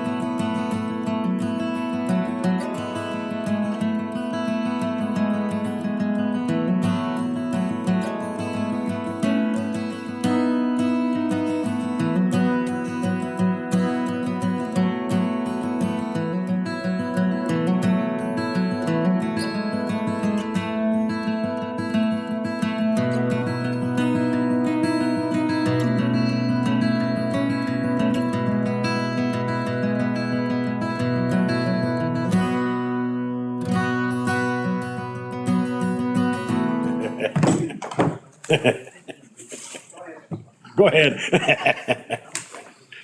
All right, Kev. Well, David I Sal, want to talk a little bit about town building space and our future needs. We've kind of touched on it a little bit. Police having a pretty great need for space. They've run out of space as it is, and there's not much they can do with that. Town hall being expanded internally as much as we can. There could be some additions off the backside of town hall, but there is a point where that may not make sense. If you can look to constructing a new police department out on 321 and utilize the existing police space for some other office space. So, John, do you have anything to add to? I think you have to prioritize really what your need is and create a scenario where what do you want to do? If the top priority is to move the police department, and you create a scenario of what's going in the police department, I would say planning and inspections could utilize that space. That's about the right size for something that we would need. Then it would create a storage space for town hall, because that's really the last need for town hall is we need a protected storage space where we have to keep certain documents. We have to keep certain documents at certain times. Some documents we have to keep forever. And our vault is packed. And really that's, if there's a fire or something, that's where they should be. And if not in there, there should be some kind of protected storage. We could create some there if planning and inspections moved. There was an option maybe one time out the back door where we did the new bathrooms, a storage room there just for protected storage. But if you moved us, that would create space. That's one scenario if the police department moved. Mm-hmm. Other than that, there's other spaces, other needs, whatever, if you have some questions. At some point, probably the top of the old fire department should be utilized. There's space there, so I don't know what that need would be or what priority that would be. the flooring in the top of it though is, Yeah, but needs to it's- be redone, It's right? condemned because there's not enough headroom and it's not really safe for public space. But Just if you ever wanted to put height offices, limits. It's condemned because Bob Lowe. Charlie, can well, there's no headroom up there. Yeah. When you try to go out the exit, it's like right there. No, it worked for me. It worked for some of you, let's say, but not to code. So that's really why it's condemned. It's not condemned because it's going to fall. It's condemned because it's not safe to be used on a daily basis. So What does it take to bring it up to code? you would demo that loft area in there probably and just kind of lower everything and. There's no probably, all of that was designed and done by the fire department. It's suspended from those steel beams, not anywhere close to being code or safe. So you just start. He said the fire department designed it. And built it. And built. And built. It was the town inspector. It was, we built It was it. John's doing. No. But you could, If, you would just, demo it and start over. But you could create a second floor in there. You've got the room. if you did that though, how's that going to affect like I their would only do downstairs? half of it. Okay, so for their trucks and stuff. Exactly. Their trucks and stuff could still be in the front part, full headroom, full to the roof, and then in the back part have a mezzanine, basically, I was or a gonna say- loft area. Jen, We have lots of things upstairs for storage. I was gonna say, if they did something like that, could we do a bottom section under it for storage for your stuff? You would have to ask Corey, because Corey. We utilize every square inch of that. All right, y'all, get together. Well, my thought is downstairs here, we have tons of area for, right now there's a lot of things going on down there, but, there's a lot of space down here at the bottom too, I would think, for storage. Right now, when the Legion gave the building to the town, part of the requirement is that we allow the same groups to utilize this space as before they handed it over to the town. So, the Historical Society uses it for events and things, but downstairs is the Boy Scouts. Boy Scouts have not had a group since before COVID.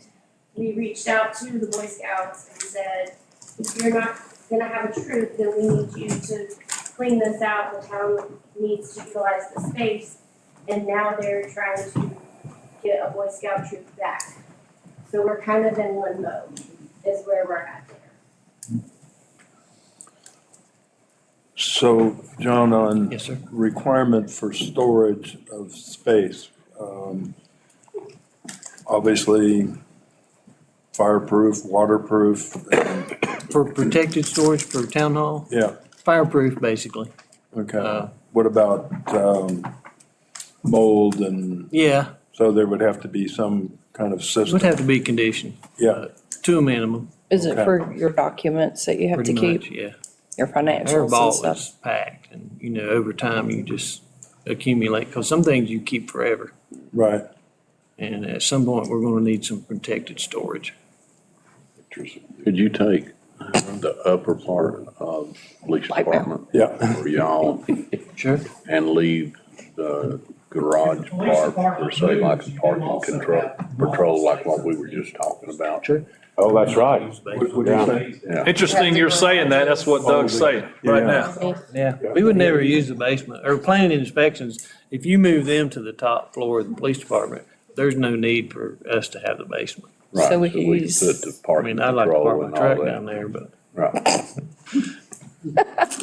I could give that up. Is that, which bay has the washing station? Is that under police department or under Parks and Rec? Parks and Rec, Okay, or the landscaping. but was it the first one? They don't no, there's not a wash bay. Oh, I thought we had No, a, we have hoses and we wash them. There's a wash bay over at Public Works. oh, I thought we had one over here too.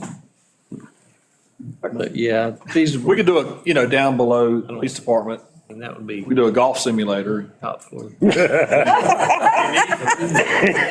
Doug, You can just go out to, you can go out to the outlet mall or the mall for that now. You would have plenty Back of the room right size on the for us. police department. Maybe I'm catching up. Moving there. I don't have a clear understanding of what kind of space we need and the priority of those types of spaces. John was talking about protected storage. Protected Town- storage. Yes. And how much is that, John? I mean, bulk. I don't know, you'd have to look at a minimum, you could add a room out the back right there near but you're going into the park space, but you could go out the back door right there. I think that would be really the only space for it. You could put a room there to create that, or if you move planning and inspections, you could create space inside of planning and inspections. So are you talking about racks to put files on that would go to the Pretty much. ceiling or? You could take, the old offices in our section are concrete walls anyway. I could see like rated ceilings and just shelving, basically. The heating and air's already there, if we moved. But if we went out back, it would be racks, the storage racks, file cabinets, racks, Is that stuff, document storage. do you access that every day or just sporadically? Some of it, yeah, Yeah. some of it, weekly at least, and some of it hardly ever. I can't remember, in the park plan, did we move the piece that was supposed to go there? There was a piece at one time, Did we move it? It was cornhole. and shuffleboard was Well, I think shuffleboard stayed down. down, okay, I know at one time we had a piece there in the RF plant. I could look back at it. Oh, that's right. I can't remember if it stayed there, or if we moved it. I think we moved it. Does Jennifer remember? All right, so we You need, wouldn't be coming that far back into the park space anyway, because you've got what, If you about just did a three- room back there, 3, 4 I'm foot. thinking Would you just straighten that wall out? pretty much. Okay. Yeah. So I it think wouldn't you matter go out if it that was back there. door and you just have a little rectangle room or a square room, 20 by 20 or something, not even that big maybe. What kind of security do you have on that? Is that just accessed by the Kevin or, Yeah, just so I mean, it's not, our personnel basically. We would have, it would be locked, just like Oh, a okay, we vault. moved it. I thought we did. I couldn't remember if we It'd be did or just like not. a vault, it's employees and certain employees can access it. right. So It'd be like, do y'all put yours like in bank boxes or there's type some file boxes in there boxes for and stuff that are like, that we don't access a whole lot? on a normal basis. And then other And then you have stuff, like filing Yes. cabinets. filing cabinets, we have boxes of plans. We're required to keep plans for our buildings forever. Mhm. So those are back there, and some documents we keep. I'm not sure what else. And there are some things that we need to get rid of we've just not stayed on schedule for disposing of public They have like stuff that. we 5, don't- 7 year turnover. Whatever's on the schedule, there's some stuff that, we can gain some space back. Yeah, that Agree, helps. Hillary, we got some stuff we can get rid of. We do. So the big thing is I take up a lot of room because I have to keep all of the attachments and all of the minute books, and they take up a lot of room. That's my stuff. Yeah. But there's other stuff we can get rid of in there for sure. Right. And we have been trying to purge as much as we can.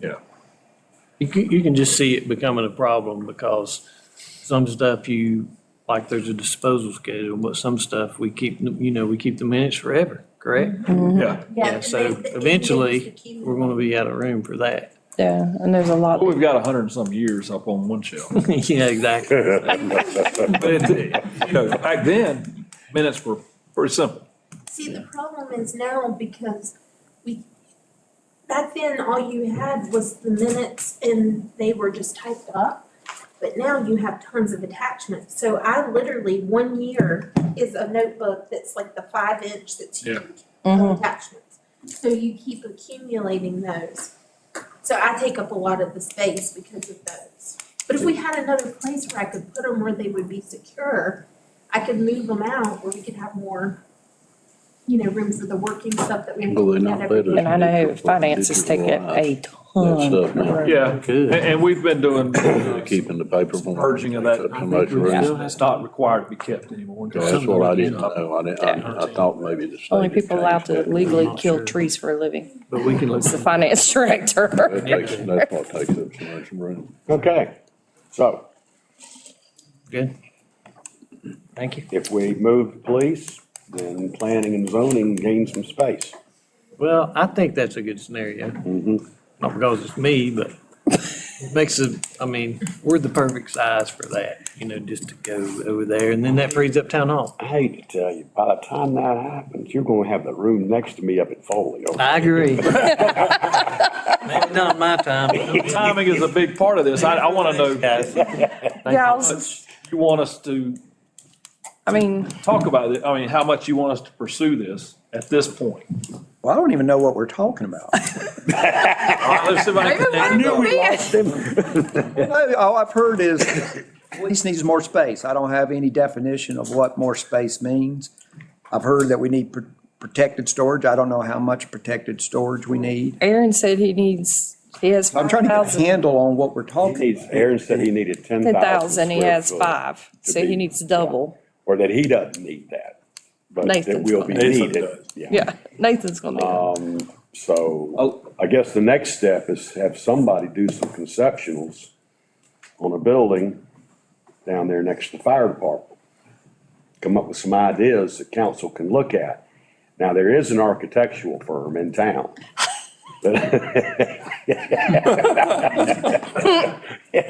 It's pretty high, though. So obviously, if the police were to move, that frees up some space, but then we gotta find money to Yeah. build a new police station. In the interim, does it make sense to give up the council chambers? And my thinking on this, I'm just throwing this out there, that's a room that's used 3 times a month for 3 different meetings. All of 3 of those meetings could happen in this building on that Tuesday night and that Thursday night. I think the problem with that is the town utilizes this, or the Parks and Rec leases this out so much. I don't know if that would be a conflict or not. It's only a conflict if we let it be a conflict. You just have to block those dates off every month from rentals unless she has standing regulars for those dates. Right, you block the space for the meetings. Right. I mean, really, right, and now consider what we have heard so far is the police station is not of adequate size currently. We have heard that we need more storage, okay? We're running out of space to archive items. That's it for right now. Now, 2 years from now, I don't know. But I don't think you want to take up all the council chambers to utilize form storage. I didn't say that. I'm saying we got people on top of people in town hall. If we had that elbow room where we could get storage, get some people out of each other. I don't know, that conference room doesn't seem like it's utilized. It's true. Seems like a storage for chairs more than anything, but I'm conference not room? there. Yeah. No, it's used a lot for meetings, because that's the only place we have left. Well, we could enlarge that. Yeah. It's not real useful or accommodating in its current shape, but I'm just saying the council chamber does provide some elbow room. And I'm not hung up on having a council chamber to meet in.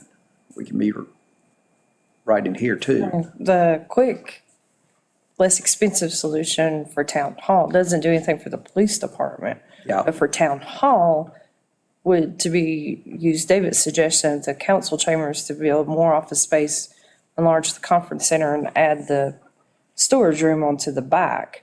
But that does not do anything to help our police department. No. No, It doesn't. but you're talking in an interim type of scenario.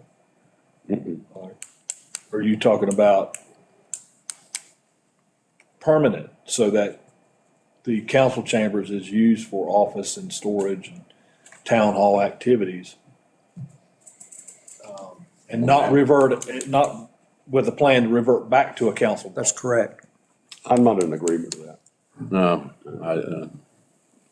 I just soon go ahead and put the second floor on the old fire department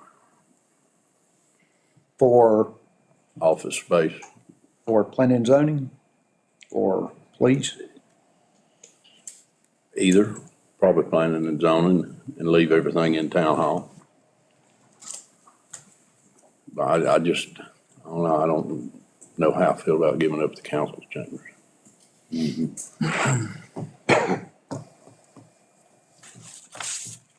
I think we do need to look at a new building for police.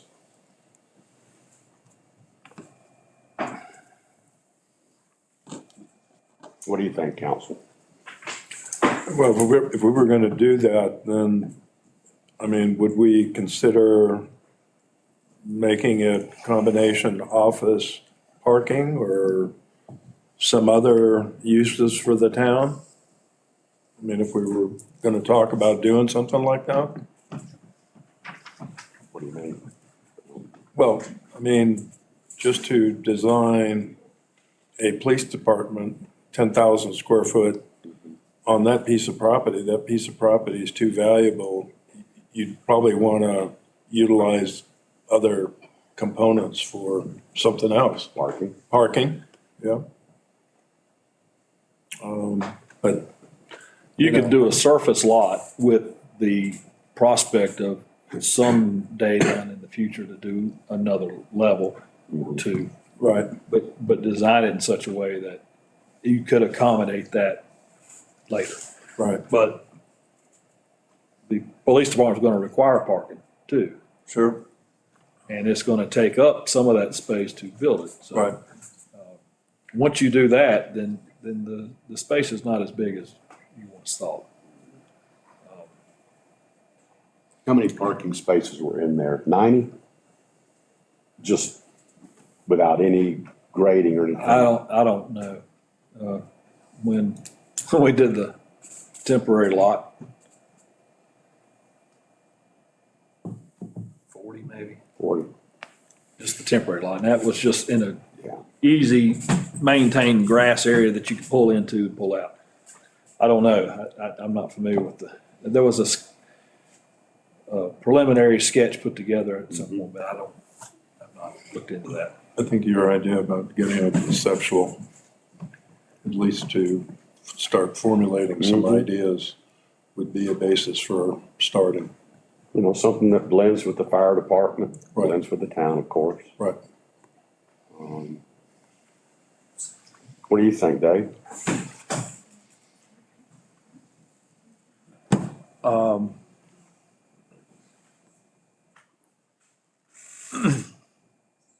I don't feel like we're looking at it holistically enough. We're kind of,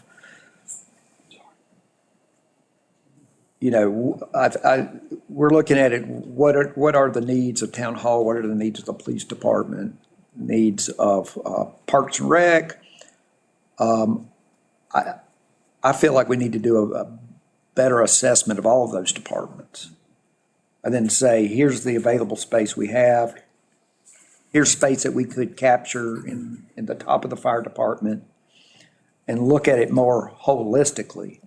And then if that says, okay, the police department goes someplace else, besides Station One or something, what does that do to that master plan for all of them? That's what I would buy into before just going out here and designing a new police department. Back up a little bit and. Yeah, I think, Okay. I think, Comprehensively of all the needs. yeah, I'm That's what saying, let's look at it at 30,000 feet before we get to 10,000. Okay. Well, didn't we, a couple of years ago, talk about having McGill do a office analysis of just what we've been talking about, all those departments, to give us an idea of what kind of space requirements are gonna be needed? Not immediately, but 5-10 years down the road? Well, I think so. I think Yeah, but you need to the look. point is, we never did it. Is that what, I don't know. I'm sorry, I don't know if we did or didn't. We So didn't. Okay. I think this, It's something we need We to, did talk about that. Yeah, we did. Right. I think this needs to go hand in hand with an exploration of what our staffing needs are down the road. Right. Instead of designing for today, what kind of staffing needs are we anticipating 5-10 years down the road? okay. I know Then let's design to that. Okay. I know we discussed earlier that most everybody's was against moving town hall from downtown, but if you're going out on 321 to build a brand new police department, to me, ideally, you'd be better off to build a building that would house town hall and the police department. Seems like that would be spending money more I wisely. don't know if you have enough space on that lot to do both. 10,000 2 square acres. feet just for the police department. Yeah. Plus parking. But I do, okay, I agree with David. He's right. We need to look at this from 30,000 feet and then take it from there. You know, because we know what our needs are now, but I guess we do need to know what our needs are gonna be in 5 years and structure accordingly. Okay, a comprehensive assessment of all of our space, Right, all of our limitations, our staffing needs for the future, right. and then start identifying some potential solutions from that. Is that what we? Yeah, because I feel like there's a lot more needs at town hall than protected storage. Yeah. just walking through there. Right. And so let's don't be short-sighted. Right. And, Yeah. The voice of a true architect. That's a good thing. is it okay? So Kevin, is that something McGill would do? They can, or they can sub that out to someone Okay. with a, someone that might specialize in that if they don't have someone on staff. Okay. Sure. Perfect. Okay. Believe it or not, we're getting a lot done. We are, you were helping us set direction. Good. And that's why we have this. And so I feel really good about it. Hope you do. Absolutely. Any other discussion about that? I only have one more. When you talk to McGill and them about any of this today that we've asked for McGill to look at, get the cost from them because, Yeah. you know, we need to know before we pull the trigger on any of Does that matter? what he's gonna charge. Yeah. What I the will. charge is gonna be, you know, Okay. those things are adding up quickly.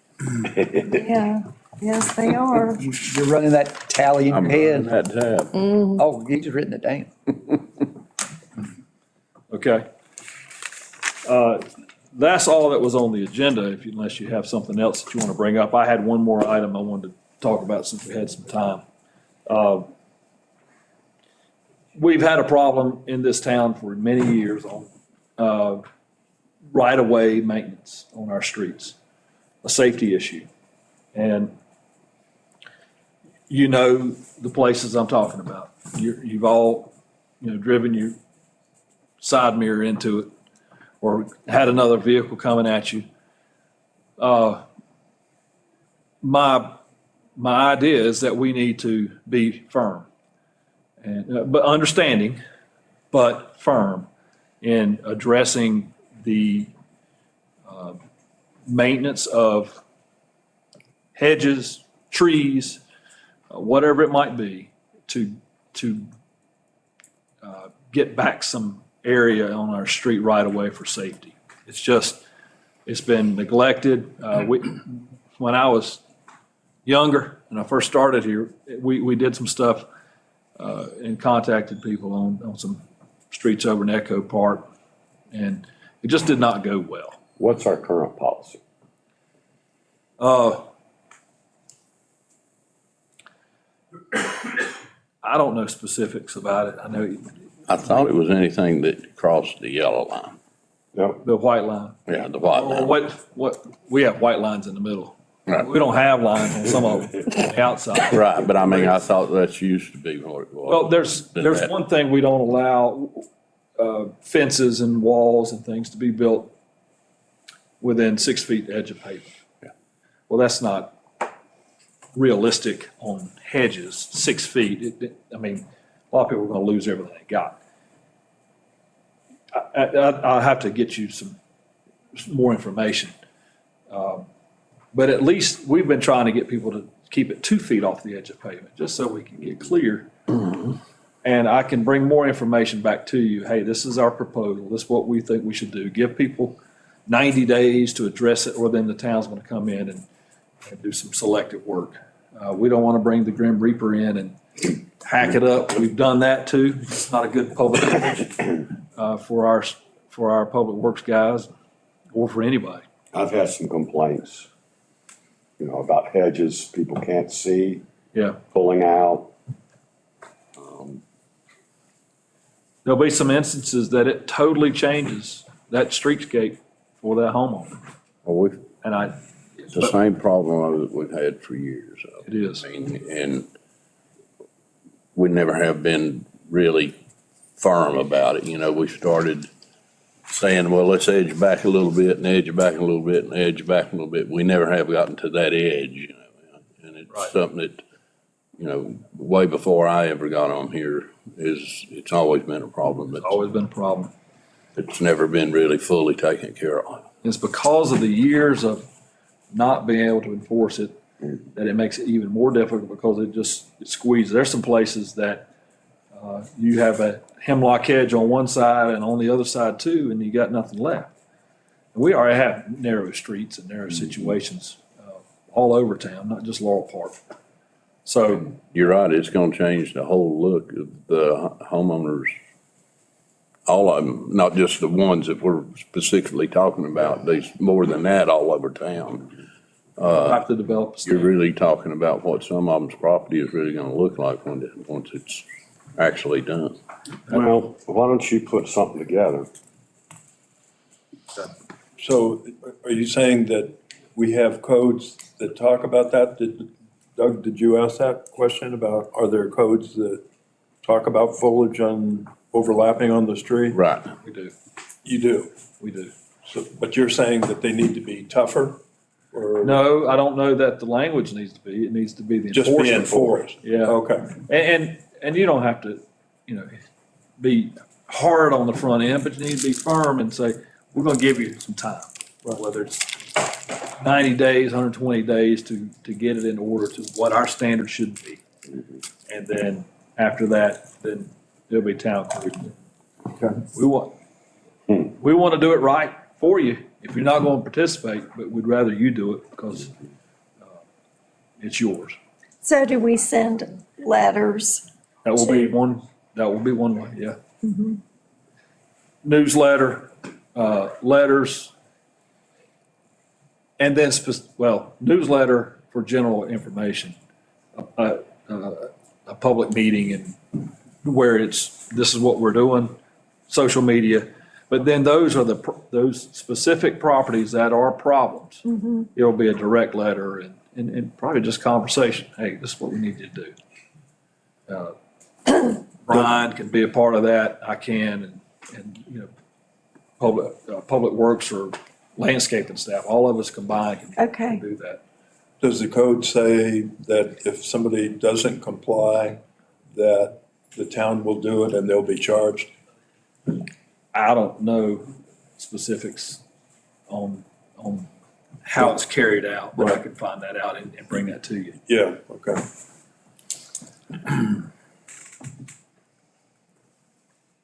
But most of them are on very narrow streets and the passability, it's hard enough to get two standard sized vehicles by, but if you're meeting a garbage truck, a fire truck or anything Oh, like yeah. that, of any No size, hope. you don't see them until you're on them. Right. Safety has to be the priority. Yeah. And the code is written from that perspective. The enforcement's the tough part.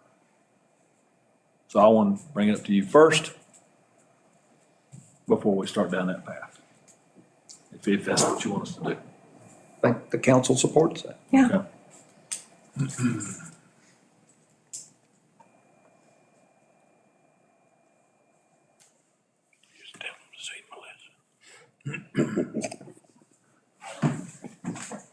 I have a feeling I know who one of them is. Anything else The compound. y'all would like to discuss?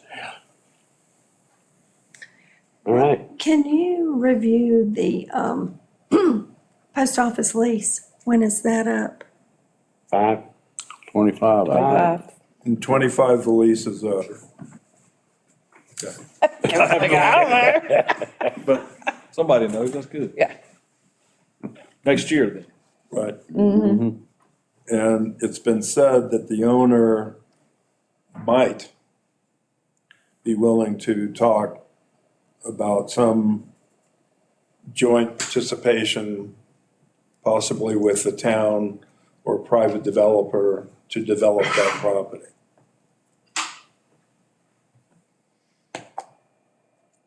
Okay. So You if, know the owner, David? No, I know someone who knows the owner. Yeah. I know me too. someone. I think we all know that Yeah, person, but right. So if the post office relocates, who, is that federal government that decides where? Right. Sure is. Yeah, that's what I thought. And I'm willing to bet that would be a combined. They would combine it with Boone, Oh, really? I bet. They share a postmaster now, don't they? I don't even know. I don't even know how I don't even know how the mailboxes work around here. I believe they share a postmaster now. I can be right quick. We don't wanna I can't lose, get one. we don't wanna lose post office. I'm trying to get in the mailbox. All right, we done? Yeah. Okay, do I have a motion? Line's clear. So move. Do I have a second? Second.